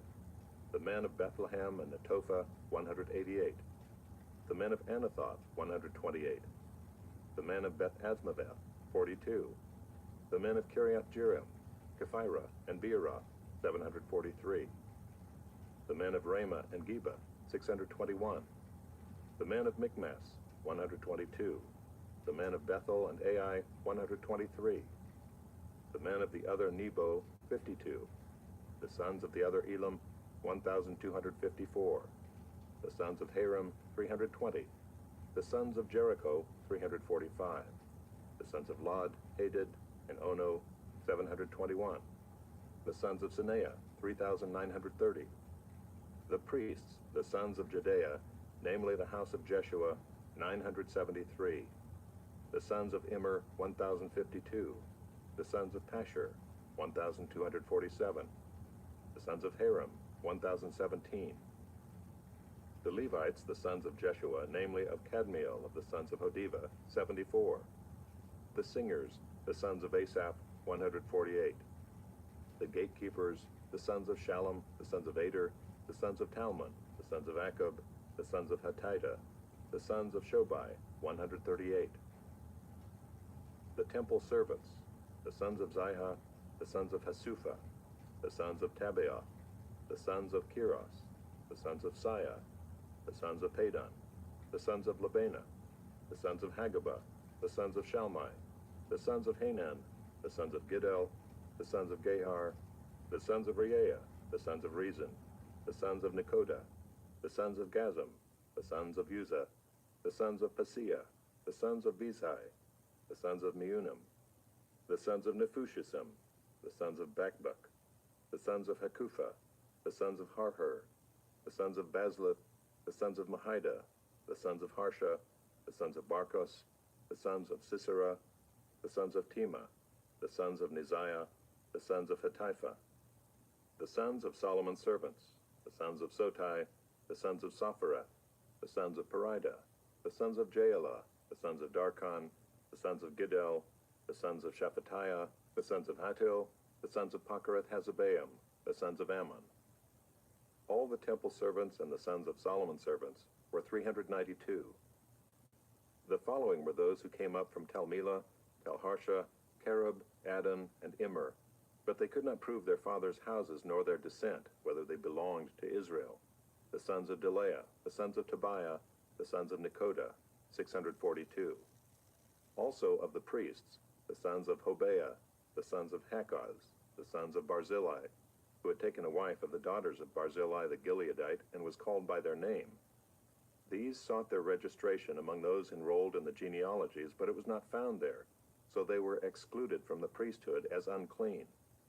The governor told them that they were not to partake of the most holy food until a priest with Urim and Thummim should arise. The whole assembly together was 42,360, besides their male and female servants, of whom there were 7,337. And they had 245 singers, male and female. Their horses were 736, their mules 245, their camels 435, and their donkeys 6,720. Now some of the heads of fathers' houses gave to the work. The governor gave to the treasury 1,000 derricks of gold, 50 basins, 30 priests' garments, and 500 minas of silver. And some of the heads of fathers' houses gave into the treasury of the work 20,000 derricks of gold and 2,200 minas of silver. And what the rest of the people gave was 20,000 derricks of gold, 2,000 minas of silver, and 67 priests' garments. So the priests, the Levites, the gatekeepers, the singers, some of the people, the temple servants, and all Israel lived in their towns, And when the 7th month had come, the people of Israel were in their towns. Chapter 8. And all the people gathered as one man into the square before the water gate. And they told Ezra the scribe to bring the book of the law of Moses that the Lord had commanded Israel. So Ezra the priest brought the law before the assembly, both men and women and all who could understand what they heard, on the first day of the 7th month. And he read from it, facing the square before the water gate, from early morning until midday, in the presence of the men and the women and those who could understand. And the ears of all the people were attentive to the book of the law. And Ezra the scribe stood on a wooden platform that they had made for the purpose. And beside him stood Mattithiah, Shema, Anaiah, Uriah, Hilkiah, and Maaseiah on his right hand, and Pedaiah, Mishael, Malchijah, Hashem, Hashbaddanah, Zechariah, and Meshullam on his left hand. And Ezra opened the book in the sight of all the people, for he was above all the people. And as he opened it, all the people stood.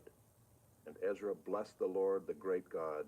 And all the people answered, Amen, Amen, lifting up their hands.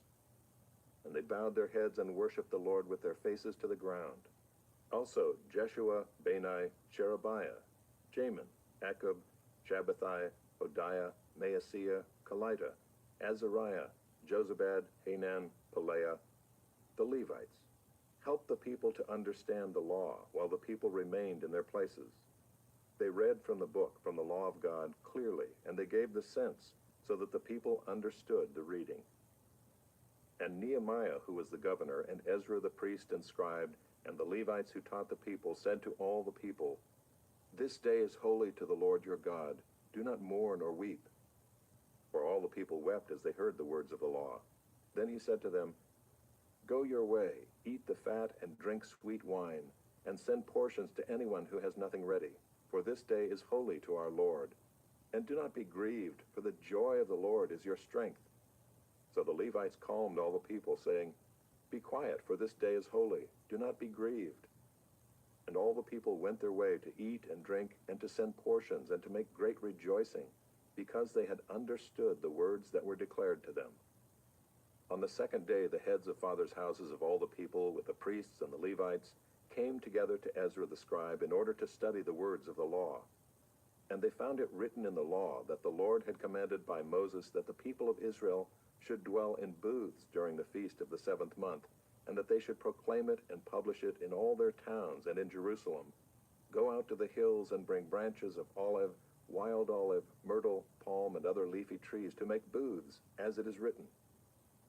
So the people went out and brought them and made booths for themselves, each on his roof, and in their courts, and in the courts of the house of God, and in the square at the water gate, and in the square at the gate of Ephraim. And all the assembly of those who had returned from the captivity made booths and lived in the booths. For from the days of Jeshua the son of Nun to that day the people of Israel had not done so. And there was very great rejoicing, and day by day, from the first day to the last day, he read from the book of the law of God. They kept the feast 7 days, and on the 8th day there was a solemn assembly, according to the rule. Chapter 9.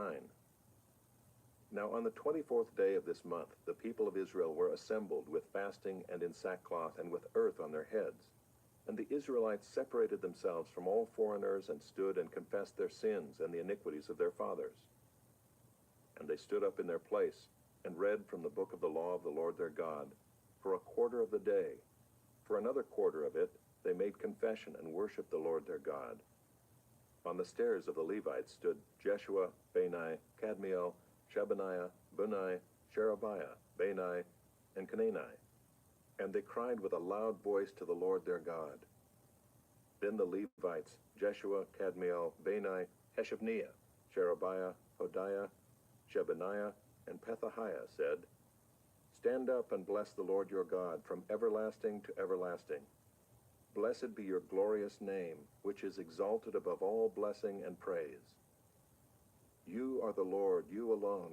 You have made heaven, the heaven of heavens, with all their host, the earth and all that is on it, the seas and all that is in them, and you preserve all of them, and the host of heaven worships you. You are the Lord, the God who chose Abram, and brought him out of Ur of the Chaldeans, and gave him the name Abraham. You found his heart faithful before you, and made with him the covenant to give to his offspring the land of the Canaanite, the Hittite, the Amorite, the Perizzite, the Jebusite, and the Girgashite. And you have kept your promise, for you are righteous. And you saw the affliction of our fathers in Egypt, and heard their cry at the Red Sea, and performed signs and wonders against Pharaoh and all his servants and all the people of his land, for you knew that they acted arrogantly against our fathers. And you made a name for yourself, as it is to this day. And you divided the sea before them, so that they went through the midst of the sea on dry land, and you cast their pursuers into the depths, as a stone into mighty waters. By a pillar of cloud you led them in the day, and by a pillar of fire in the night, to light for them the way in which they should go. You came down on Mount Sinai, and spoke with them from heaven, and gave them right rules and true laws, good statutes and commandments. And you made known to them your holy Sabbath, and commanded them commandments and statutes and a law by Moses your servant. You gave them bread from heaven for their hunger, and brought water for them out of the rock for their thirst. And you told them to go in to possess the land that you had sworn to give them. But they and our fathers acted presumptuously, and stiffened their neck, and did not obey your commandments. They refused to obey, and were not mindful of the wonders that you performed among them. But they stiffened their neck, and appointed a leader to return to their slavery in Egypt. But you are a God ready to forgive, gracious and merciful, slow to anger, and abounding in steadfast love, and did not forsake them. Even when they had made for themselves a golden calf, and said, "This is your God who brought you up out of Egypt," and had committed great blasphemies, you in your great mercies did not forsake them in the wilderness. The pillar of cloud to lead them in the way did not depart from them by day, nor the pillar of fire by night to light for them the way by which they should go. You gave your good spirit to instruct them, and did not withhold your manna from their mouth, and gave them water for their thirst. 40 years you sustained them in the wilderness, and they lacked nothing. Their clothes did not wear out, and their feet did not swell. And you gave them kingdoms and peoples, and allotted to them every corner. So they took possession of the land of Sihon, king of Heshbon, and the land of Og, king of Bashan. You multiplied their children as the stars of heaven, and you brought them into the land that you had told their fathers to enter and possess. So the descendants went in and possessed the land, and you subdued before them the inhabitants of the land, the Canaanites, and gave them into their hand with their kings and the peoples of the land, that they might do with them as they would. And they captured fortified cities and a rich land, and took possession of houses full of all good things, cisterns already hewn, vineyards, olive orchards, and fruit trees in abundance. So they ate and were filled and became fat, and delighted themselves in your great goodness. Nevertheless, they were disobedient and rebelled against you, and cast your law behind their back, and killed your prophets, who had warned them in order to turn them back to you, and they committed great blasphemies. Therefore you gave them into the hand of their enemies, who made them suffer. And in the time of their suffering they cried out to you, and you heard them from heaven. And according to your great mercies you gave them saviors, who saved them from the hand of their enemies. But after they had rest, they did evil again before you, and you abandoned them to the hand of their enemies, so that they had dominion over them. Yet when they turned and cried to you, you heard from heaven, and many times you delivered them according to your mercies. And you warned them in order to turn them back to your law. Yet they acted presumptuously, and did not obey your commandments, but sinned against your rules, which if a person does them, he shall live by them. And they turned a stubborn shoulder, and stiffened their neck, and would not obey. Many years you bore with them, and warned them by your Spirit through your prophets. Yet they would not give ear. Therefore you gave them into the hand of the peoples of the lands. Nevertheless, in your great mercies, you did not make an end of them or forsake them, for you are a gracious and merciful God. Now, therefore, our God, the great, the mighty, and the awesome God, who keeps covenant and steadfast love, let not all the hardship seem little to you that has come upon us, upon our kings, our princes, our priests, our prophets, our fathers, and all your people, since the time of the kings of Assyria until this day. Yet you have been righteous in all that has come upon us, For you have dealt faithfully, and we have acted wickedly. Our kings, our princes, our priests, and our fathers have not kept your law or paid attention to your commandments and your warnings that you gave them. Even in their own kingdom and amid your great goodness that you gave them, and in the large and rich land that you set before them, they did not serve you or turn from their wicked works. Behold, we are slaves this day in the land that you gave to our fathers to enjoy its fruit and its good gifts. Behold, we are slaves. And its rich yield goes to the kings whom you have set over us because of our sins. They rule over our bodies and over our livestock as they please, and we are in great distress. Because of all this, we make a firm covenant in writing. On the sealed document are the names of our princes, our Levites, and our priests. Chapter 10. On the seals are the names of Nehemiah the governor, the son of Hakaliah, Zedekiah, Seraiah, Azariah, Jeremiah, Pashur, Amariah, Malchijah, Hattush, Shebaniah, Malach, Haram, Meremoth, Obadiah, Daniel, Ginnathan, Barak, Meshullam, Abijah, Mijamin, Maaziah, Bilgai, Shemaiah. These are the priests. And the Levites, Jeshua the son of Azaniah, Binnui of the sons of Henadad, Kadmiel, and their brothers Shebaniah, Hodiah, Kelita, Pelaiah, Anan, Micah, Rehab, Hashabiah, Zachar, Sherebiah, Shebaniah, Hodiah, Bani, Beninu. The chiefs of the people, Parosh, Pahath Moab, Elam, Zatu, Bani, Bunai, Asgad, Bebai, Adonijah, Bigvai, Aden, Ater, Hezekiah, Azar, Hodiah, Hashem, Bezai, Hariph, Anathoth, Nebai, Magpiash, Meshullam, Ezer, Meshezabel, Zadok, Jaddua, Pelatiah, Hanan, Anaiah, Hoshea, Hananiah, Hashab, Elohesh, Pilah, Shobek, Ream, Hashabnah, Maaseiah, Ahiah, Hanan, Anan, Malach, Haram, Baanah. The rest of the people, the priests, the Levites, the gatekeepers, the singers, the temple servants, and all who have separated themselves from the peoples of the lands to the law of God, their wives, their sons, their daughters, all who have knowledge and understanding, join with their brothers, their nobles, and enter into a curse and an oath to walk in God's law that was given by Moses, the servant of God, and to observe and do all the commandments of the Lord our Lord, and his rules and his statutes. We will not give our daughters to the peoples of the land, or take their daughters for our sons. And if the peoples of the land bring in goods or any grain on the Sabbath day to sell, we will not buy from them on the Sabbath or on a holy day. And we will forego the crops of the 7th year, and the exaction of every debt. We also take on ourselves the obligation to give yearly a third part of a shekel for the service of the house of our God, for the showbread, the regular grain offering, the regular burnt offering, the Sabbaths, the new moons, the appointed feasts, the holy things, and the sin offerings to make atonement for Israel, and for all the work of the house of our God. We, the priests, the Levites, and the people, have likewise cast lots for the wood offering to bring it into the house of our God, according to our fathers' houses, at times appointed, year by year, to burn on the altar of the Lord our God, as it is written in the law.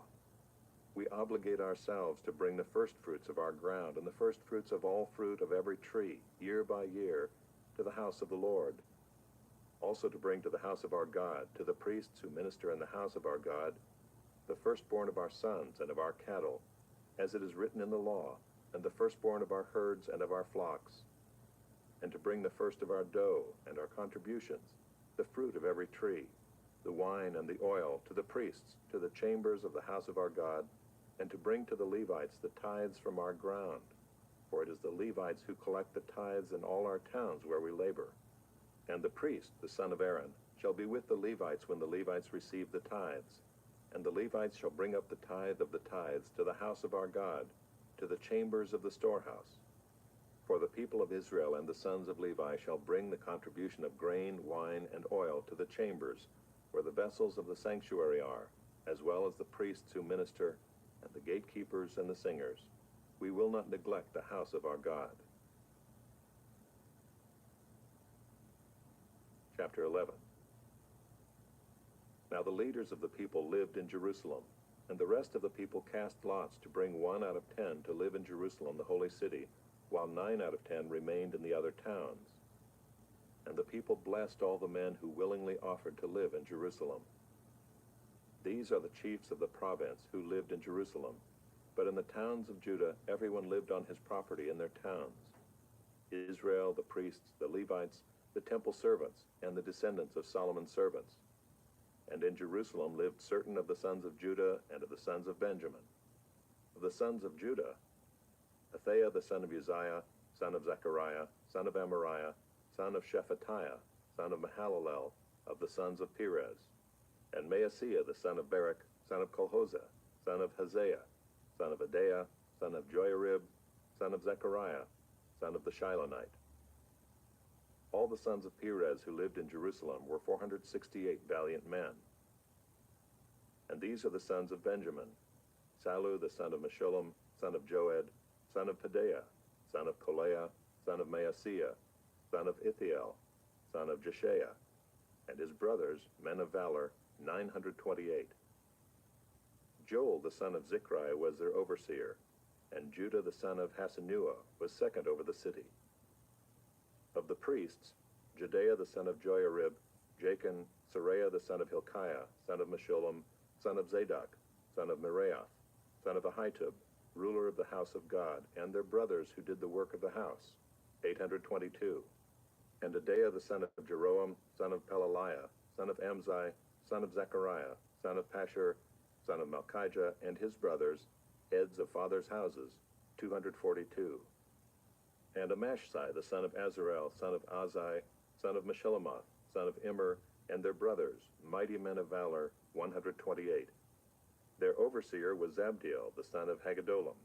And of the Levites, Shemaiah the son of Hashab, son of Azrikam, son of Hashabiah, son of Bunai, and Shabbathai and Jozabad, of the chiefs of the Levites, who were over the outside work of the house of God, and Mattaniah the son of Micah, son of Zabdi, son of Asaph, who was the leader of the praise, who gave thanks, and Bakbukiah, the second among his brothers, and Abda the son of Shemua, son of Galal, son of Jeduthun. All the Levites in the holy city were 284. The gatekeepers, Akub, Talmon, and their brothers, who kept watch at the gates, were 172. And the rest of Israel and of the priests and the Levites were in all the towns of Judah, every one in his inheritance. But the temple servants lived on Ophel, and Zihah and Gishpa were over the temple servants. The overseer of the Levites in Jerusalem was Uzziah the son of Bani, son of Hashabiah, son of Mattaniah, son of Micah, of the sons of Asaph, the singers, over the work of the house of God. For there was a command from the king concerning them, and a fixed provision for the singers, as every day required. And Pethahiah the son of Meshezabel, of the sons of Zerah, the son of Judah, was at the king's side in all matters concerning the people. And as for the villages with their fields, some of the people of Judah lived in Kiriath Arba and its villages, and in Dibon and its villages, and in Jekabzeel and its villages, and in Jeshua, and in Moladah, and Beth Pelet, and Hazar Shual, in Beersheba and its villages, in Ziklag, in Mekona and its villages, in Enrimmon, in Zorah, in Jarmuth, Zanoah, Adullam and their villages, Lachish and its fields, and Azekah and its villages. So they encamped from Beersheba to the valley of Hinnom. The people of Benjamin also lived from Geba onward, at Michmash, Ijah, Bethel and its villages, Anathoth, Nob, Ananiah, Hazor, Ramah, Gittaim, Hadid, Zeboim, Nebalat, Lod, and Ono, the valley of craftsmen.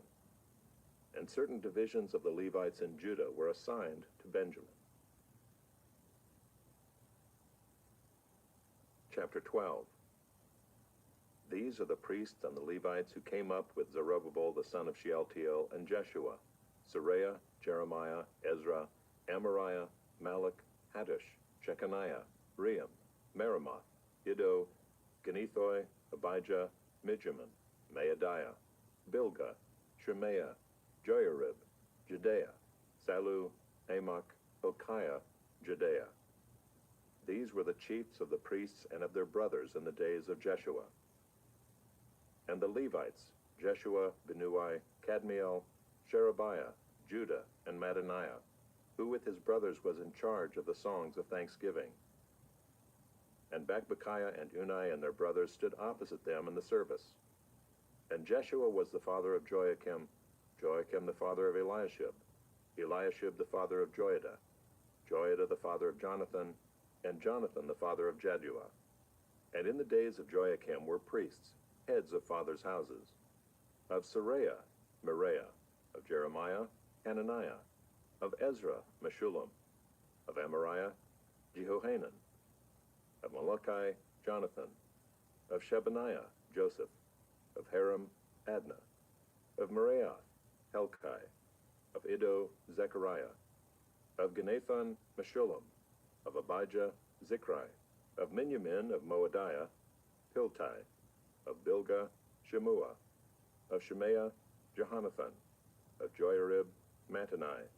Of Judea, Uzai. Of Salai, Kalai. Of Amok, Eber. Of Hilkiah, Hashabiah.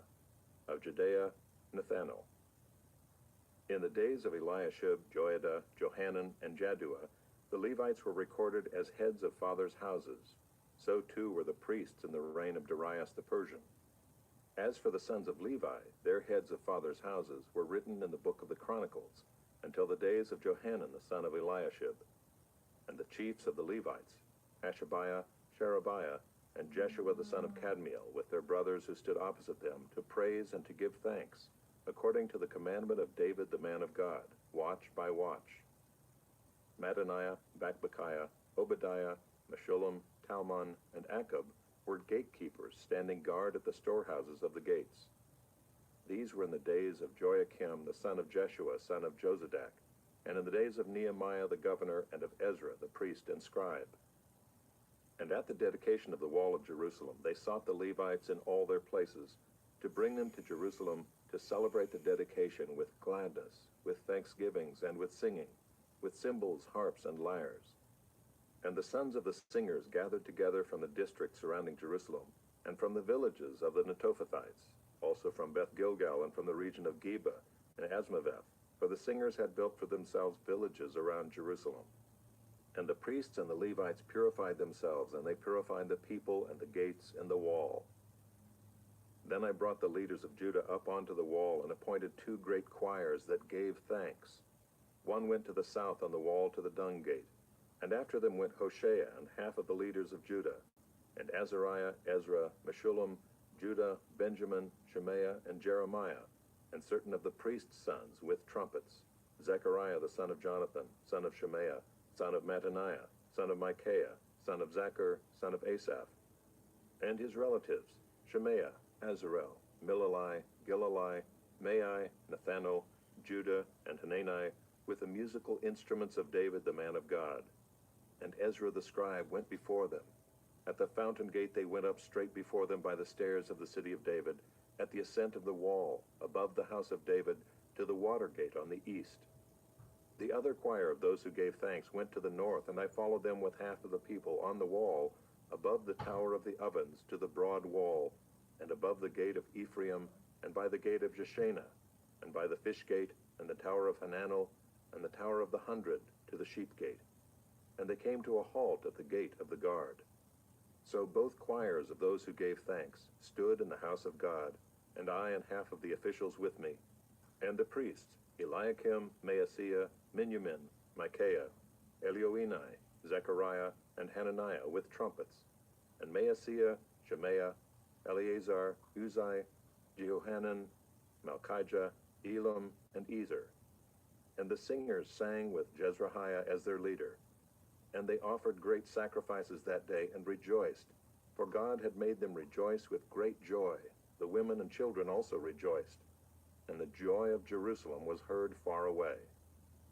On that day men were appointed over the storerooms, the contributions, the firstfruits, and the tithes, to gather into them the portions required by the law for the priests and for the Levites, according to the fields of the towns. For Judah rejoiced over the priests and the Levites who ministered.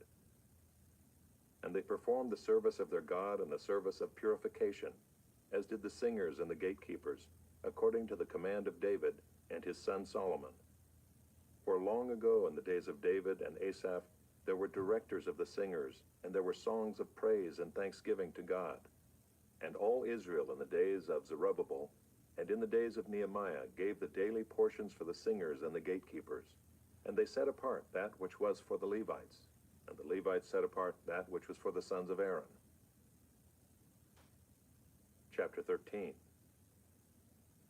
On that day they read from the book of Moses in the hearing of the people, and in it was found written that no Ammonite or Moabite should ever enter the assembly of God, for they did not meet the people of Israel with bread and water, but hired Balaam against them to curse them. Yet our God turned the curse into a blessing. As soon as the people heard the law, they separated from Israel all those of foreign descent. Now before this, Eliashib the priest, who was appointed over the chambers of the house of our God, and who was related to Tobiah, prepared for Tobiah a large chamber where they had previously put the grain offering, the frankincense, the vessels, and the tithes of grain, wine, and oil, which were given by commandment to the Levites, singers, and gatekeepers, and the contributions for the priests. While this was taking place, I was not in Jerusalem, for in the 32nd year of Artaxerxes king of Babylon, I went to the king. And after some time I asked leave of the king, and came to Jerusalem. And I then discovered the evil that Eliashib had done for Tobiah, preparing for him a chamber in the courts of the house of God.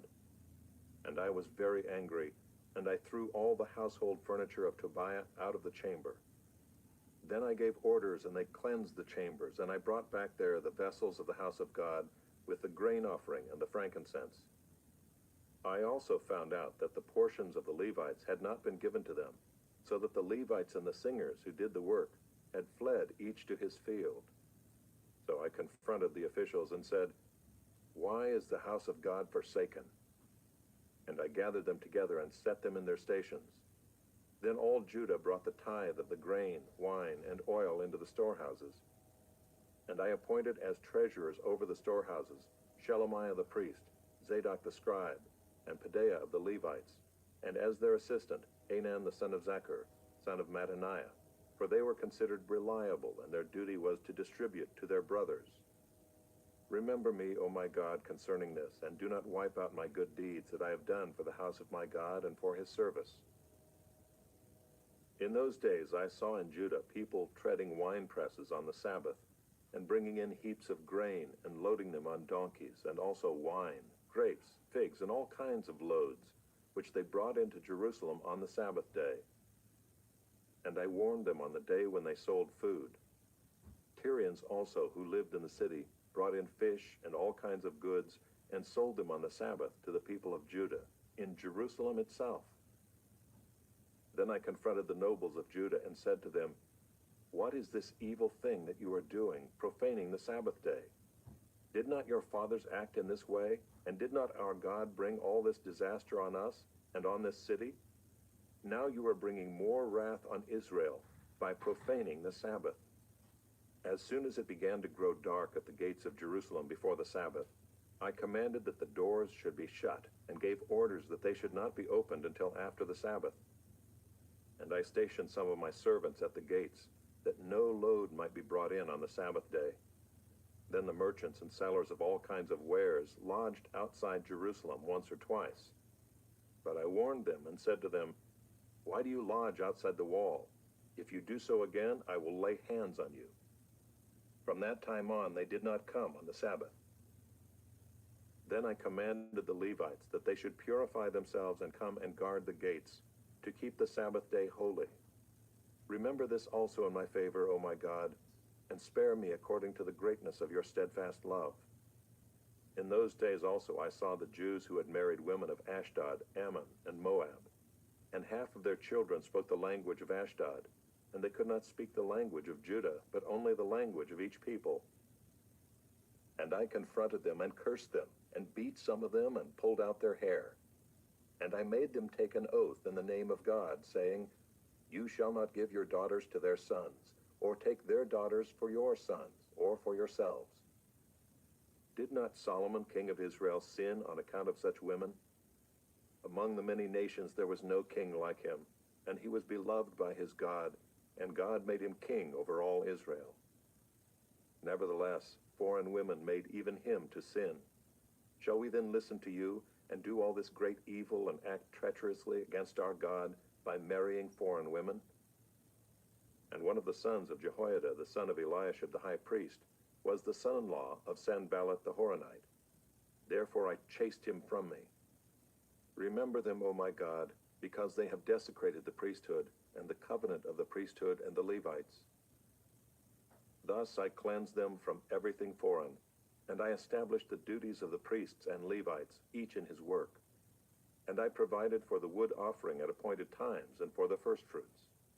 Remember me, O my God, for good. Esther, chapter 1. Now in the days of Ahasuerus, the Ahasuerus who reigned from India to Ethiopia over 127 provinces, in those days when King Ahasuerus sat on his royal throne in Susa the citadel, in the 3rd year of his reign, he gave a feast for all his officials and servants. The army of Persia and Media and the nobles and governors of the provinces were before him, while he showed the riches of his royal glory and the splendor and pomp of his greatness for many days, 180 days.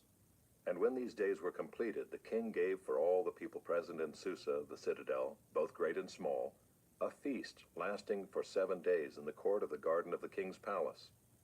There were white cotton curtains and violet hangings fastened with cords of fine linen and purple to silver rods and marble pillars, and also couches of gold and silver on a mosaic pavement of porphyry, marble, mother of pearl, and precious stones. Drinks were served in golden vessels, vessels of different kinds, and the royal wine was lavished according to the bounty of the king, and drinking was according to this edict: there is no compulsion. For the king had given orders to all the staff of his palace to do as each man desired. Queen Vashti also gave a feast for the women in the palace that belonged to King Ahasuerus. On the 7th day, when the heart of the king was merry with wine, he commanded Mehuman, Biztha, Harbona, Bigtha, and Abagtha, Zethar, and Carcass, the 7 eunuchs who served in the presence of King Ahasuerus, to bring Queen Vashti before the king with her royal crown, in order to show the peoples and the princes her beauty, for she was lovely to look at. But Queen Vashti refused to come at the king's command delivered by the eunuchs. At this the king became enraged, and his anger burned within him. Then the king said to the wise men who knew the times, for this was the king's procedure toward all who were versed in law and judgment, the men next to him being Karshena, Shethar, and Metha, Tarshish, Meres, Marsena, and Memucan, the 7 princes of Persia and Media, who saw the king's face and sat first in the kingdom. According to the law, what is to be done to Queen Vashti because she has not performed the command of King Ahasuerus delivered by the eunuchs? Then Memucan said in the presence of the king and the officials, not only against the king has Queen Vashti done wrong, but also against all the officials and all the peoples who are in all the provinces of King Ahasuerus. For the queen's behavior will be made known to all women, causing them to look at their husbands with contempt, since they will say, King Ahasuerus commanded Queen Vashti to be brought before him, and she did not come. This very day the noble women of Persia and Media, who have heard of the queen's behavior, will say the same to all the king's officials, and there will be contempt and wrath in plenty. If it please the king, let a royal order go out from him, and let it be written among the laws of the Persians and the Medes, so that it may not be repealed, that Vashti is never again to come before King Ahasuerus. And let the king give her royal position to another who is better than she. So when the decree made by the king is proclaimed throughout all his kingdom, for it is vast, all women will give honor to their husbands, high and low alike. This advice pleased the king and the princes, and the king did as Memucan proposed. He sent letters to all the royal provinces, to every province in its own script, and to every people in its own language, that every man be master in his own household, and speak according to the language of his people.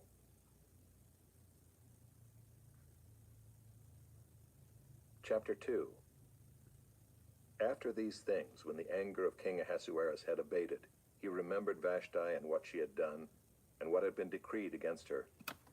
Then the king's young men who attended him said, Let beautiful young virgins be sought out for the king, And let the king appoint officers in all the provinces of his kingdom, to gather all the beautiful young virgins to the harem in Susa the citadel, under custody of Hegai the king's eunuch, who is in charge of the women. Let their cosmetics be given them.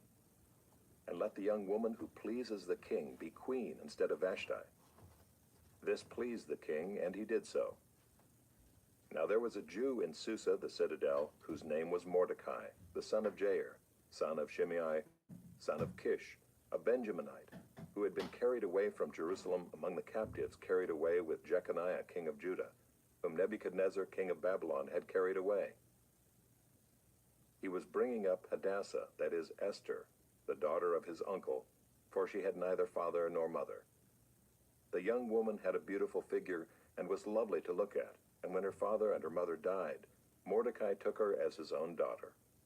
So when the king's order and his edict were proclaimed, and when many young women were gathered in Susa the citadel in custody of Hegai, Esther also was taken into the king's palace and put in custody of Hegai, who had charge of the women. And the young woman pleased him and won his favor, and he quickly provided her with her cosmetics and her portion of food, and with 7 chosen young women from the king's palace, and advanced her and her young women to the best place in the harem. Esther had not made known her people or kindred, for Mordecai had commanded her not to make it known. And every day Mordecai walked in front of the court of the harem to learn how Esther was and what was happening to her.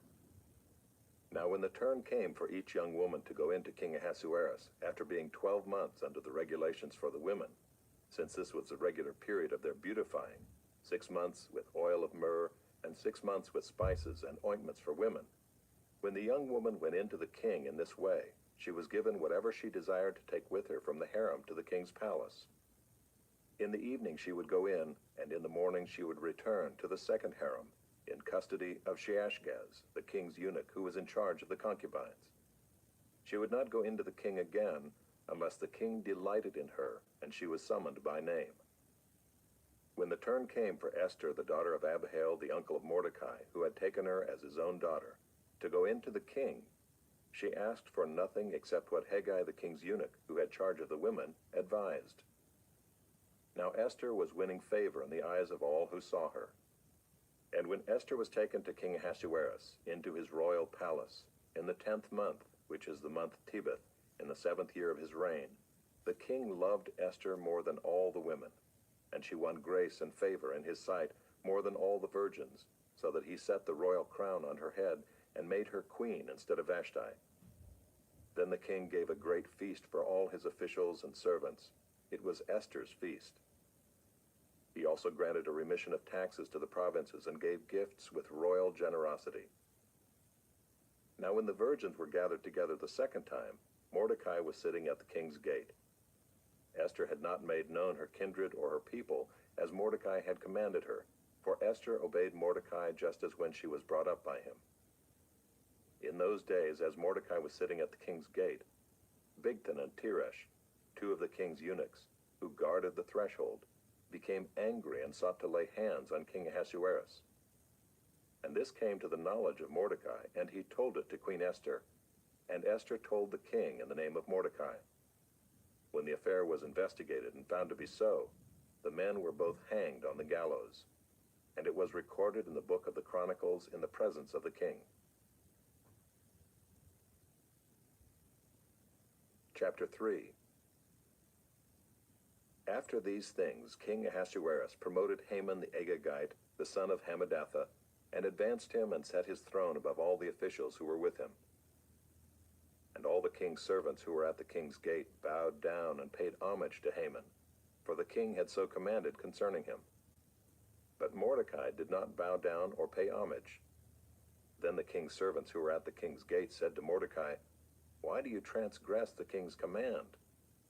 And when they spoke to him day after day, and he would not listen to them, they told Haman, in order to see whether Mordecai's words would stand, for he had told them that he was a Jew. And when Haman saw that Mordecai did not bow down or pay homage to him, Haman was filled with fury. But he disdained to lay hands on Mordecai alone. So as they had made known to him the people of Mordecai, Haman sought to destroy all the Jews, the people of Mordecai, throughout the whole kingdom of Ahasuerus. In the first month, which is the month of Nisan in the 12th year of King Ahasuerus, they cast pur, that is, they cast lots before Haman day after day. And they cast it month after month, till the 12th month, which is the month of Adar. Then Haman said to King Ahasuerus, "There is a certain people scattered abroad and dispersed among the peoples in all the provinces of your kingdom. Their laws are different from those of every other people, and they do not keep the king's laws, so that it is not to the king's profit to tolerate them. If it please the king, let it be decreed that they be destroyed, and I will pay 10,000 talents of silver into the hands of those who have charge of the king's business, that they may put it into the king's treasuries." So the king took his signet ring from his hand, and gave it to Haman the Agagite, the son of Hammedatha, the enemy of the Jews. And the king said to Haman, "The money is given to you, the people also, to do with them as it seems good to you." Then the king's scribes were summoned on the 13th day of the first month, and an edict, according to all that Haman commanded, was written to the king's satraps and to the governors over all the provinces, and to the officials of all the peoples, to every province in its own script, and every people in its own language. It was written in the name of King Ahasuerus, and sealed with the king's signet ring. Letters were sent by couriers to all the king's provinces, with instruction to destroy, to kill, and to annihilate all Jews, young and old, women and children, in one day, the 13th day of the 12th month, which is the month of Adar, and to plunder their goods.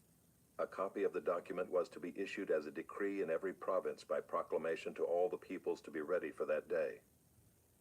The couriers went out hurriedly by order of the king, and the decree was issued in Susa the citadel. And the king and Haman sat down to drink, but the city of Susa was thrown into confusion.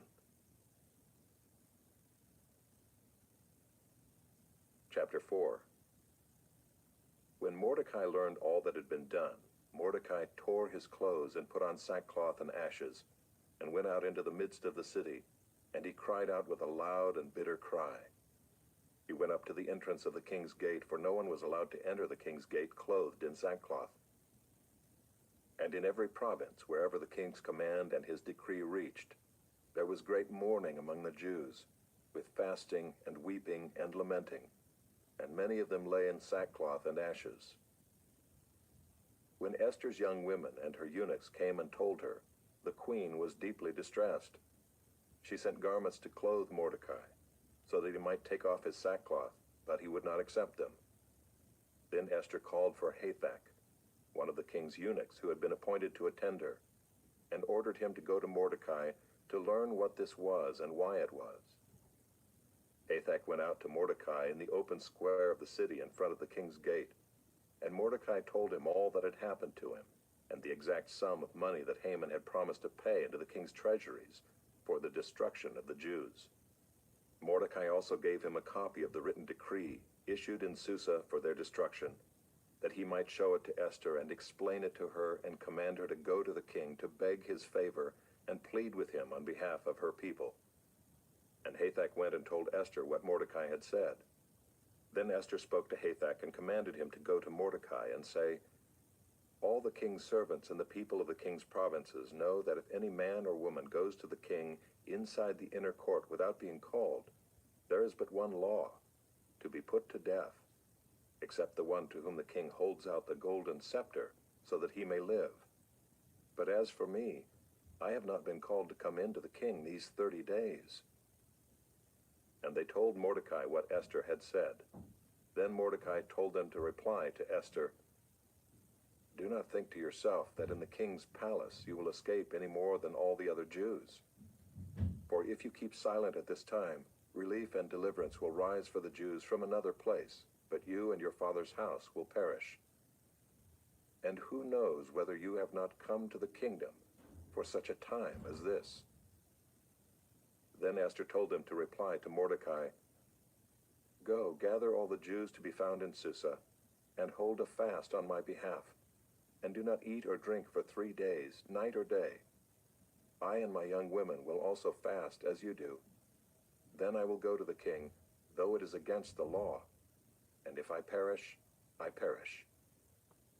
Mordecai then went away and did everything as Esther had ordered him.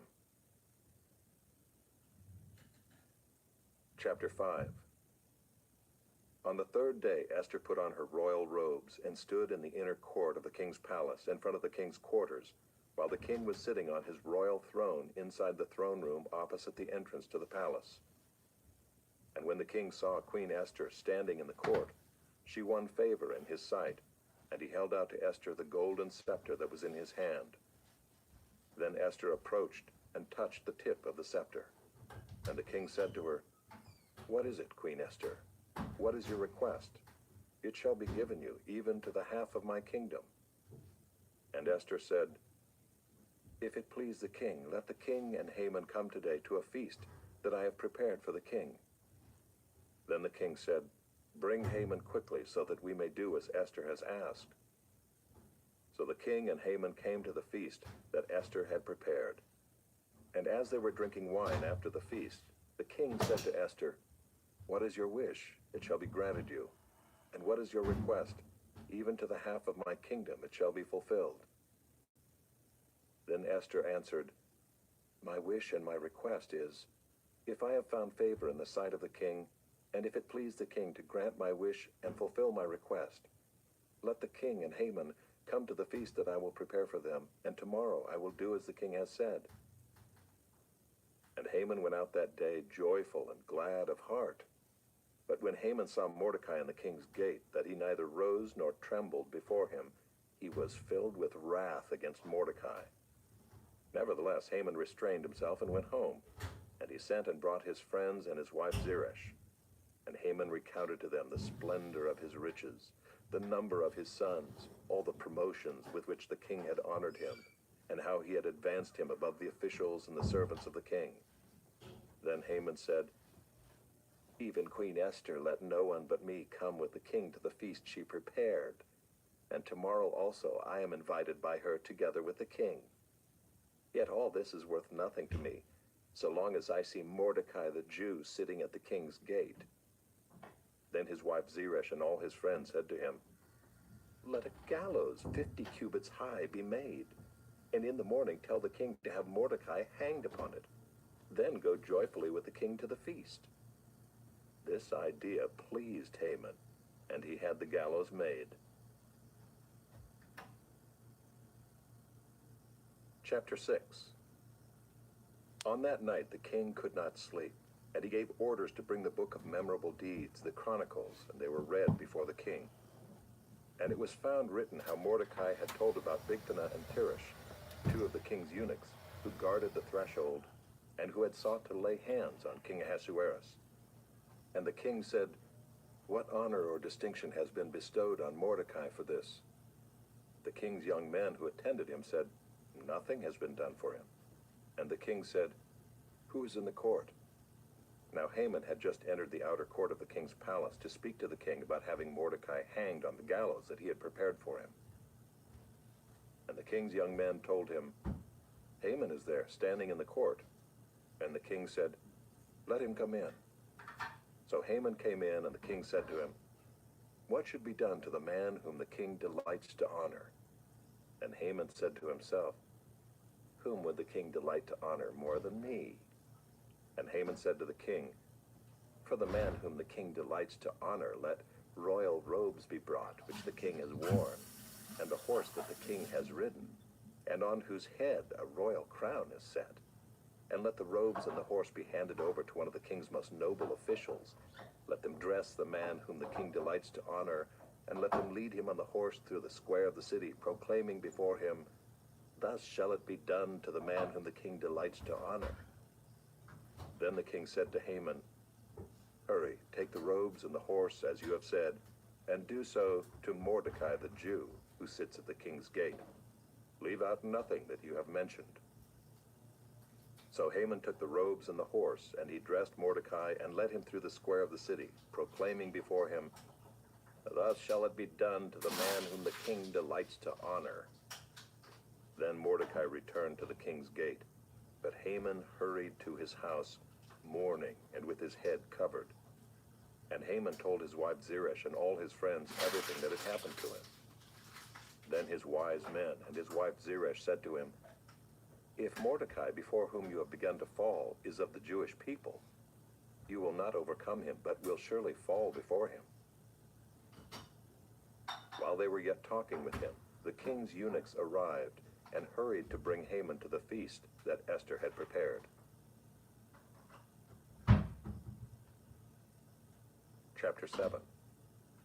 So the king and Haman went in to feast with Queen Esther, and on the second day, as they were drinking wine after the feast, the king again said to Esther, "What is your wish, Queen Esther? It shall be granted you. And what is your request? Even to the half of my kingdom it shall be fulfilled." Then Queen Esther answered, "If I have found favor in your sight, O king, and if it please the king, let my life be granted me for my wish, and my people for my request. For we have been sold, I and my people, to be destroyed, to be killed, and to be annihilated. If we had been sold merely as slaves, men and women, I would have been silent, for our affliction is not to be compared with the loss to the king." Then King Ahasuerus said to Queen Esther, "Who is he and where is he who has dared to do this?" And Esther said, "A foe and enemy, this wicked Haman." Then Haman was terrified before the king and the queen. And the king arose in his wrath from the wine drinking and went into the palace garden. But Haman stayed to beg for his life from Queen Esther, for he saw that harm was determined against him by the king. And the king returned from the palace garden to the place where they were drinking wine, as Haman was falling on the couch where Esther was. And the king said, "Will he even assault the queen in my presence in my own house?" As the word left the mouth of the king, they covered Haman's face. Then Harbona, one of the eunuchs in attendance on the king, said, "Moreover, the gallows that Haman has prepared for Mordecai, whose word saved the king, is standing at Haman's house, 50 cubits high." And the king said, "Hang him on that." So they hanged Haman on the gallows that he had prepared for Mordecai. Then the wrath of the king abated.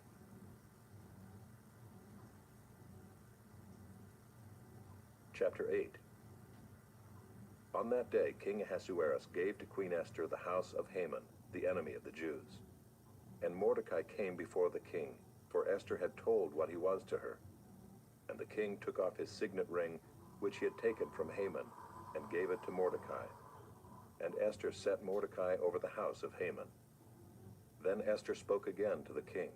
She fell at his feet and wept and pleaded with him to avert the evil plan of Haman the Agagite and the plot that he had devised against the Jews. When the king held out the golden scepter to Esther, Esther rose and stood before the king, and she said, "If it please the king, and if I have found favor in his sight, and if the thing seems right before the king, and I am pleasing in his eyes, let an order be written to revoke the letters devised by Haman the Agagite, the son of Hammedatha, which he wrote to destroy the Jews who are in all the provinces of the king. For how can I bear to see the calamity that is coming to my people? Or how can I bear to see the destruction of my kindred?" Then King Ahasuerus said to Queen Esther and to Mordecai the Jew, "Behold, I have given Esther the house of Haman, and they have hanged him on the gallows, because he intended to lay hands on the Jews.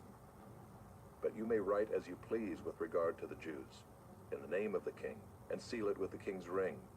For an edict written in the name of the king and sealed with the king's ring cannot be revoked." The king's scribes were summoned at that time in the 3rd month, which is the month of Sivan, on the 23rd day, and an edict was written according to all that Mordecai commanded concerning the Jews, to the satraps and the governors and the officials of the provinces from India to Ethiopia, 127 provinces, to each province in its own script, and to each people in its own language, and also to the Jews in their script and their language. And he wrote in the name of King Ahasuerus and sealed it with the king's signet ring.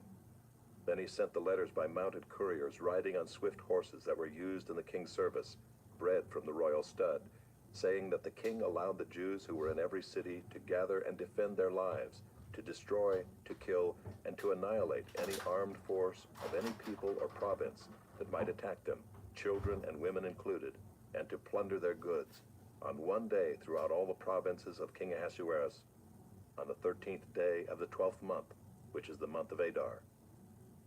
A copy of what was written was to be issued as a decree in every province, being publicly displayed to all peoples, and the Jews were to be ready on that day to take vengeance on their enemies. So the couriers, mounted on their swift horses that were used in the king's service, rode out hurriedly, urged by the king's command, and the decree was issued in Susa the citadel. Then Mordecai went out from the presence of the king in royal robes of blue and white, with a great golden crown and a robe of fine linen and purple, and the city of Susa shouted and rejoiced. The Jews had light and gladness and joy and honor. And in every province and in every city, wherever the king's command and his edict reached, there was gladness and joy among the Jews, a feast and a holiday, and many from the peoples of the country declared themselves Jews, for fear of the Jews had fallen on them. Chapter 9.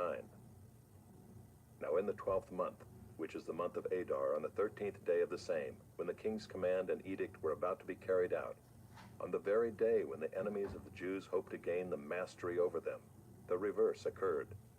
The Jews gained mastery over those who hated them.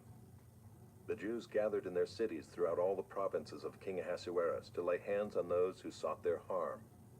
And no one could stand against them, for the fear of them had fallen on all peoples. All the officials of the provinces and the satraps and the governors and the royal agents also helped the Jews, for the fear of Mordecai had fallen on them. For Mordecai was great in the king's house, and his fame spread throughout all the provinces, for the man Mordecai grew more and more powerful. The Jews struck all their enemies with the sword, killing and destroying them, and did as they pleased to those who hated them. In Susa the citadel itself the Jews killed and destroyed 500 men, and also killed Parshandatha and Dalphon, and Aspatha, and Poratha, and Adalia, and Aridatha, and Parmashta, and Arasai, and Aradai, and Vaisatha, the 10 sons of Haman the son of Hammedatha, the enemy of the Jews. But they laid no hand on the plunder. That very day the number of those killed in Susa the citadel was reported to the king. And the king said to Queen Esther, "In Susa the citadel the Jews have killed and destroyed 500 men, and also the 10 sons of Haman. What then have they done in the rest of the king's provinces? Now what is your wish? It shall be granted you. And what further is your request? It shall be fulfilled." And Esther said, "If it please the king, let the Jews who are in Susa be allowed tomorrow also to do according to this day's edict, and let the 10 sons of Haman be hanged on the gallows." So the king commanded this to be done. A decree was issued in Susa, and the 10 sons of Haman were hanged. The Jews who were in Susa gathered also on the 14th day of the month of Adar, and they killed 300 men in Susa, but they laid no hands on the plunder. Now the rest of the Jews who were in the king's provinces also gathered to defend their lives and got relief from their enemies, and killed 75,000 of those who hated them, but they laid no hands on the plunder. This was on the 13th day of the month of Adar, and on the 14th day they rested and made that a day of feasting and gladness. But the Jews who were in Susa gathered on the 13th day and on the 14th, and rested on the 15th day, making that a day of feasting and gladness. Therefore the Jews of the villages who live in the rural towns hold the 14th day of the month of Adar as a day for gladness and feasting, as a holiday, and as a day on which they send gifts of food to one another. And Mordecai recorded these things and sent letters to all the Jews who were in all the provinces of King Ahasuerus, both near and far, obliging them to keep the 14th day of the month of Adar and also the 15th day of the same, year by year, as the days on which the Jews got relief from their enemies, and as the month that had been turned for them from sorrow into gladness, and from mourning into a holiday, that they should make them days of feasting and gladness, days for sending gifts of food to one another, and gifts to the poor. So the Jews accepted what they had started to do, and what Mordecai had written to them. For Haman the Agagite, the son of Hammedatha, the enemy of all the Jews, had plotted against the Jews to destroy them, and had cast pur, that is, cast lots, to crush and to destroy them. But when it came before the king, he gave orders in writing that his evil plan that he had devised against the Jews should return on his own head, and that he and his sons should be hanged on the gallows. Therefore they called these days Purim, after the term pur.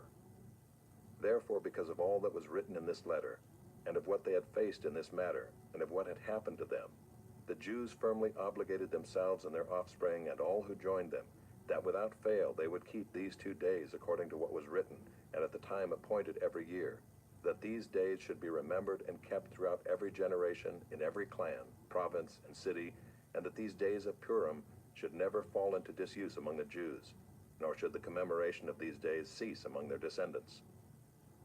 Then Queen Esther, the daughter of Abihail, and Mordecai the Jew gave full written authority, confirming this second letter about Purim. Letters were sent to all the Jews, to the 127 provinces of the kingdom of Ahasuerus, in words of peace and truth, that these days of Purim should be observed at their appointed seasons, as Mordecai the Jew and Queen Esther obligated them, and as they had obligated themselves and their offspring with regard to their fasts and their lamenting. The command of Queen Esther confirmed these practices of Purim, and it was recorded in writing. Chapter 10. King Ahasuerus imposed tax on the land and on the coastlands of the sea, and all the acts of his power and might, and the full account of the high honor of Mordecai to which the king advanced him, are they not written in the book of the Chronicles of the kings of Media and Persia? For Mordecai the Jew was second in rank to King Ahasuerus, and he was great among the Jews and popular with the multitude of his brothers, for he sought the welfare of his people and spoke peace to all his people.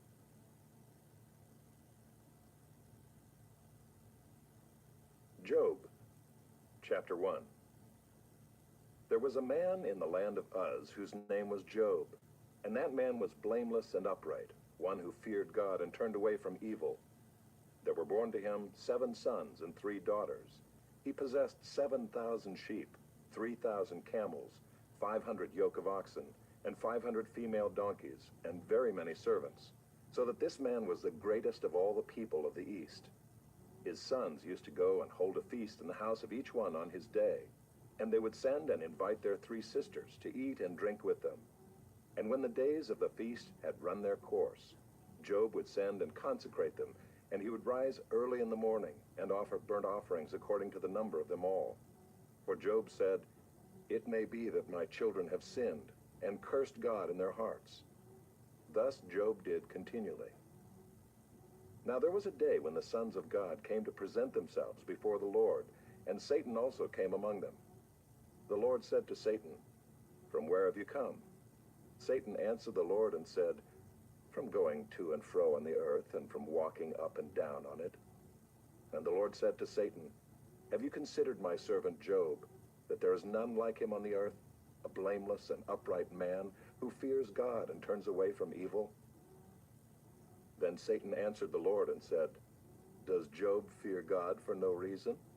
Have you not put a hedge around him and his house and all that he has on every side? You have blessed the work of his hands, and his possessions have increased in the land. But stretch out your hand and touch all that he has, and he will curse you to your face." And the Lord said to Satan, "Behold, all that he has is in your hand. Only against him do not stretch out your hand." So Satan went out from the presence of the Lord. Now there was a day when his sons and daughters were eating and drinking wine in their oldest brother's house. And there came a messenger to Job and said, "The oxen were plowing and the donkeys feeding beside them, and the Sabaeans fell upon them and took them and struck down the servants with the edge of the sword, and I alone have escaped to tell you." While he was yet speaking, there came another and said, "The fire of God fell from heaven and burned up the sheep and the servants and consumed them, and I alone have escaped to tell you." While he was yet speaking, there came another and said, "The Chaldeans formed 3 groups and made a raid on the camels and took them and struck down the servants with the edge of the sword, and I alone have escaped to tell you." While he was yet speaking, there came another and said, "Your sons and daughters were eating and drinking wine in their oldest brother's house, and behold, a great wind came across the wilderness and struck the 4 corners of the house, and it fell upon the young people, and they are dead, and I alone have escaped to tell you." Then Job arose and tore his robe and shaved his head and fell on the ground and worshipped. And he said, "Naked I came from my mother's womb, and naked shall I return. The Lord gave, and the Lord has taken away. Blessed be the name of the Lord. In all this, Job did not sin or charge God with wrong.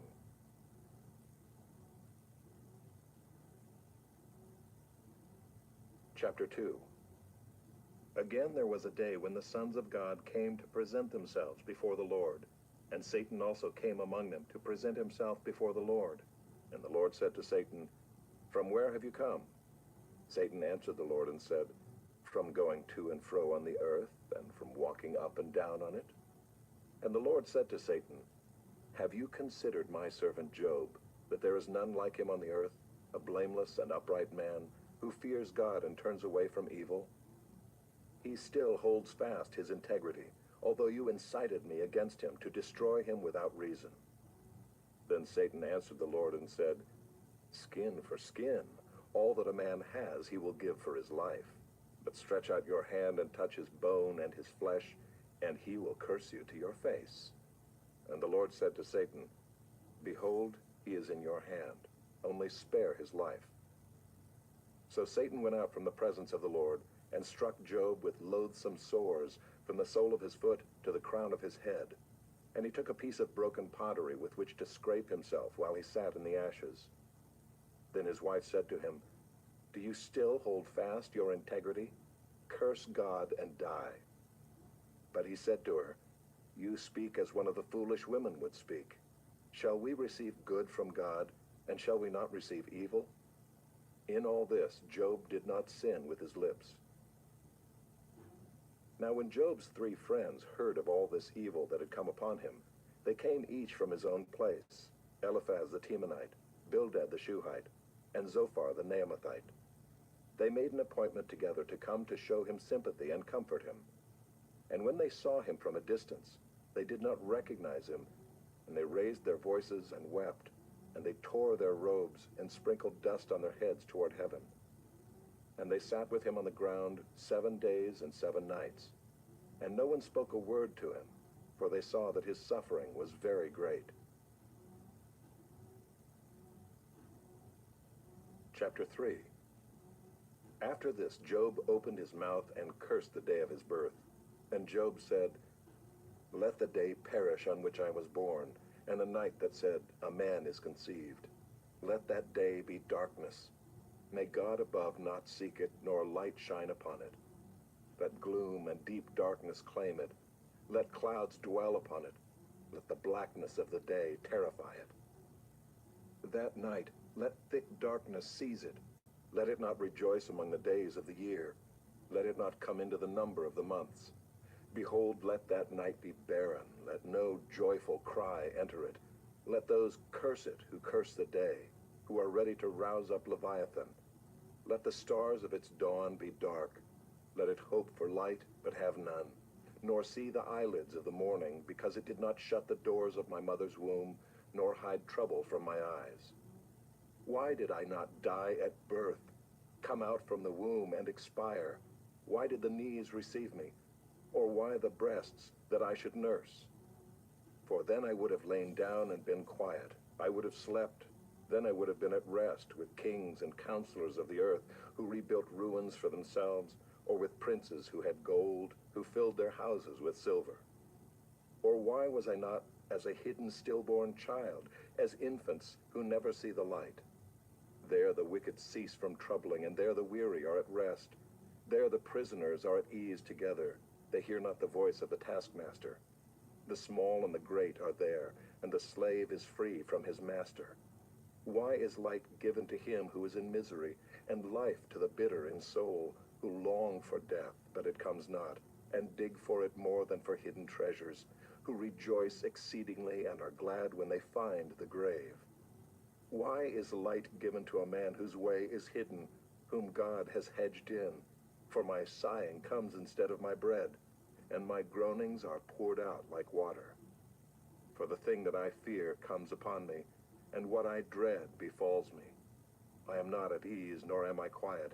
I have no rest, but trouble comes.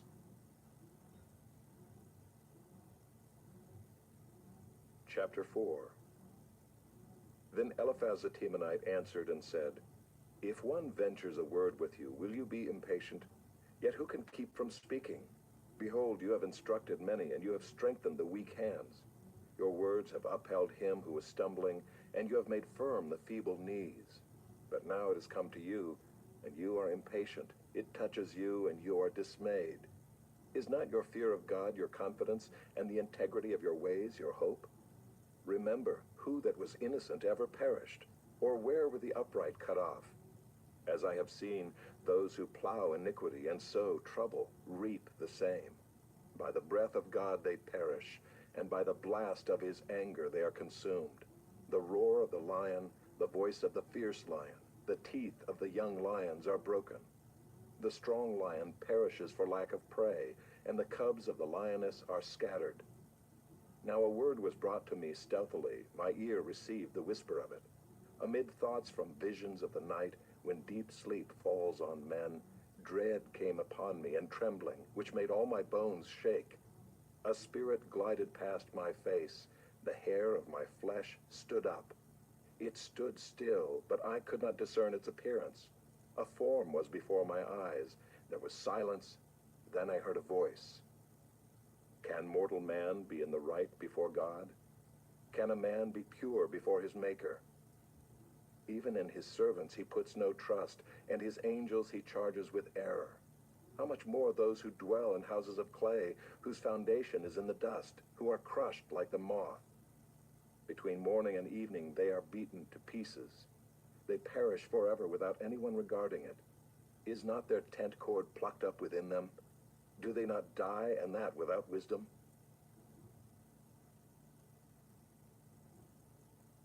Chapter 5. Call now. Is there anyone who will answer you? To which of the holy ones will you turn? Surely vexation kills the fool, and jealousy slays the simple.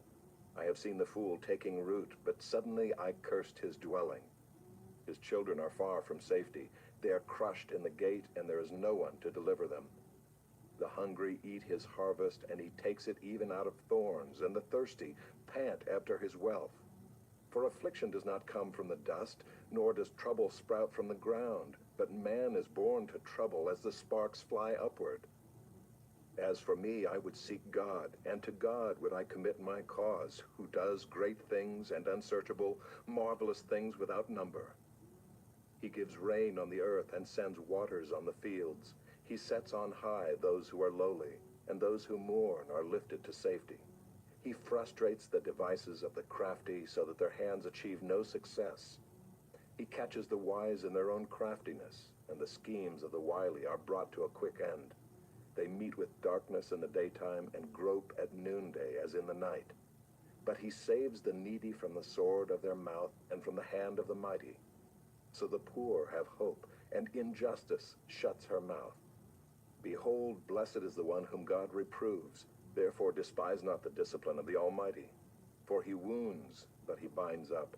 He shatters, but his hands heal. He will deliver you from 6 troubles. In 7 no evil shall touch you.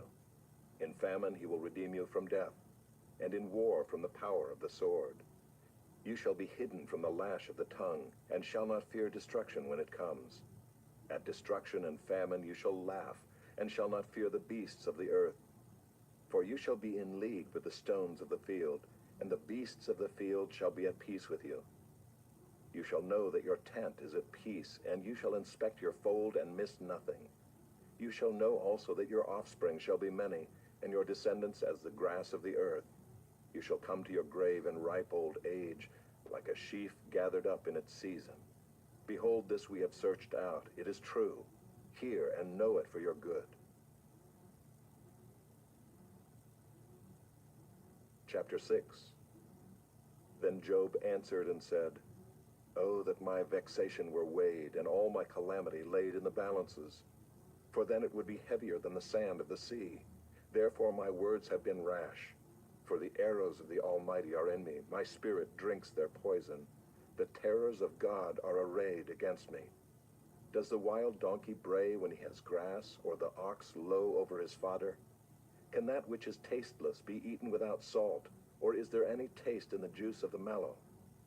My appetite refuses to touch them. They are as food that is loathsome to me. Oh, that I might have my request, and that God would fulfill my hope, that it would please God to crush me, that he would let loose his hand and cut me off. This would be my comfort. I would even exult in pain unsparing, for I have not denied the words of the Holy One. What is my strength that I should wait? And what is my end that I should be patient? Is my strength the strength of stones, or is my flesh bronze? Have I any help in me when resource is driven from me? He who withholds kindness from a friend forsakes the fear of the Almighty. My brothers are treacherous as a torrent bed, as torrential streams that pass away, which are dark with ice, and where the snow hides itself. When they melt, they disappear. When it is hot, they vanish from their place. The caravans turn aside from their course. They go up into the waste and perish. The caravans of Tema look. The travelers of Sheba hope. They are ashamed because they were confident. They come there and are disappointed. For you have now become nothing. You see my calamity and are afraid. Have I said, make me a gift? Or from your wealth offer a bribe for me? Or deliver me from the adversary's hand? Or redeem me from the hand of the ruthless? Teach me, and I will be silent. Make me understand how I have gone astray. How forceful are upright words.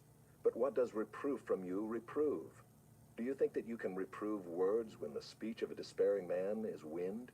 You would even cast lots over the fatherless and bargain over your friend. But now be pleased to look at me, for I will not lie to your face. Please turn, let no injustice be done. Turn now, my vindication is at stake. Is there any injustice on my tongue? Cannot my palate discern the cause of calamity? Chapter 7.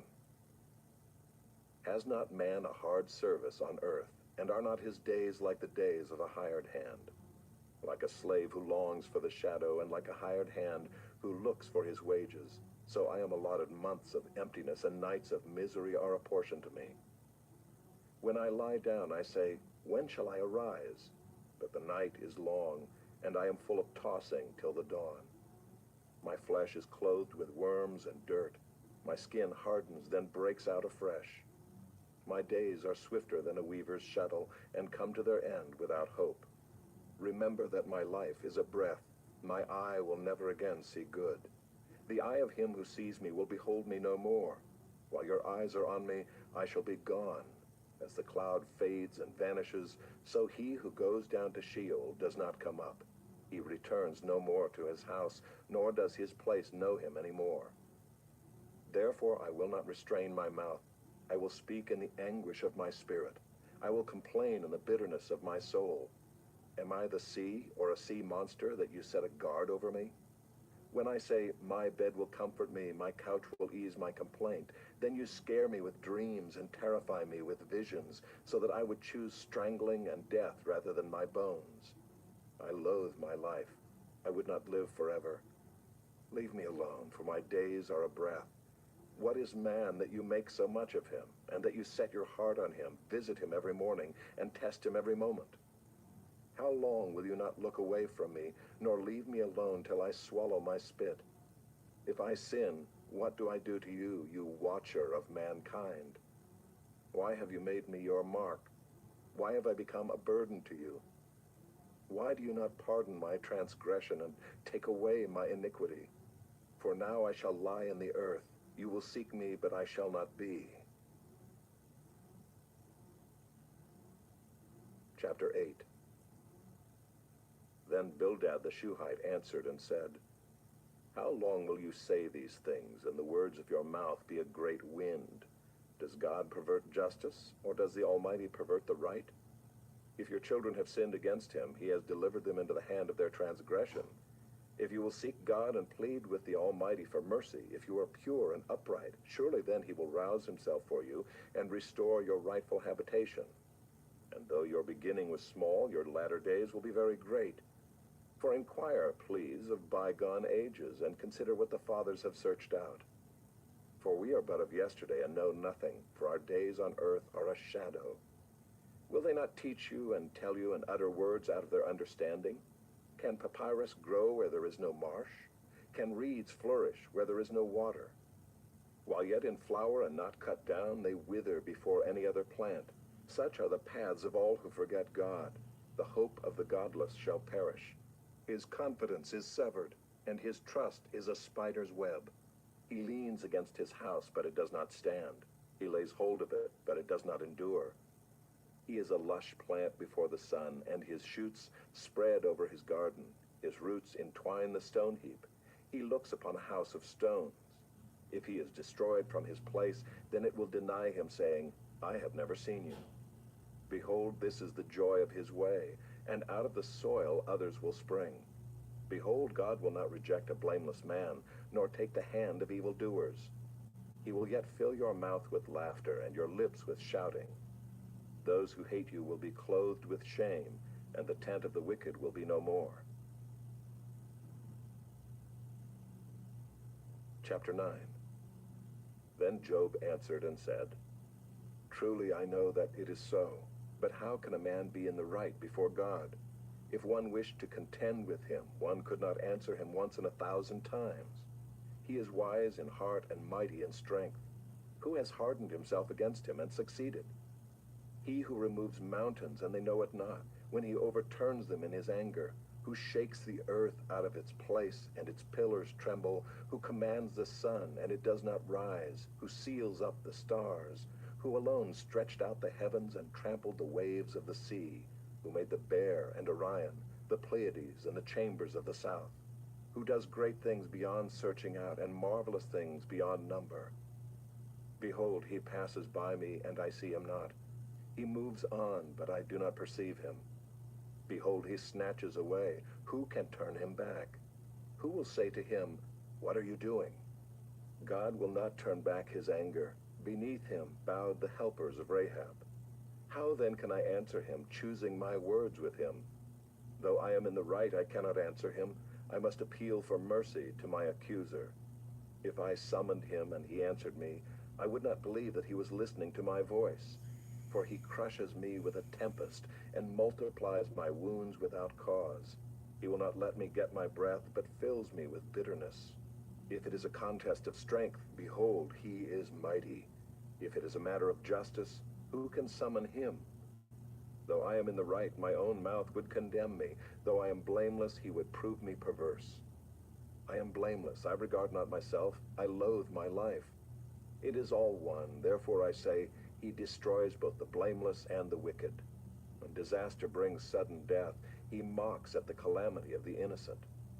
The earth is given into the hand of the wicked. He covers the faces of its judges. If it is not he, who then is it? My days are swifter than a runner. They flee away. They see no good. They go by like skiffs of reed, like an eagle swooping on the prey. If I say, I will forget my complaint, I will put off my sad face and be of good cheer, I become afraid of all my suffering, for I know that you will not hold me innocent. I shall be condemned. Why then do I labor in vain? If I wash myself with snow and cleanse my hands with lye, yet you will plunge me into a pit, and my own clothes will abhor me. For he is not a man as I am, that I might answer him, that we should come to trial together. There is no arbiter between us, who might lay his hand on us both. Let him take his rod away from me, and let not dread of him terrify me. Then I would speak without fear of him, for I am not so in myself. Chapter 10. I loathe my life. I will give free utterance to my complaint. I will speak in the bitterness of my soul. I will say to God, do not condemn me. Let me know why you contend against me. Does it seem good to you to oppress, to despise the work of your hands and favor the designs of the wicked? Have you eyes of flesh? Do you see as man sees? Are your days as the days of man, or your years as a man's years, that you seek out my iniquity and search for my sin, although you know that I am not guilty, and there is none to deliver out of your hand? Your hands fashioned and made me, and now you have destroyed me altogether. Remember that you have made me like clay, and will you return me to the dust? Did you not pour me out like milk and curdle me like cheese? You clothed me with skin and flesh and knit me together with bones and sinews. You have granted me life and steadfast love, and your care has preserved my spirit. Yet these things you hid in your heart. I know that this was your purpose. If I sin, you watch me and do not acquit me of my iniquity. If I am guilty, woe to me. If I am in the right, I cannot lift up my head, for I am filled with disgrace and look on my affliction. And were my head lifted up, you would hunt me like a lion and again work wonders against me. You renew your witnesses against me and increase your vexation toward me. You bring fresh troops against me. Why did you bring me out from the womb? Would that I had died before any eye had seen me, and were as though I had not been, carried from the womb to the grave. Are not my days few? Then cease, and leave me alone, that I may find a little cheer before I go, and I shall not return, to the land of darkness and deep shadow, a land of gloom like thick darkness, like deep shadow without any order, where light is as thick darkness. Chapter 11. Then Zophar the Naamathite answered and said, Should a multitude of words go unanswered, and a man full of talk be judged right? Should your babble silence men, and when you mock shall no one shame you? For you say, My doctrine is pure, and I am clean in God's eyes. But oh, that God would speak and open his lips to you, and that he would tell you the secrets of wisdom. For he is manifold in understanding. Know then that God exacts of you less than your guilt deserves. Can you find out the deep things of God? Can you find out the limit of the Almighty? It is higher than heaven. What can you do? Deeper than Sheol. What can you know? Its measure is longer than the earth and broader than the sea. If he passes through and imprisons and summons the court, who can turn him back? For he knows worthless men. When he sees iniquity, will he not consider it? But a stupid man will get understanding when a wild donkey's colt is born a man. If you prepare your heart, you will stretch out your hands toward him. If iniquity is in your hand, put it far away, and let not injustice dwell in your tents. Surely then you will lift up your face without blemish. You will be secure and will not fear. You will forget your misery. You will remember it as waters that have passed away. And your life will be brighter than the noonday. Its darkness will be like the morning. And you will feel secure because there is hope. You will look around and take your rest in security. You will lie down and none will make you afraid. Many will court your favor. But the eyes of the wicked will fail. All way of escape will be lost to them, and their hope is to breathe their last. Chapter 12. Then Job answered and said, No doubt you are the people, and wisdom will die with you. But I have understanding as well as you. I am not inferior to you. Who does not know such things as these? I am a laughingstock to my friends. I, who called to God, and he answered me, a just and blameless man, am a laughingstock.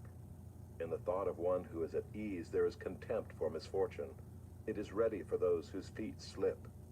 The tents of robbers are at peace, and those who provoke God are secure, who bring their God in their hand. But ask the beasts, and they will teach you, the birds of the heavens, and they will tell you, or the bushes of the earth, and they will teach you, and the fish of the sea will declare to you. Who among all these does not know that the hand of the Lord has done this? In his hand is the life of every living thing, and the breath of all mankind. Does not the ear test words as the palate tastes food? Wisdom is with the aged, and understanding in length of days. With God are wisdom and might. He has counsel and understanding. If he tears down, none can rebuild. If he shuts a man in, none can open. If he withholds the waters, they dry up. If he sends them out, they overwhelm the land. With him are strength and sound wisdom. The deceived and the deceiver are his. He leads counselors away stripped, and judges he makes fools. He looses the bonds of kings and binds a waistcloth on their hips. He leads priests away stripped and overthrows the mighty. He deprives of speech those who are trusted and takes away the discernment of the elders. He pours contempt on princes and loosens the belt of the strong. He uncovers the deeps out of darkness and brings deep darkness to light. He makes nations great and he destroys them. He enlarges nations and leads them away. He takes away understanding from the chiefs of the people of the earth and makes them wander in a trackless waste. They grope in the dark without light, and he makes them stagger like a drunken man. Chapter 13. Behold, my eye has seen all this. My ear has heard and understood it. What you know, I also know. I am not inferior to you. But I would speak to the Almighty, and I desire to argue my case with God. As for you, you whitewash with lies, worthless physicians are you all. Oh, that you would keep silent, and it would be your